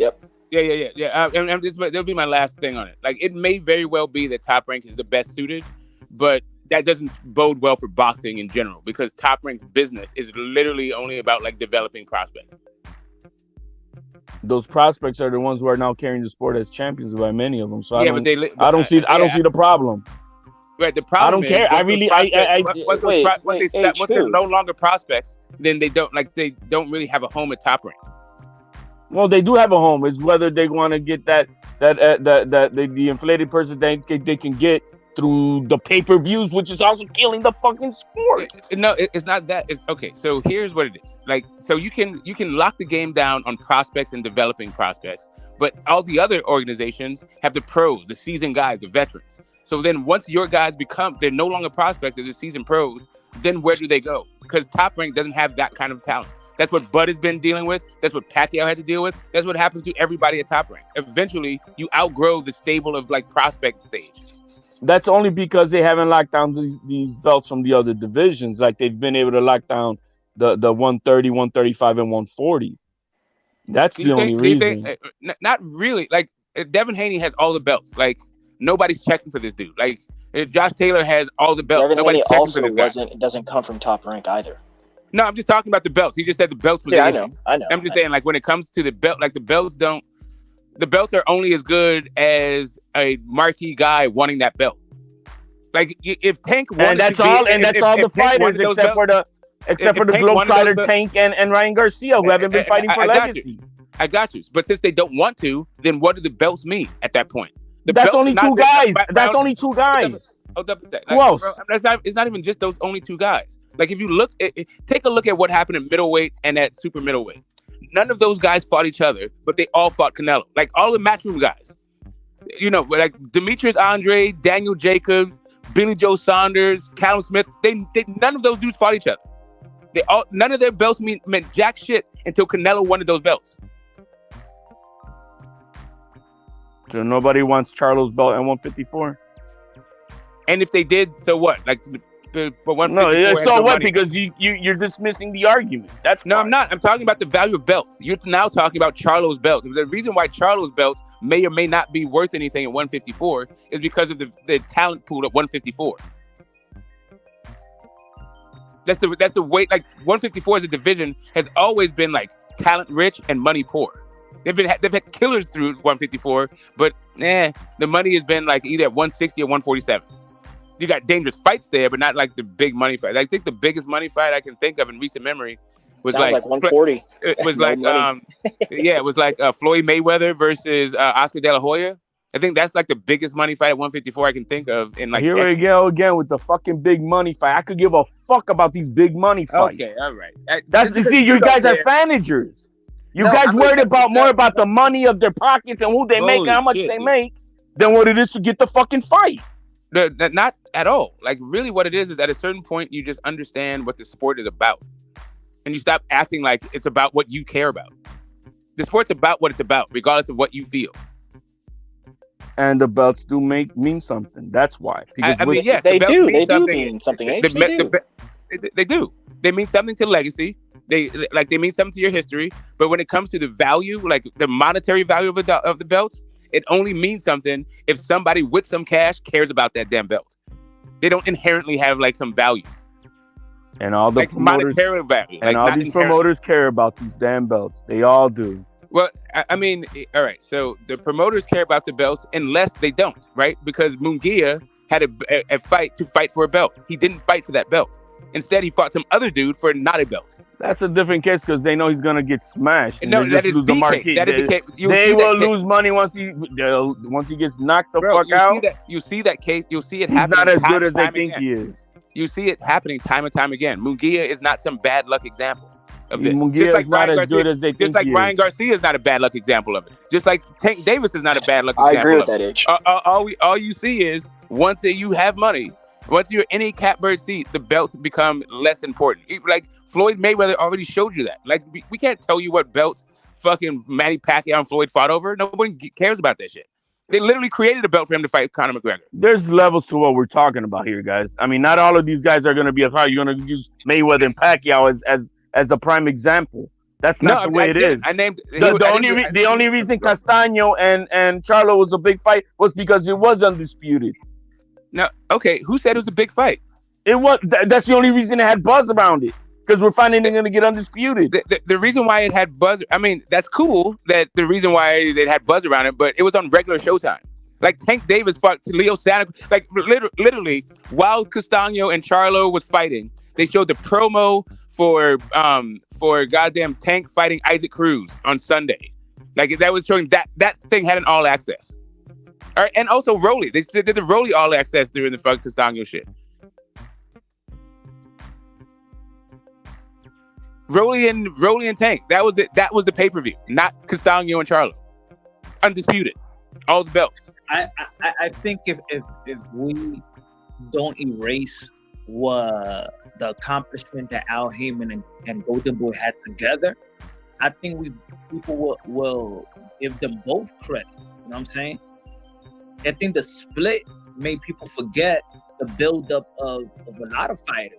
You know what I'm saying? Like people be like, "Oh, PBC don't have a good farm system, or they don't sign young fighters." Yeah, they had the Thurman, they had the Gary Russell, they had the, you know what I'm saying, the Danny Garcias, they had the Broner, yeah, it was Golden Boy, but Al Heyman was also managing these guys. So he did have a lot of young talent. Those are the guys that already grew up from being young. And they was on free TV and they became an attraction and they put them on pay-per-view. Like these guys earned to be pay-per-view. They just didn't, oh, I'm on PBC, I'm going on pay-per-view. These guys did the work for free TV, NBC, ESPN, and then they got the pay-per-view. That's how it worked back then, which was kind of different now. They'll put anything on pay-per-view.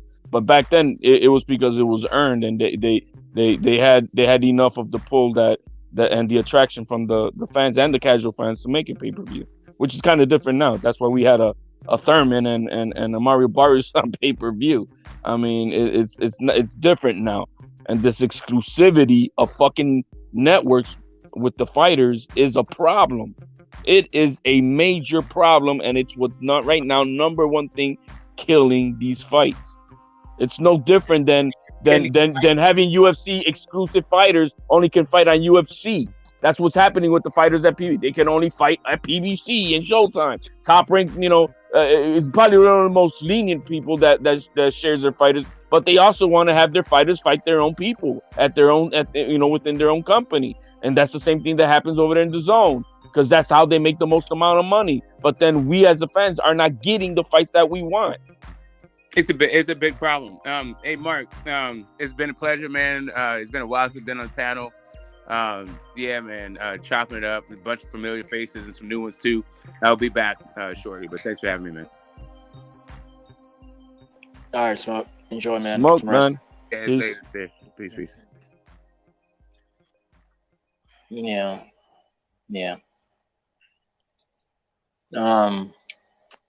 Hey, the business of boxing is the business of boxing, man. Has its ups and downs. It's what it is, man.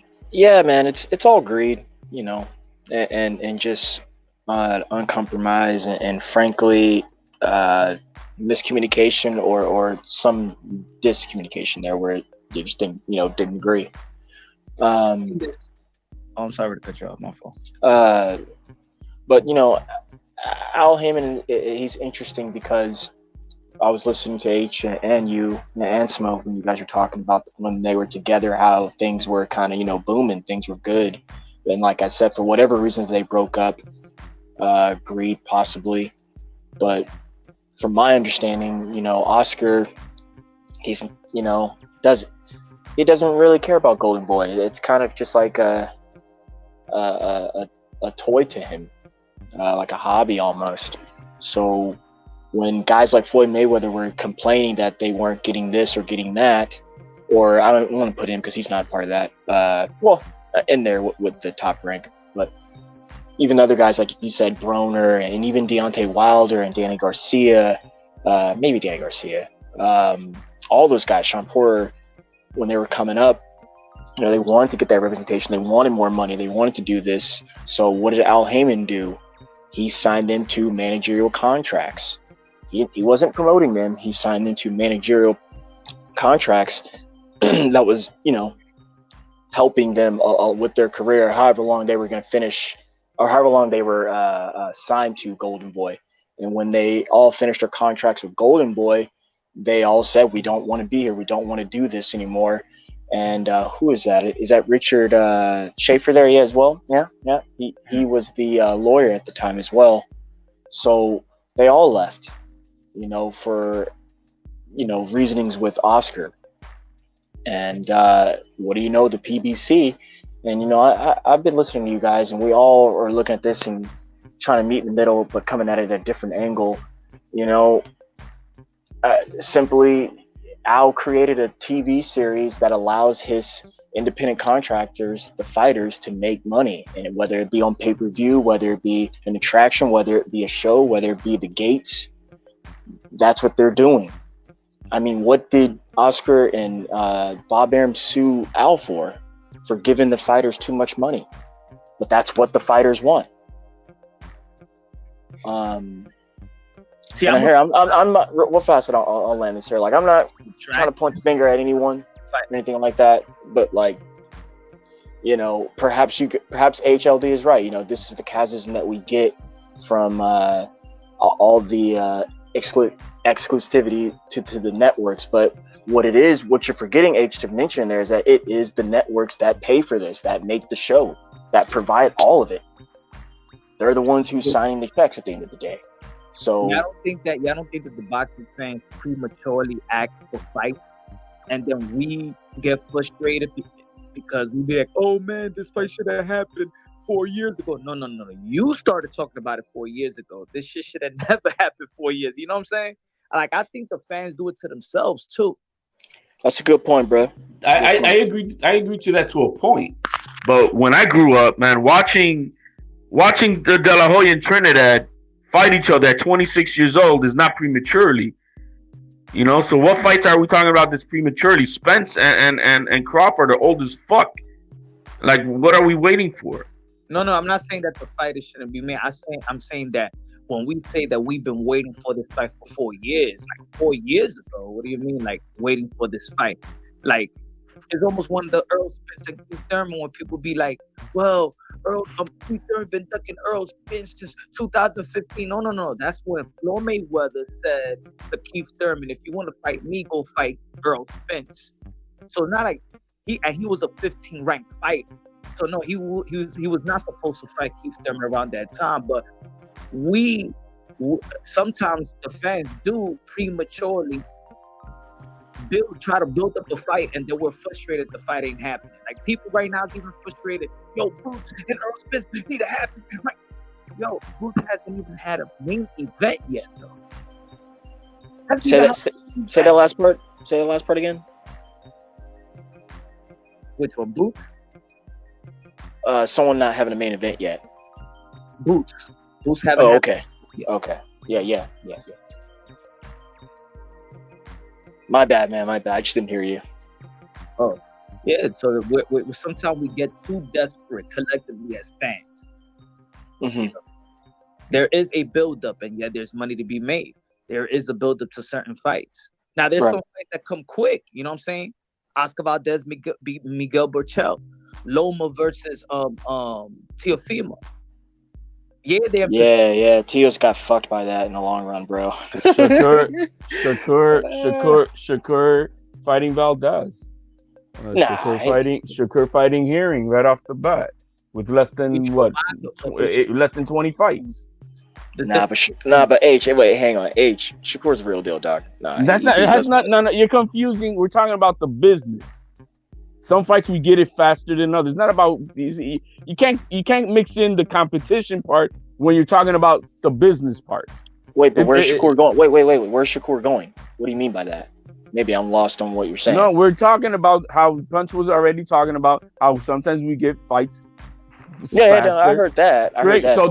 Then my example, Shakur was able to fight Herring. Shakur was able to fight Valdez. Right? These are and this kid has only got less than 50. Same thing with Teal. He was able to fight 3 top 10s, get to the bag, and get to Loma. Bang. Right? That's because sometimes we do get what we want, and because the fighters also market themselves to be properly for that. But here in the case with Spence and Crawford, okay, I get it. 5 years ago it was probably too soon. Maybe 3 years ago it's too soon. But now that everybody's got all the belts and everything, it's now. This is the time. There's no need to wait for more. Yeah, but Terrence walked away, man. It's all good. I agree. There's no argument on that from my part. At least with the decorum, the way he left the negotiating was wrong. Whatever happened, he walked away. And then the narrative. Oh yeah, well he needs to get paid this year. Well, if this fight doesn't happen in December, which like I already said many times, I put money that's not going to happen. It's in 42 days. It's 40. I got a countdown on my shit for it because I know it's not going to happen. Damn. And so so then what is the narrative? Oh, he didn't get paid. He stood up. He stood up. PBC at the altar for the ugly girl on the side. So would you say he lied? And then he's gonna. And then the ugly girl's not gonna. He finds out she don't give no good blowjobs and doesn't know how to cook. And then he's gonna come back to PBC. and he's gonna ask, "Can you marry me now?" And they're gonna say, "Fuck you." Oh, I was just thinking. Is that wait? Is that just H? Is that just? Of course it is. I think. All it right, is. I know. All right. I just want to. Yeah. Okay. What about shit? Earl Spence did what Mayweather did for did with Manny Pacquiao when they met up and Floyd Mayweather told him to go to the hotel room and then let's talk about business. We don't have to deal with Bob Arum, and they actually that business deal came to fruition when Floyd Mayweather had to take Manny Pacquiao and probably had that conversation with Al Heyman in the hotel. But then who's there to talk to with Crawford? There's no Bob Arum. No, I'm saying maybe should have Errol Spence did what Floyd Mayweather did. Like No. I disagree, but I disagree. No, because Errol. No, I know, but I'm just saying, like, regardless, Errol has all the leverage, and I thought he's done good diligence. In fact, the entire time they've been doing good business. They meaning Errol. It's Crawford who said no to everything. So that's cool, man. Like, we can't force that guy. Whatever. Or if you disagree with that, that's cool too. Just Crawford walked away, bro, and Errol and them. I mean, regardless. I mean, you guys keep saying that he doesn't have backing. That's not Errol and Al Heyman's fault. So if Terrence knew that going into that, he should have just said no instead of wasting everyone's time. I think that's just. Maybe somebody in his team got greedy and talked him out of it. Like, yo, you could. Man. Well, hearing Bomac in that video is, I know he has that mentality. What's up, Detroit? Yeah, man. Well, again, Punch, like if you let's pretend like that's us. If we know like we're fucked up going into something and we're already like man, do I do this? Like probably not. Probably not. But at the same time, he kind of like discredited Errol and the PBC and Al and said some choice words for them, and it comes out that he's walked away. So it's just, man, like that was a hard. Now I'm gonna talk about me personally. Like that was a hard pill to swallow. So I was just like, fuck, man. All right, cool. And then now we're talking about all this stuff. Oh man, fucking Terrence Crawford, bro. Terrence Crawford, man. Terrence fucking Crawford, dog. We gotta throw the economy. Gotta throw the economy in there too, because next year the economy is not better. It's gonna so the money that's available this year, that deal might not be there next year because of the economy itself. I mean, that's just what it is. I mean, I think sometimes these guys are delusional about what's going on because they're bubbled in on their world. That COVID stuff caught everybody by storm, and a few fights we did get, we either got no fights or very selective fights. And I think that's where we're going for the next year. They got the housing market. All of this stuff is doom and gloom when you start looking at these numbers that they're forecasting. None of that stuff is good. So I don't think Terrence Crawford did himself any favors. Definitely didn't do the fans any favors. Yeah, he doesn't give a shit. That's why he did what he did. Okay, if the fight was not going to happen, then that's just blowing a kiss into the wind. You get nothing out of that. If it wasn't going to happen, neither one of those guys get nothing for 22 out of that fight. It is a business at the end of the day. There was no revenues going to happen for that particular business venture this year. And even Steven Espinoza, I saw the interview myself, says they will revisit that fight. So we don't get everything we want. We never have. When did he say that?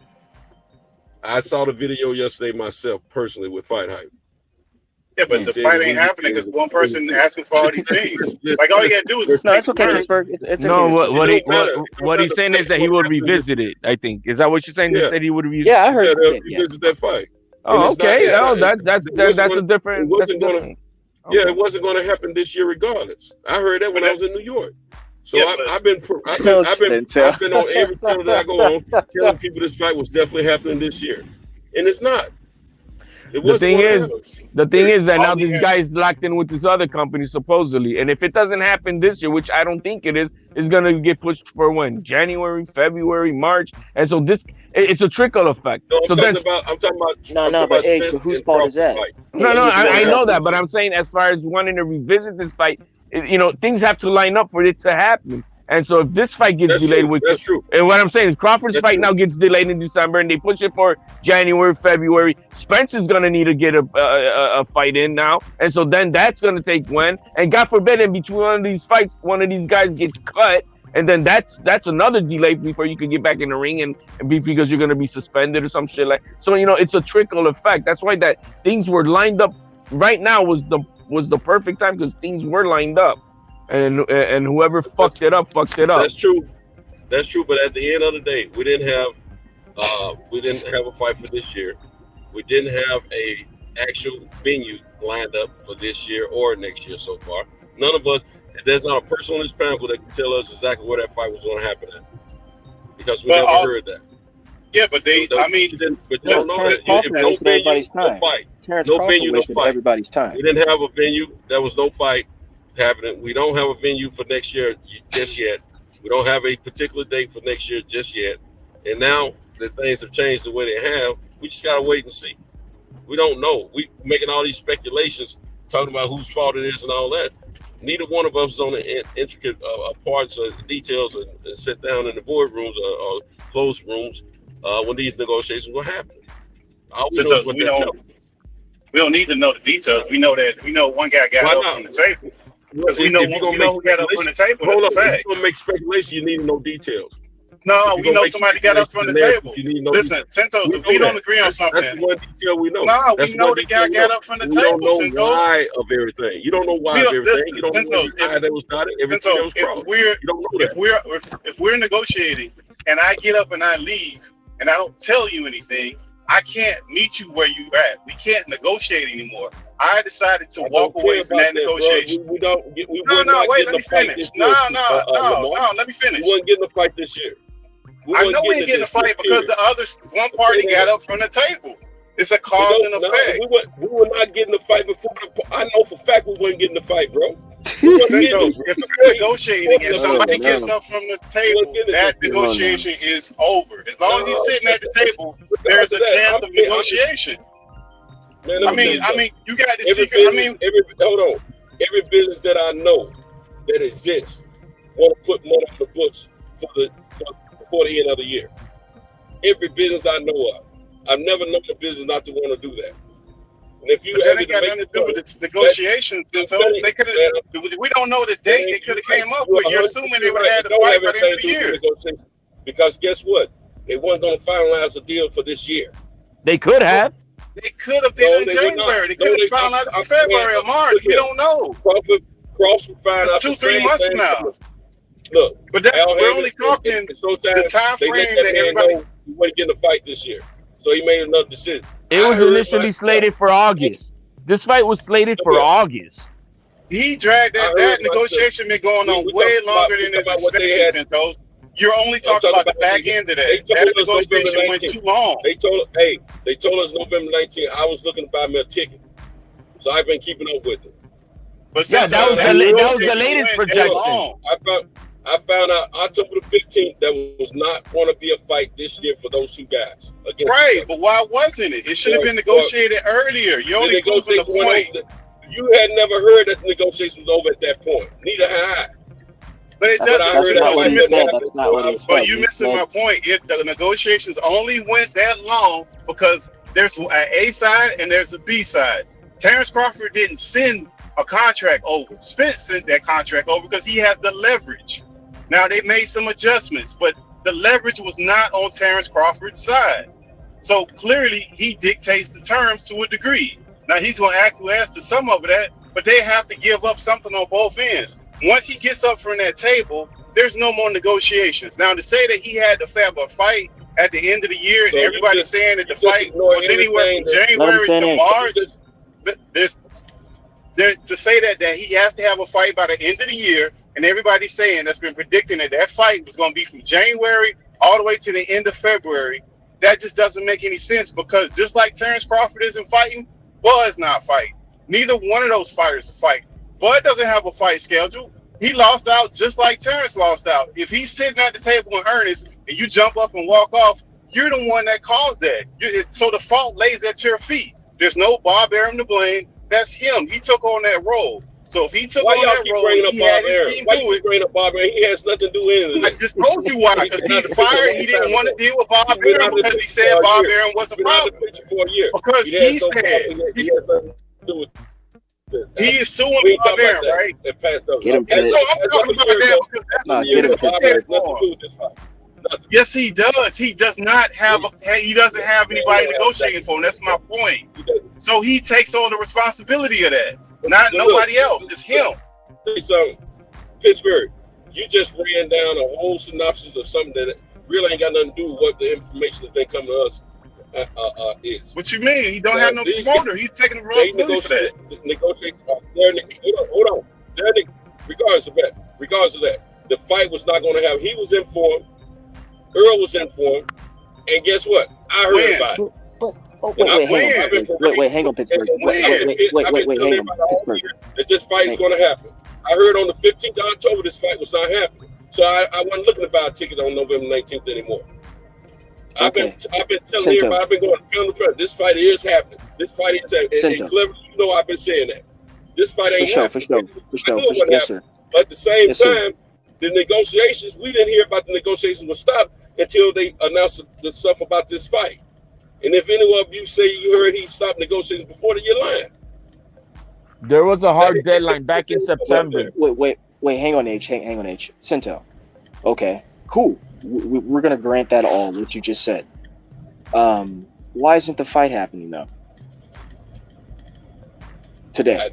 Hey, look, I wasn't part of the negotiations. I couldn't tell you. Look, man. Why, whatever. But I'm gonna tell you this: they didn't have a venue.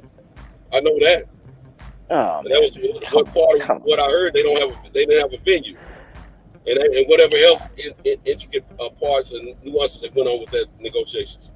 But if you don't have a venue, you don't have a fight, bro. Until you hey, Punch, you still on the line? You got to fight. You notice those tickets never went on sale. They're not going to book a venue without a contract. They're going to book a venue without having a contract finalized or getting close to finalized. Yeah, people. Hey, let me tell you something. Promoters secure venues all the time before they have both fighters signed up. Because if one fight don't sign, they'll get another fight. It's been this happened a couple times. I don't. Promoters say we got dates.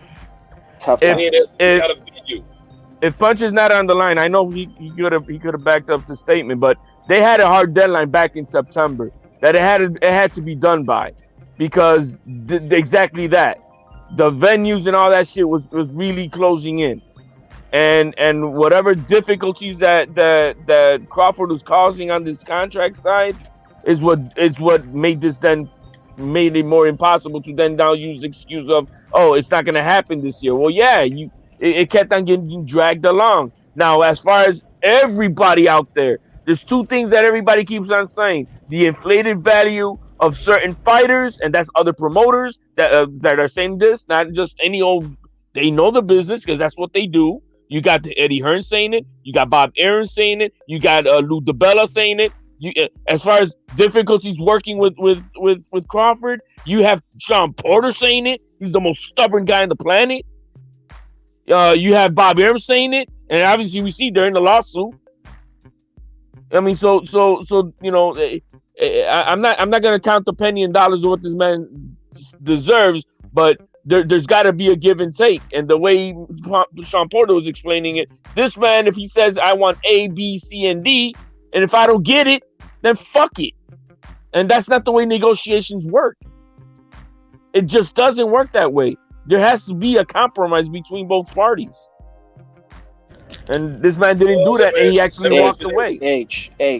Sean Porter. Wait, hang on, Sean Porter was talking like that? Yeah, he was on his podcast. He said that Crawford is the most stubborn man probably on the planet. I didn't know that. Damn. Yeah, check it out, man. I mean, he called it like that. I'm gonna tell you something, man. To me, that's not a bad position to have it when you're doing business. Obviously not. Agreeable, no. It's a fact though. Agreeable people. If you're an agreeable people get fucked over. Those are agreeable people are not the ones who get promoted. They're not the ones who are the CEOs. They're not. And that's a fact. But you have to have there has to be some give and take. But I do agree. You cannot be an agreement. Let me ask you this, HLD. I don't remember what Punch said exactly to this point here, but what the 35%, was that real or not? I cannot even confirm that. I do know what I can't confirm. What I do know for a fact is that there's no guarantee thing that guy got thrown into the wind over here. That's bullshit. That's bullshit. But I'm gonna say this: if he did accept 35%, that's give and take, my brother. Oh no. If he did, but the thing is, if he himself said that he agreed to all the terms, but he didn't. Right? But he didn't sign it. He didn't sign it. He didn't sign it. That's a problem. You're gonna say I agree to all the terms, but not sign it. So you get to the altar, tell PBC fuck you because I'm gonna go with this other hoochie over here. You know, and no, man, that it's all wrong by him. And the thing is, let me ask you. Yeah, go ahead. Let me ask you this: if you're doing business with someone, y'all working things out, at least you think you are, okay? But for some reason or another, somebody comes and say, "Hey, look, man, we can do this deal, but it's going to have to be a later date. We're not going to be able to do this at this current time."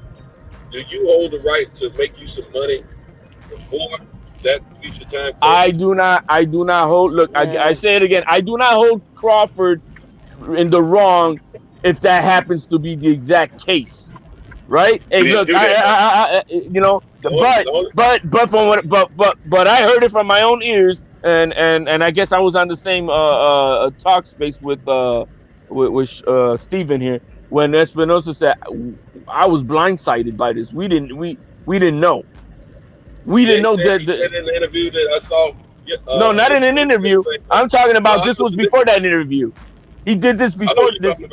I didn't look at that one, but I'm talking about the one. No, it's not a look. It's only an audio that he's talking to us like we're on here, but it's just and so he said, "Yo, I got blindsided by this. We had no idea about what's going on with the way he did this." But do I hold him? Yeah. Does he have a right to make his money? Yes. But guess what? He ain't gonna make money this year, my man. He ain't gonna make money this year. Wait. I told you the other day. I bet you 1,000. So you know where I stand on that. But I'm gonna tell you this. Unless it was in the contracts that they are not allowed to negotiate any other deals, he's in the clear to make money when he chooses. If they can't secure the time frame that they told him that a deal for this year. I would love to ask Espinosa is when they are entering into a deal, is there a good faith contract, like kind of when you're buying a home and you sign that initial deal and it says, yeah, man, I am accepting this deal, and you're locked into that because you now can't go and try to, oh, no, I'm leaving, I'm going to buy another home. No, once you kind of agree to that terms, it has an expiration date before you can even move on. If the deal does not close. Wait, hang on, Cinto. Hang on, Cinto. Wait, Cinto, hang on. Cinto, hang on. I hear what you're saying. Hold on, Kevin. I hear what you're saying, but that ain't 100% true when it comes to real estate. I promise you that. There's an expiration date on your contract when you're gonna buy. When you buy. Now listen. You can have a good faith estimate. That just give you an overview of what to expect. That doesn't mean that those numbers are locked in. 100%. No. I'm not saying the numbers are locked in, but I cannot go and leave and buy another house and leave that high and dry. Oh yeah, you can. Yeah, you can. You just can't. Yeah, you can if you haven't signed that long contract.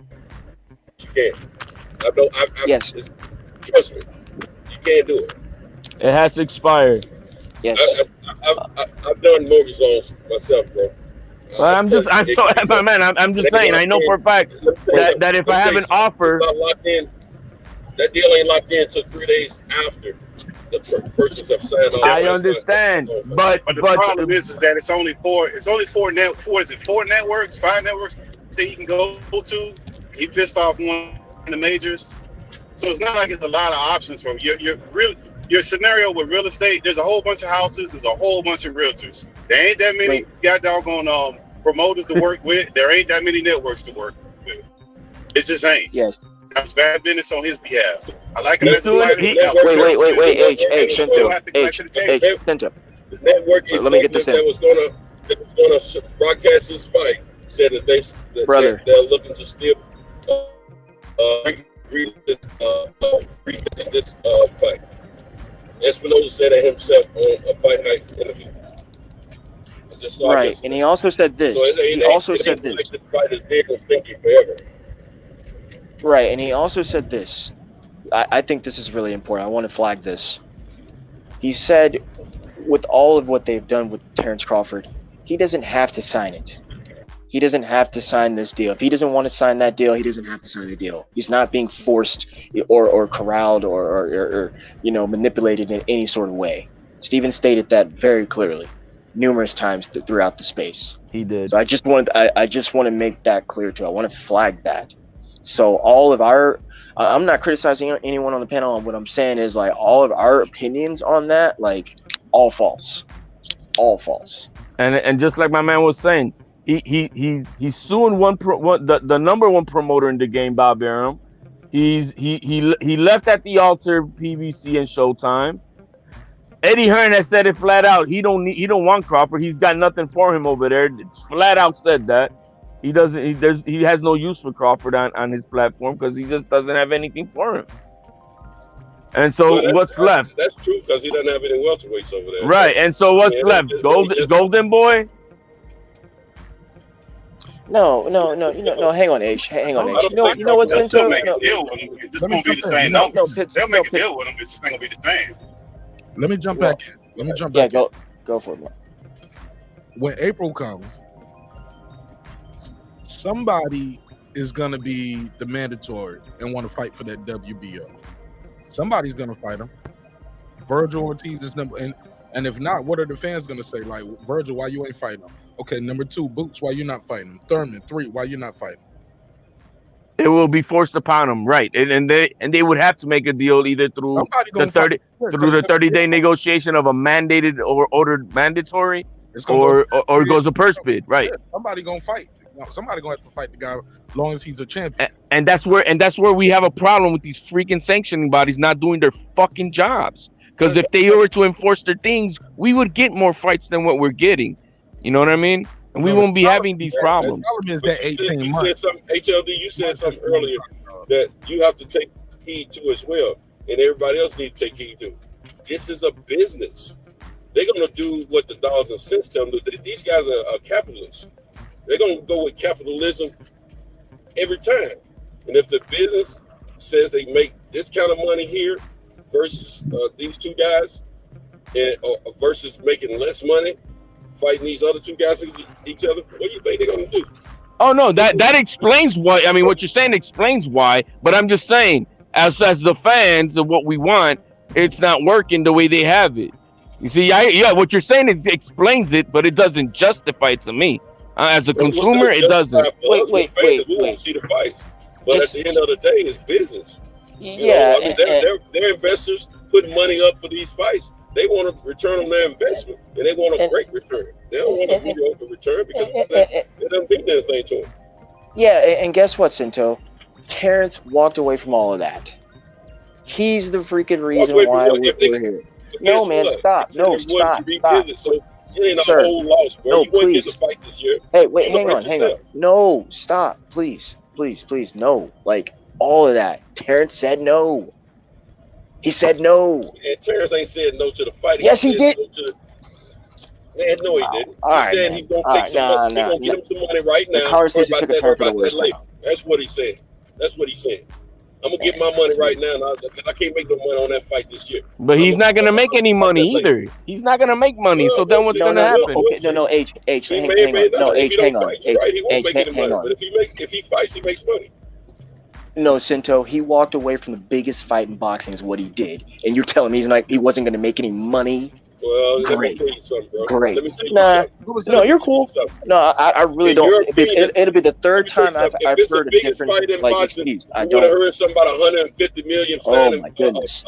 of site fee and all that. We ain't hear none of that kind of crap. I Oh was my talking about goodness. Let him getting talk. what You don't have percentage. to ad-lib with the oh my So goodness. Let him talk. you can't sit there and say it's the biggest fight in boxing for us, but business wise, it may not have been because they wasn't letting it be that way. They not going Yes. out there like herders do and finding money here and there. That's not what PBC was doing or Showtime. They trying to lock it in there, and they trying to keep the money. They capping that fight off, man. They ain't never told us what this fight was worth. You ain't never heard that from anyone. They ain't never told. You and I know this fight to be, in our minds, the biggest fight out there, a mega fight. But you ain't never heard. This is a world. The world wants to know about this fight, but neither one of us have heard anything about what this fight was worth to these fighters. Now name it. Name the dollar. I'll wait. It's less Man, than what. no, It's less than what wait, Terrence hang on, Crawford Pittsburgh. thought it was. Wait, Obviously, I mean, there. go ahead. Go ahead. No, I agree because I don't even care. Like I keep saying, I'm cool with what Terrence did, but that's what he chose. That's what he did, and I'm honestly like really tired of ragging on the guy. But like whatever, man, whatever. Cool. What's this fight worth? I've always put a number 400,000 pay-per-views. That's what I think this fight is gonna make, and that makes 40 million, and that's not clean because you gotta split that with the pay-per-view provider and whatever. So it's so how much out of $40 million can go to the fighters? I mean that's where it's at, and how much can these fighters be asking for if the fight is worth about $40 million?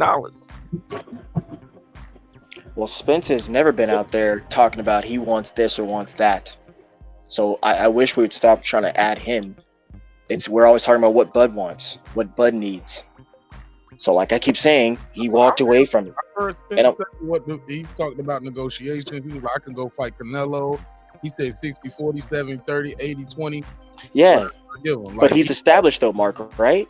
He's a draw. Hello, sir, but you just said Spence never did that. No, well, hang on. In context, to this fight. This was the fight. I've heard that from this fight. He has been talking. Yeah. Yeah. No. I'm not. No. What you're saying? No. I'll break. I said I've been, but I won't break. Like he has talked about this stuff. Come on, bro. Right. No, I'm not disagreeing with that. What I'm saying, what I said, my initial point back to my comments earlier was that he was talking strictly to this fight, like 60-40. And that's what it is. I don't see why that's even disagreeable. I think it's 65. I thought it was 65-35. I believe that. I don't believe that, but all right. It goes down to what we believed in at that point. Right. Well, I mean, I'm not saying that, but like I'm just telling you what I believe. Negotiations, though, that's the problem with the whole thing. Because frankly, like it's not there. Nobody gave a last and final offer and said this is bullshit. I ain't taking it. If that would have happened, then that'd be a different situation. I don't know that. Well, that was the last and final. And you don't know that. Yep.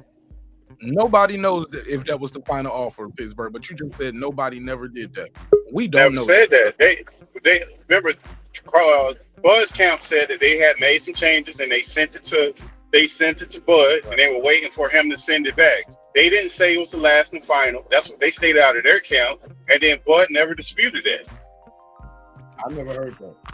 But I'll take your word for it. No, I'm saying that's what's been. I mean, am I wrong? That's what's been said. Why is it that you believe everything Crow that come out of Bud Camp, but you don't believe nothing that comes out of Errol Spence? You just said, "Oh, I believe the 35%." Oh, I don't believe that. Everything you do is pro Bud, bro. You might as well come on out the bag, Mark. Come on out the bag, bro. Come on out the bag. Stop trying to be neutral. Stop trying to pretend like you're honest. Come on out the bag. Sir, I didn't even where that smell at. Brandon, who heard that from Bud Crawford Camp? I didn't hear that from Crawford Camp.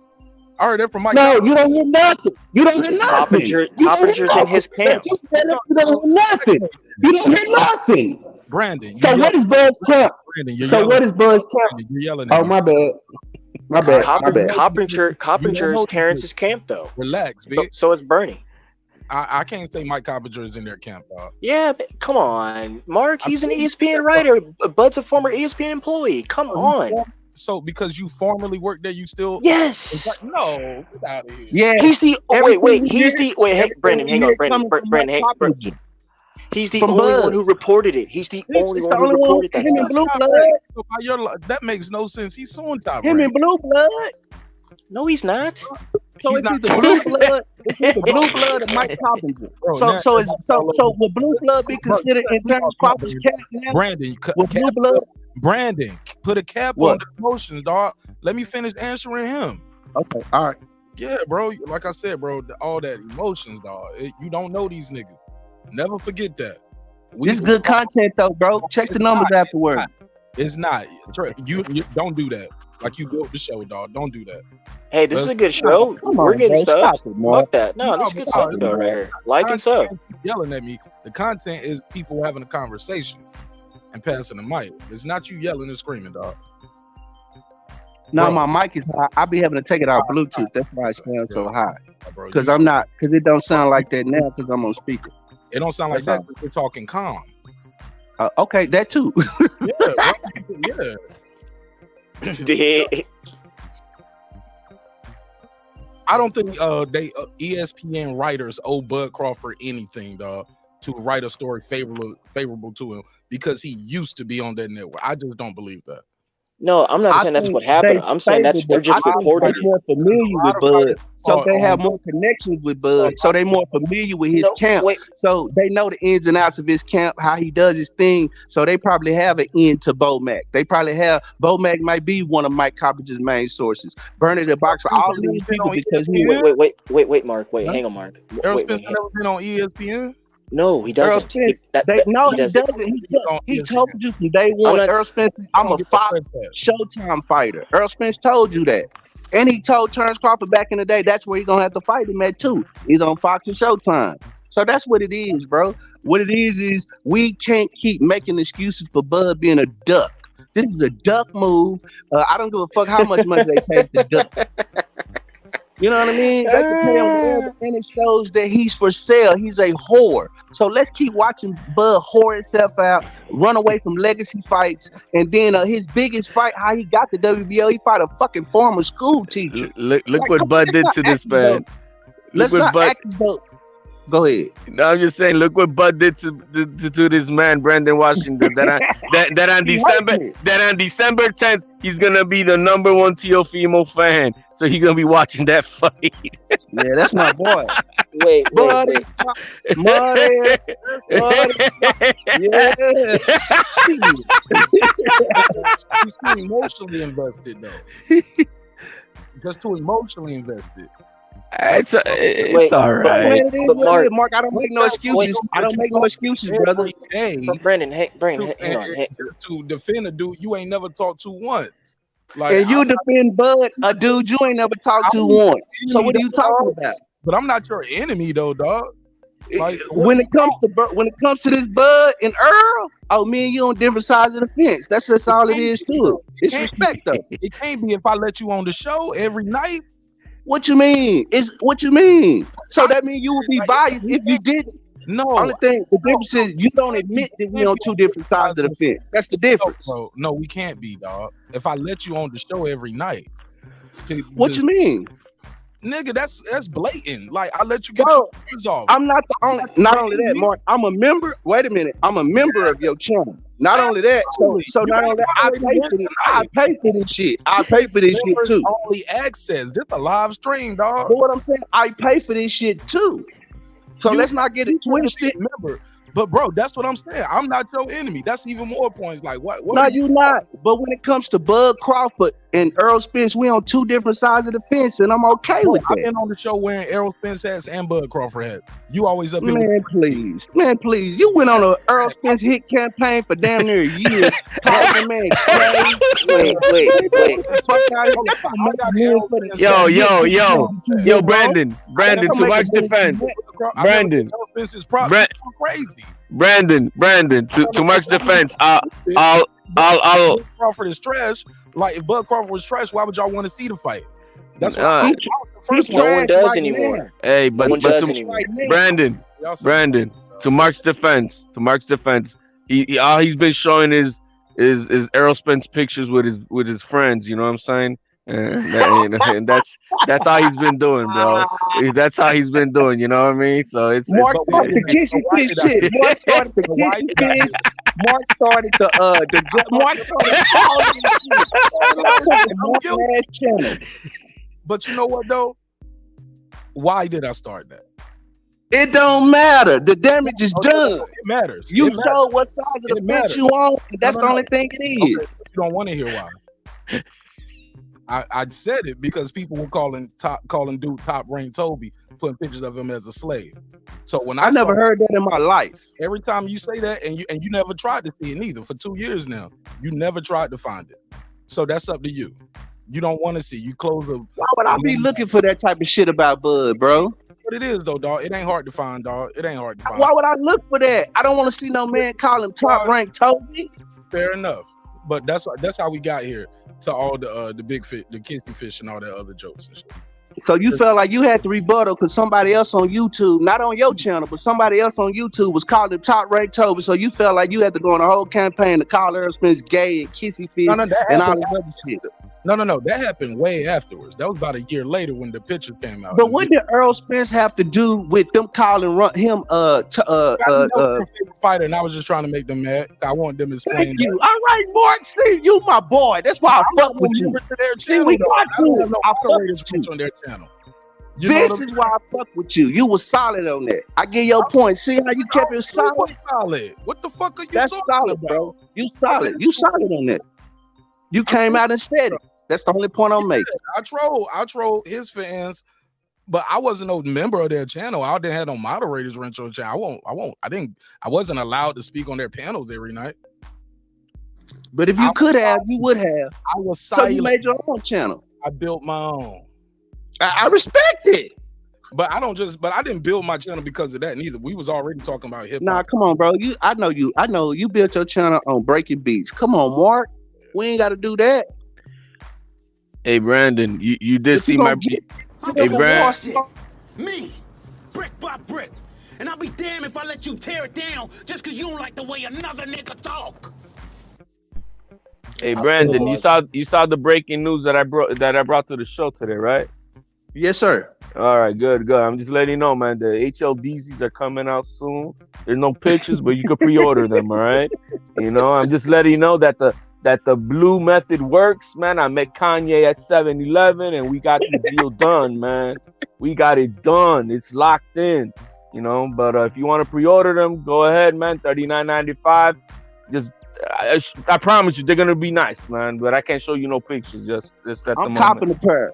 I'm copying the pair.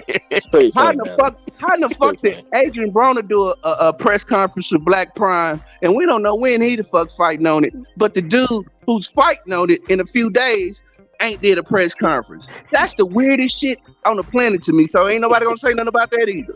So we gonna skip past that. I said that earlier, and that's why that's at that table why he don't have leverage.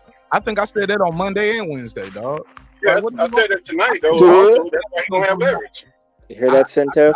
Nobody boy fucking up. Getting the reaction that he wants. He wants people to be more angry. But like Brandon, what I'm trying to go, I can't hear it. Go ahead. I didn't say nothing more. Okay. Yeah, I'm just saying, dog, like Centos feels how he feels. Me, I feel like I still need more information. Like I'm with HLD. Well, no, HLD said the fight is not happening. Centos said it is happening. I'm like, where the promo at? Where's any interview with anybody? Brian? Where's the VADA testing, man? They haven't announced it either. Come on, it's a lot more information that I don't know to make me feel like, yo, is this video coming out? I mean, where's the look? I hit up BoxRec, the WBO. I reached out to Avenetians, Bomag. I reached out to what's his name, Marsh? Is it Steve Marsh? What's the manager name? But I found him on Twitter. Just go to my Twitter feed and you'll see all my tweets. I copy and paste pretty much, send them all the same message. Why was the fight taken off of Box Red? Is something going on? Is the fight still happening? Only person that replied was Rick Glacier. And he was like, I don't know. Bernie replied too. I hit Bernie Boxer up on Instagram. He said, I don't know. As far as I know, the fight's still going. Rick Glacier said the same thing. So and the information I got was that basically who doesn't talk to that fool? I mean, he talks to everybody. He's terrible.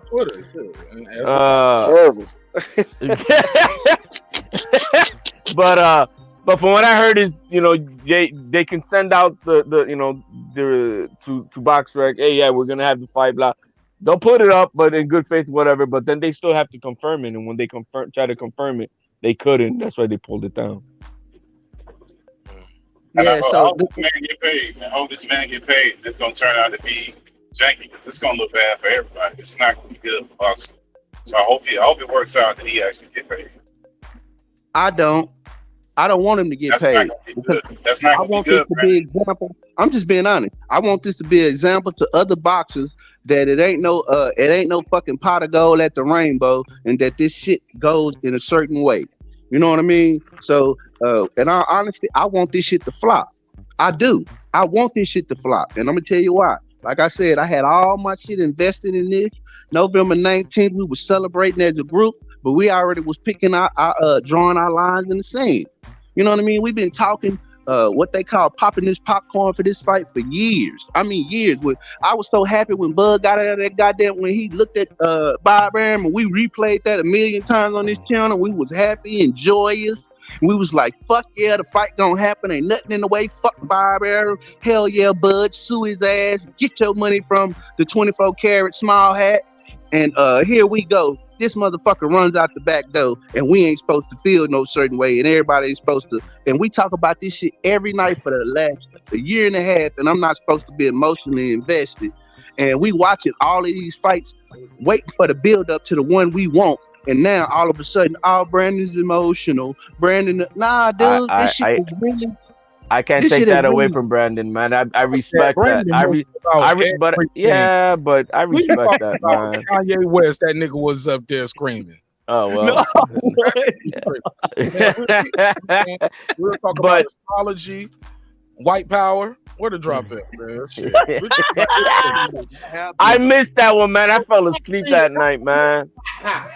Yeah, Brandon screamed about everything, man. But what he's talking about, the preparation. Yeah, we're gonna do it. I get that because I get it. I get the investment in that. No money, man, on this shit. Man, the investment of wanting to get this shit done. What he said, I believe he had his notes ready. I believe he had his boys ready to watch this damn fight, and we're gonna plan something nice. Brandon, wait a minute, H. At the fight. Shit, I'm only, and then what's so crazy? I'm only the member of one channel, so I was hyped. You know what I mean? I don't belong to no channel. You know what I mean? I belong to the channel that I'm at, right? So I was ready. Right. And hey, look, I did realize what's going on too. My title changed when I tried to change my keywords, and it looked like my whole title changed to the to the Reggie episode, which is weird. When I go to YouTube, my title ain't the same, so I'm gonna try to fix that. But yeah, man, it's the other fights we got to talk about then, man. Like in between this whole time, Brandon, we talked about other fights, we talked about other topics. So it is what it is, man. Truly unfortunate, man, to say the least. But this ain't our first time this happened in boxing. If you're a hardcore fan, this shit keep happening to us. That's what KP was talking about. It's like we're gonna turn into our what do you say, our grandparents, our uncles, our old uncles. Yeah. I'm already there. I'm already there. I'm already there. We're celebrating these guys making money. Don't I sound bitter to y'all? Talking about we gonna turn into that. I'm already there and been there for the last shit since this fight been gone. How long I been mad? Go to these YouTube channels you hear me on, and I'm talking this same shit. I'm hurt, and I ain't scared to say it right now. Fuck being hurt. I'm damn near vulnerable right now. I'm damn near vulnerable. I respect that, bro. But I get it, bro. But I respect. Yeah, it, I thought Brandon was 817 tonight. I thought Brandon was 817 tonight, man. They sound alike. They do sound alike. Shout out to A17. Nah, I'm just messing with Brandon. You know, I can dig it, shit. Sometimes I do that, man. We Texans, we get like that sometimes, man. You know, we're a long group of dudes. So, hey, I want to ask Mark something real quick. A17 use bigger Mark. words. Hey, Mark. You got a nice vocabulary. Mark, that's hilarious. Brandon be like, goddamn, and mother, he a fucking dub. Small hats, checkmate. Like he got no Let me kill me with this small hat. Go ahead. Hey, Mark. On a lighter note, since my little friend done got out of the truck. Yes, sir. You use that. You use your honey. This old got my phone and they gonna ask me that live on air in the middle of this time. No, I don't have your phone number. Just talk about being vulnerable. Hey, does Brandon have your phone number? Yeah, he got my number, man. That's why this. Hey, Brandon, hey, Brandon, send his number to me. Hey, but look. Yes, yeah, man, I'm back, bro. It works, dog. I'm back. I'm back, man. I'm strong with it. Yeah, it works, dog. Okay, she come to the truck, man. She come to the truck. I'll tell you. Is she coming in the truck? When you get there? Yeah. Oh, he said, yeah. I forgot well, sometimes I have to, you know. But yeah, that honey worked, man. That honey shit fight. She tapped out. Yeah. I love y'all, brothers. Downstairs to the casino, start walking around. Mark said, man, this dude got my number, gonna ask me this shit. Yeah, I use the honey. Honey kept my ass up all night, too, in more ways than one. I'm walking around the casino. Hey, first time, boy. And excited for nothing. Man, hey, She I already know. Sleep. Like, no, I'm good, nigga. You gotta try me tomorrow. I'm done. Hey, I'm going back on me, man. And me too, too. I talk too much. Shit. Shout out to 817, Mr. Talk Too Much. Yeah, I talk too much now. Hey, how it go in Vegas, Mark? With you know, your peoples. Oh, everybody had a good time. A lot of people. It was a lot of sleep. Good time or just a good time? A lot of sleep, man. Like motherfuckers were just that time zone difference. Like soon as we landed, we kicked it a little bit, but you know we went to the Usher show that night. As soon as I landed that night, so that shit was dope as fuck, man. Damn, man, that motherfucker's a beast. So we did that. He ain't pulling nobody out the crowd, did he? His dances was before the show came on. I got some video that I put that shit out too. What you do? You tell his dancer, you better not come your motherfucking ass over here. My seat was too far away. They won't coming up there. They gonna need a lunch break. Like, me and my people good. They ain't got to worry about your ass going up there. Yeah, by the time he walk up the way I'm at, that motherfucker gonna be too tired to dance. Walking all the way up there. I was in the upper room, nigga, nosebleed like a motherfucker, yo. And I feel a certain way by the dude swooning my girl. Like, and they talking about you, so you would feel a certain way? Hell yeah. The way he did Issa Rae. Nah, I wouldn't like that, man. I don't know if I don't know if I'm. Yo, man, that motherfucker ain't be touching none of your girls, man. Give you that H shit that he's got. You don't want that. It ain't even that. It's just I don't want my girl swooning over no man while he's singing in her face sexually, and I'm supposed to accept that. Like I'm weak or something. You went to the concert. Well, stay at home then. For real, Mark? So you don't mind that? That wouldn't bother you? Only person I was that close to, only two people I was close to like that with my lady at the concert as far as singing was, one was T-Pain, and he ain't about to take my bitch. And the second one was R. Kelly, and he don't want my bitch. She too old. You know what I'm saying? He's too old. He was like 30. Nah. Yuck. Yeah, I just didn't like that. Bro. I just felt for Issa Rae's husband. Like I didn't like that swooning shit. Like you could stand there and accept the song. Who's doing that? Issa Rae. He pulled Issa Rae out the crowd. Yeah, in front of her husband. I think her husband was the one recording the damn video. Issa Rae. Yeah, but that's just part of the show, bro. It's like when you go to a comedy show, you sit in the front. I'm insecure. Everybody crack on you. I'm insecure. But then you go to a comedy show and you sit in the front and Buddy crack on you, you can't get mad at the comedian, man. You don't get mad at the comedian when you go to the show and he tell you down Oh, for yes, I 5 do. minutes, man. Tony That's Rock. part of the Hey, show. Tony Rock. But I they don't just be went doing. and They seen don't be Tony doing Rock. like. Yo, they I'm don't be gonna tell doing you like what these. I just went and seen Tony Rock, right? I was sitting in the front. Matter of fact, I had my hoodie on to let him know, like, dude, you like move on. So he asked me a question. I swear to God, he asked me a question. He looked at me. He said, "Oh yeah, I need to move on, dude. Yeah, move on, motherfucker. I ain't here for your entertainment. You better move on." You here Before for I my catch- entertainment? Yeah, exactly. Before I catch you in the lobby and be like, "Hey, bro, say man, when you see somebody, you know what I mean, this the late show too. Say man, relax. You know what I mean? I'm not the butt of your jokes, homie. I wanted to see Charlie Murphy. He told me up for about 5 minutes, man, down in Miami at the Improv. I catch Charlie Murphy in the back, and man, what? Nah, man, Charlie Murphy funny as fuck live and then cover, but it's part of the show, man. Like, You man, gotta like, have what thick up, skin man? when you up in the front with the comedy. You gotta have thick skin. That's I'm just how it sensitive. is. I'm sensitive. You going through a comedy show, Hey, man. Brandon. I'm sensitive. Hey, Brandon. These Yes, guys sir. hadn't met you, man. You know, me and you have met face to face. These guys hadn't met you. I don't understand who y'all dealing with. I'm just trying to take it. This fucking guy, hell yeah.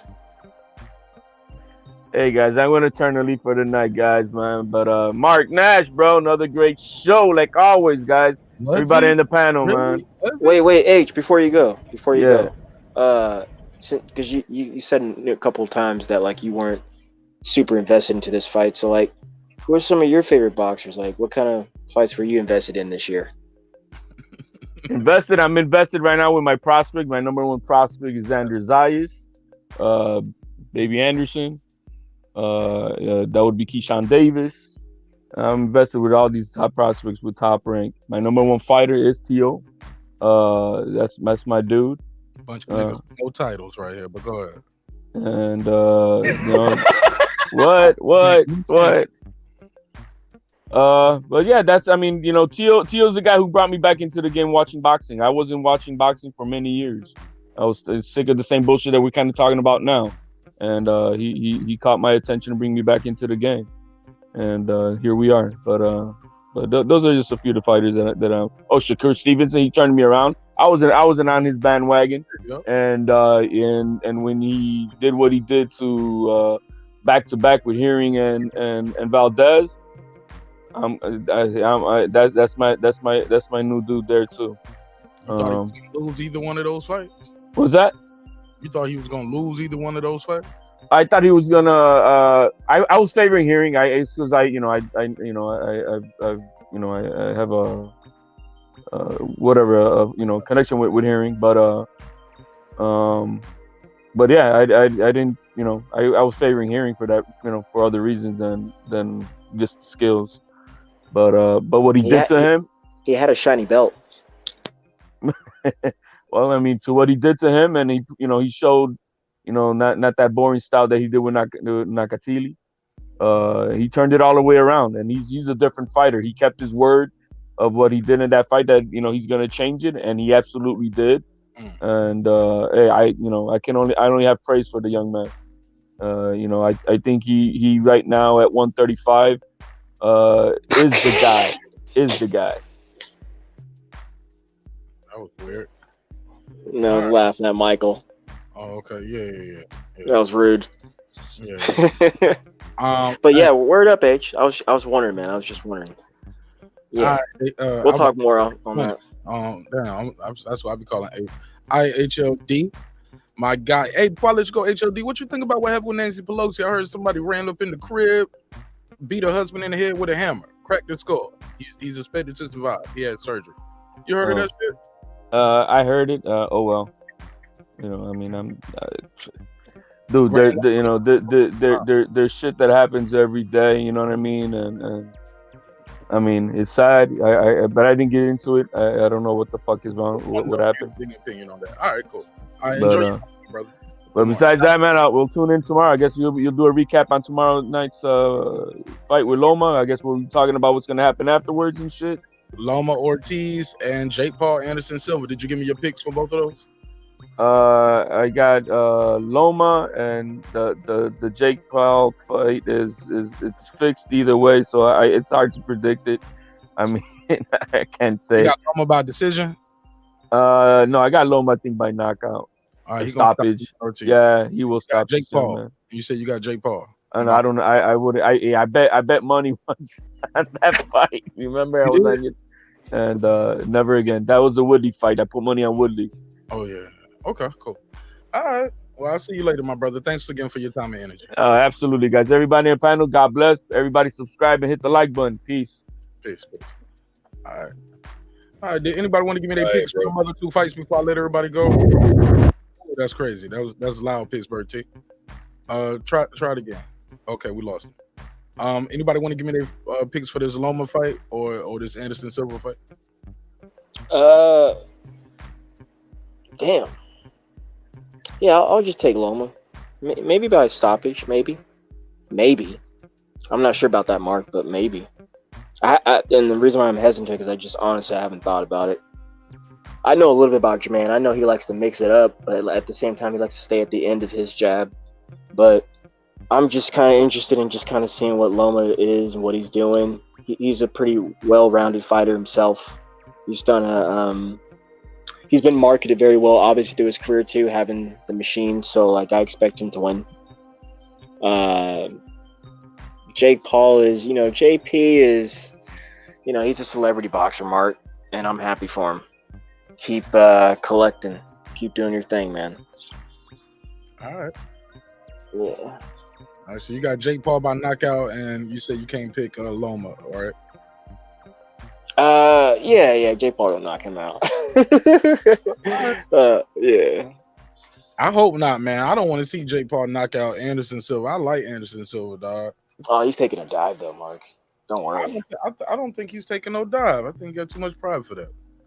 Hey man, $5-6 million for like 5 rounds. Yeah, man, sounds nice. Hey, wasn't something fucked up with his medical? Wasn't something fucked up with Anderson Silva's medical where they had to go back and clear him? They wouldn't clear him at first. I think something was up with his medical. Because it was a rumor that he had got knocked out twice in sparring because somebody misinterpreted what he said. He was speaking in English versus his native tongue, and it was misinterpreted. But to be safe, they did another medical exam on him. No Okay. big. See. So like 2 rounds. Okay. He's gonna get knocked out. Damn. He's gonna get knocked out. He's gonna Maybe get knocked one. out. Jake Paul for knocked out. Maybe one. And like Jake Paul is he's like juiced to the gills. He's like, I'll fuck him up. Like, damn. He just he got that kind of Ben. He got that kind of Ben look. He got that kind of Ben. You could tell that he's juiced. You could just tell because he got that definition. Like, you don't get that kind of definition that late in your life. What the hell y'all doing? No, he's. How old is Jake Paul? Like 26. He ain't old, bro. That ain't too old to get that kind of definition. But he's like getting on juice to like hurt and like be hurt. He's no professional boxer. The fuck? Paul 25. He's 25. All right, cool. And look, man, like he knocked the motherfucker out like boxer. So, Steph, man, I'm telling you, no. Call that Judah. No. When he got his own belt, he got it behind. He got it behind the series, all access. A goddamn real press conference, a bullshit ass belt that he made up in a major network behind you. That show you what the world is coming to. I know it's funny, right? I know that's funny, but it's true. He got more than got right now in boxing. He got more than Bud. They got damn more than 90% of the boxers. He got more than that. He got an exclusive Showtime contract, and not only that, he's getting people with names like MMA, celebrity to come fight him, to come take this ass whooping. And not only that, he's getting legends from the goddamn UFC. He got them tattooing their middle finger and put this on your ass cheek. I love Jake Paul. I might give you the fight. Do this, do that. And I'm like, wow, but that shows you how much money is in boxing. It just shows you that. That's what this shows me, that boxing is fucking lucrative, and we need to get off the gas by saying boxing is dying and people don't want to pay. Yes, they do. They watch this dude. I don't know why. I don't get the probably because I'm a hardcore, so I don't get the novelty of it, and I don't feel like that I can beat Jake Paul just because, you know what I mean? So a lot of, I think casuals like, he's just a regular YouTuber. I can be like him. I don't want to be like him, and I don't feel that way. So right? One on Disney. That's different. That's I don't maybe. know. Really? But hang on, but hang on though. Like what I was gonna say right then and there was like also too like I don't get it fucked up, man. Like he can fight, man. He can fight, but like he's I don't expect to put him in there with the dangerous boxer. I don't expect to do that because he's a celebrity boxer. So like in fact, I've never seen him fight, man. I think I've maybe seen him fight one round, and it was like highlights. I've never seen him fight. Yeah, me neither. I ain't never seen him fight either. I ain't gonna lie. But But at the same time, Brandon, I'm lying because like I've seen footage of him, and obviously at this point, like I said, like he could probably fight, man. Like if he's training all the time with real boxers, and like he's putting his money towards that, so he's dedicating, that's that bandwidth. So I'm sure he could box. He could definitely beat my ass, probably. But the juice is there, and Steph, you don't gotta worry about that. Texas, man, we'll pop him. You didn't see him running from Yellow Beezy. Saw Yellow Beezy, he took out running Yellow Beezy. I don't be paying attention to too much shit, man. I'd be like, oh, what? All right. We'll pop Jake Paul. Yeah, he was on Disney. He was on a show called Bizarvart, and his character name was Dirk Man, as you can see on the screen. So yeah, that's hilarious. Yeah, man. Dirk Man. Oh yeah, now he's on steroids. I can't say that with and I don't want to get like I ain't put that on my channel. Bro, he is. Stop. Okay, you know what, Mark? No, Mark, look him up. Mark, look him up right now.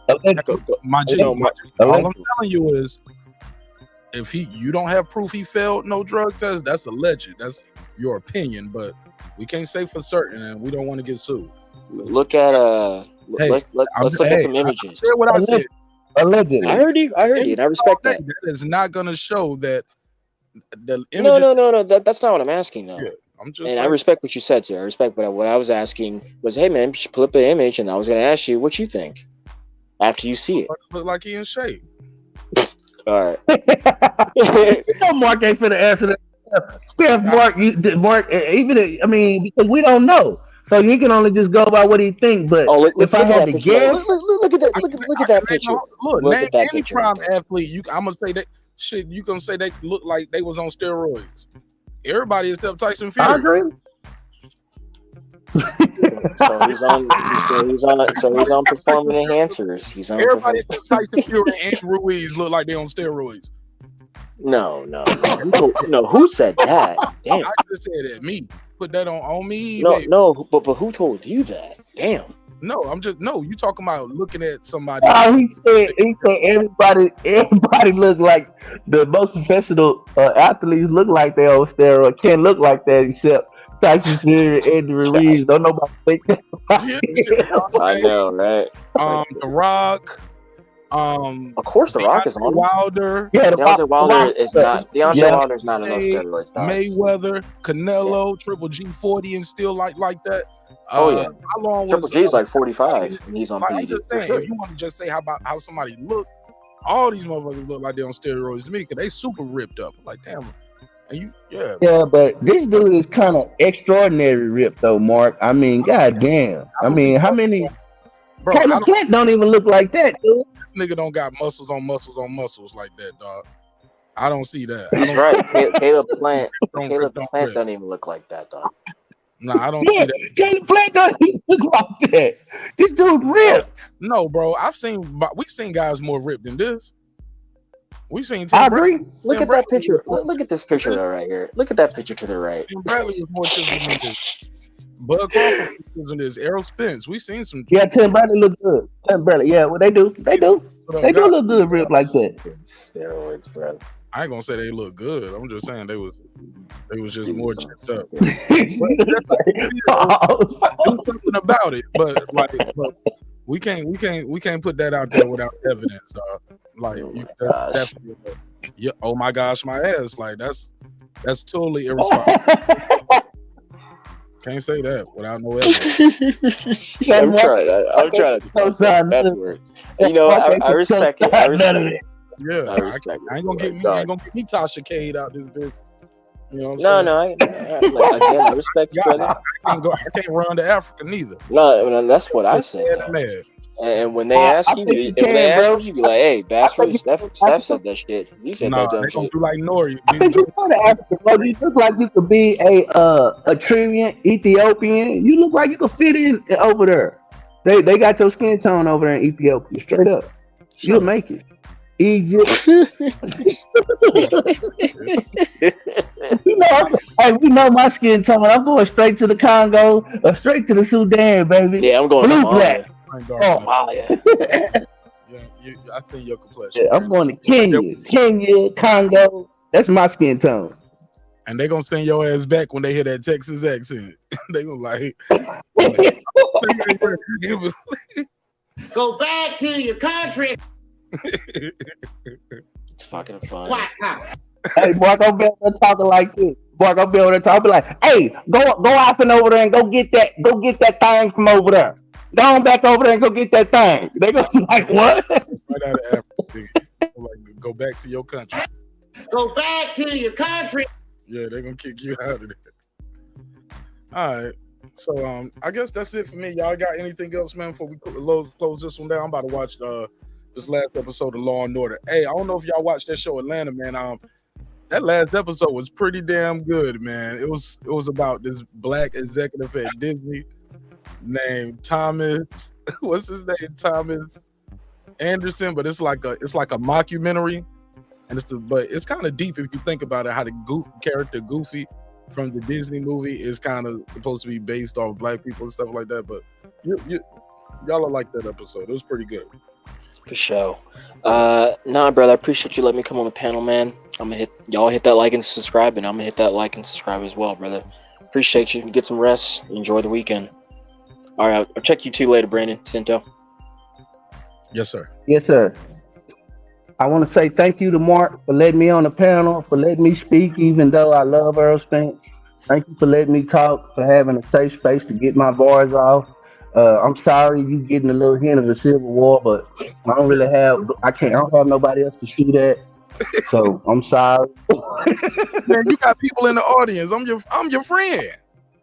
I'm gonna tell you my story. I'm your friend. Why would you do your friend like that?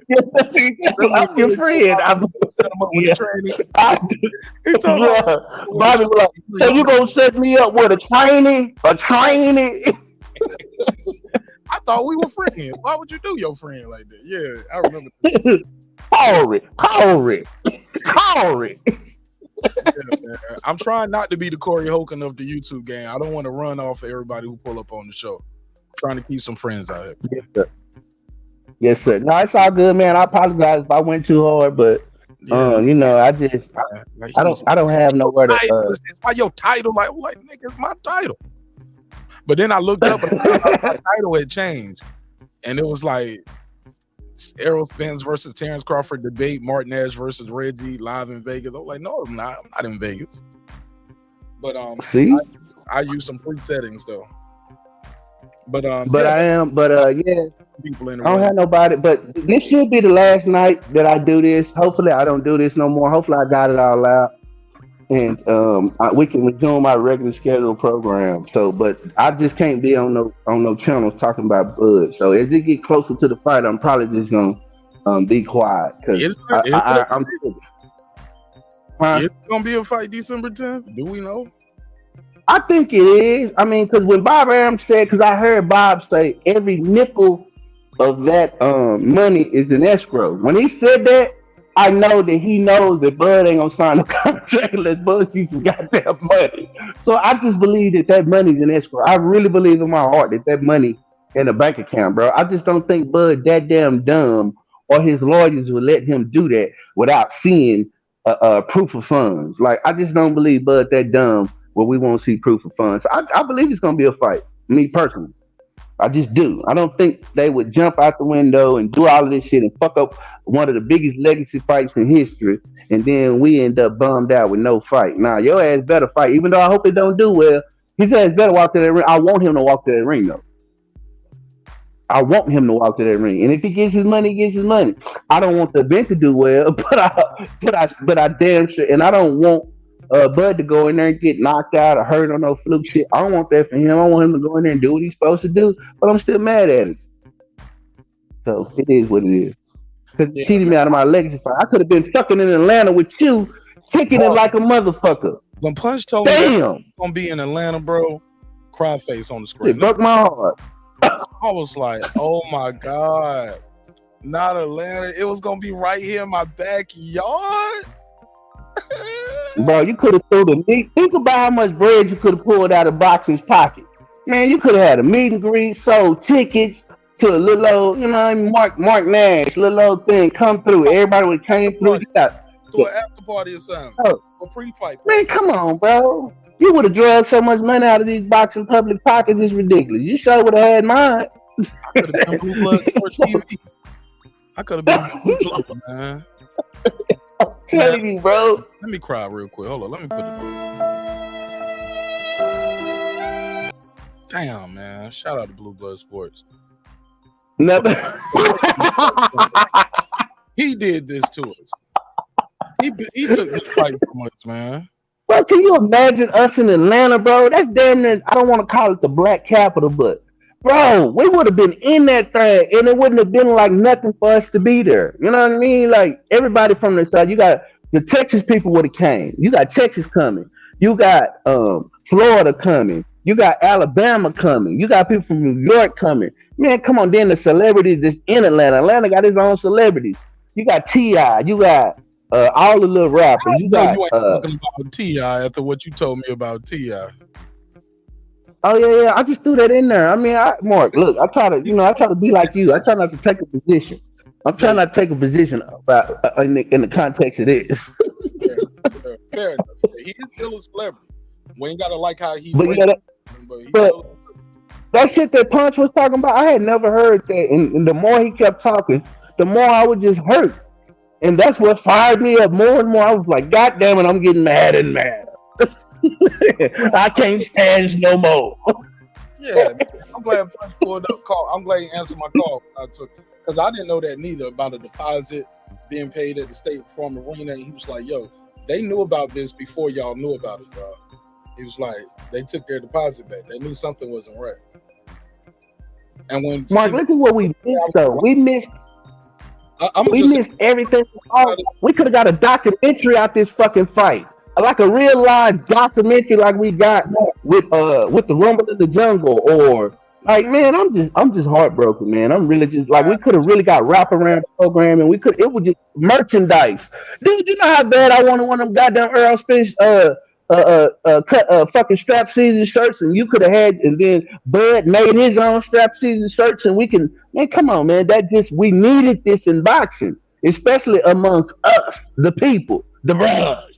We needed this. It's been a minute since we had something like this, and they damn near share the same fan base. So at the end of the day, could we have really lost? I'd have been like, shit, he lost to Bud though. Bud wouldn't have been no slaps to lose to if that's the case. Yeah. But I wanted to see the best, and that's what Earl said. Earl, in his heart, he wanted to test himself against the best. You heard it. He said, man, we can see who the best. In the conversation, I want to see who the best in the division. We want to see who the best. He was interested to know that his damn self. I want to see if this motherfucker beat me myself. You know what I mean? Like, that's what he was on. I was really was, yeah. Yeah, man. That shit break my heart, man. Shit break my heart. But I don't think the answer is to say, now you can't never fight him. No more revisiting, and no, you can't fight him again, or like they still can't fight next year. Like, I think we upset right now, and the dust ain't cleared. Once some dust start to settle, we'll be all right. You know what I mean? I think if we figure out once Bud gonna make his fight, and then we figure out what it is Earl gonna do in the meantime, it'll kind of give us a little clarity. But right now, we ain't got no clarity. This shit is all shrouded in mystery. We got a goddamn app that I don't even own that done came in and swooped in on my legacy fight, man. So when the dust settles, I think everything will become more clear for us. But right now, like I admit, I'm emotional. I feel a certain way, and it just might be a week or a few days before I get over this. Oh, not gonna be over. Hey, Mark, you gotta look up that. Did you look up that Nancy Pelosi thing, man? The husband. I saw I saw it on the news earlier, but then I took a nap and woke up to the show. Talk to me, you guys. I know he's 82. Into the home. From what I heard, he attacked the husband with a hammer, cracking open his skull. The husband expected to survive. He had surgery to close his skull up. You heard anything other than that? Oh yeah, they got way more information, man. Listen, you could do a whole show on this, man. I'm glad you got Brandon on here. Matter of fact, if you got a chance, pull it up because, okay, the dude broke in the house with a hammer, but the husband called 911. But when he called 911, he didn't say that the man was in the house. He insinuated the man was in the house. The 911 operator had to realize that what he was trying to say. Then, before he attacked him, he said, "Where's Nancy at?" That's what's being reported. Is that he's saying, "Where's Nancy?" from multiple sources. Right. From Reuters. I remember that. From Reuters and the Guardian, all of these sources are saying that, and they're also saying when the police came, they seen him bopping him upside the damn head with a hammer, and they told him to put the hammer down. They ain't shoot his ass. They tackled him. They seen him whopping upside the head, standing over him, whopping upside his damn head. Yo, that shit. Say it again? They should have shot his ass. You know why he didn't shoot him, Mark. Come on now. He must be white. Oh yeah, he got the. yeah, you already know. You already know what it is, man. Should have shot his ass. What if? I would be mad if I was Nancy. Why you didn't shoot him? Y'all stood there and let him whop him over the head with the hammer. That man ain't gonna never be the same, dog. He 82 years old.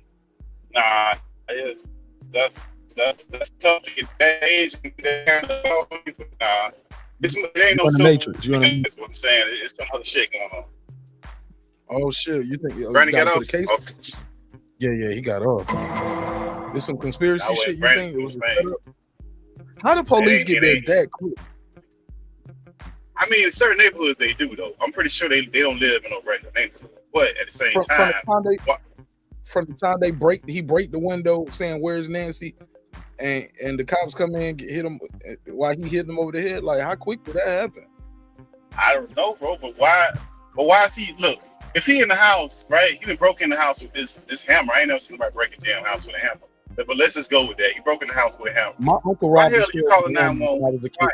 He robbed the store with a hammer. Say it again.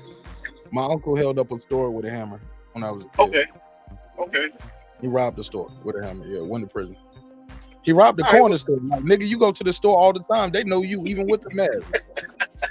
They was like, Tony, I know it's you. Shut up, bitch. It ain't me. The white man can't jump. That was a white man can't jump, wasn't it? Yeah, it ain't me. Yeah, he did White man like can't that. jump. Why when he called the police, when he called the 911, why he just it don't make no sense why he wouldn't say, hey, somebody in my house, he talking in code and shit. They said he talking in code. So I mean, it's a little weird. It's strange. And then, like I said before, the dude attacked him. It's been reported to multiple sources that he's saying, "Where's Nancy?" That's what we coming for. That's what they were saying when they was in the Capitol. Where's Nancy? Nancy. Yeah, they was looking. But this isn't the first attack on her home, from what I heard. She had a different type of break-in before. She's been at that home since 1987, from what I heard. Very long time. People got money. You ever seen like their disclosure when they do their financial report, when they got disclosed their stock, and how much stock they're buying and how much money they're flying around? Like, that shit crazy, man. They got plenty of money. They have security and shit. Right. Over $100 million, man. I think hundreds of millions of dollars between her and her husband. Yeah, it's something crazy. Put a bet on those stocks, man. They get to have a damn meeting about what's going on in the country, then walk out of there and bet on the stocks. And her stock always outperform the norm of what the average is. People don't think that's weird. It's not weird. She get out of it right before it too. I mean, if you follow your favorite politician that's a big name one, they disclose it a little late. If you buy it and some kind of way get out of it, because they get out of stuff too. Like, she bought NVIDIA at the beginning of the year and made a bunch of money in that shit. Yeah, then got out of it. Yeah, man, but think we lost Pittsburgh T, but it's all good. It's all good. I enjoyed this episode with y'all. I'm a little tired now, so I hope you guys enjoyed the show. If not, shit, get mad at the members. They made this shit happen, man. Let me do a quick neighbors only roll call. We're gonna wrap this one up. But I appreciate everybody's time and energy, man. This shit was entertaining. Glad everybody got the whatever they needed to get off their chest. At some point, we are gonna have to move forward and talk about these other fights, though. You know what I'm saying? But maybe we'll revisit this again, though. I'm sure before December 10th, we're still gonna be talking about it all the way up until the fight, whether you watch the fight or not. You know, me personally, if the fight is happening, I'm gonna be watching it. I ain't even gonna hold you. I'm definitely gonna watch it, and we'll see what happens there. But as of right now, I don't even see tickets available to buy. It's a private event, so that's weird. We'll talk about it though. All right, let's run this members on the roll call. Tony Boswell, let's put it on the record. Oh, wrong button. That was Troy Graham talking about he be trolling. Where we at? All right, Tony Boswell. What up? Deuce Times. What up? Boxing Lounge. What up? Toya the Tutor. What up? It's Max. What up? Mike from Boston. What up? Ace Retro. What up? Rider of the Storm. What up? Here to There. What up? DJ. What up?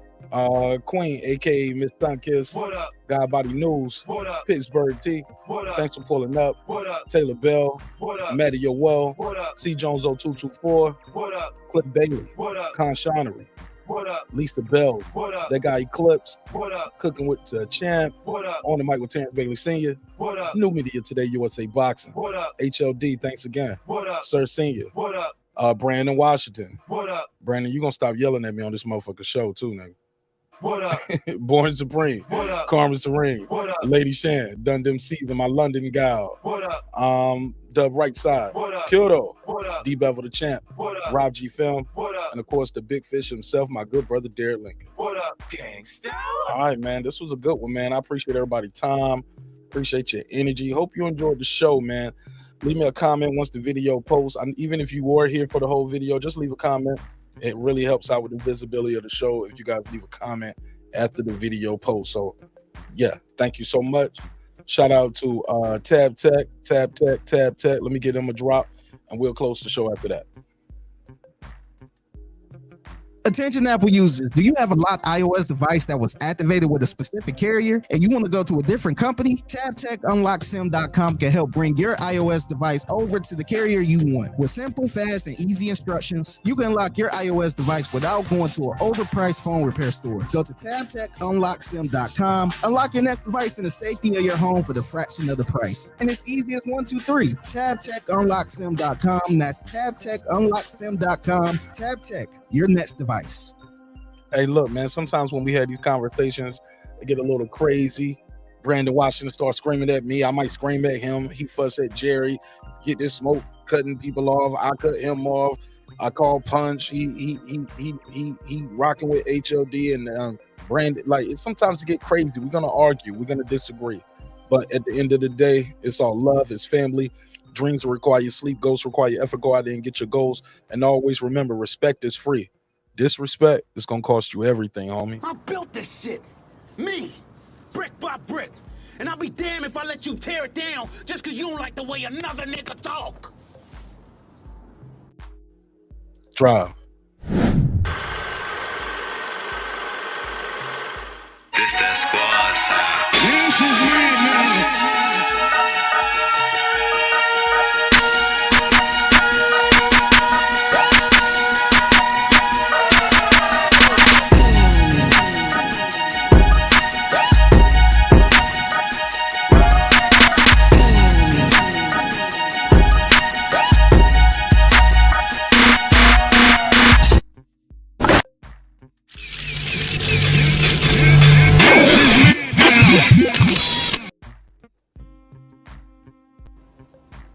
Subscribe. I don't care how many subscribers he has. Support him. So he made all this possible. He made this possible.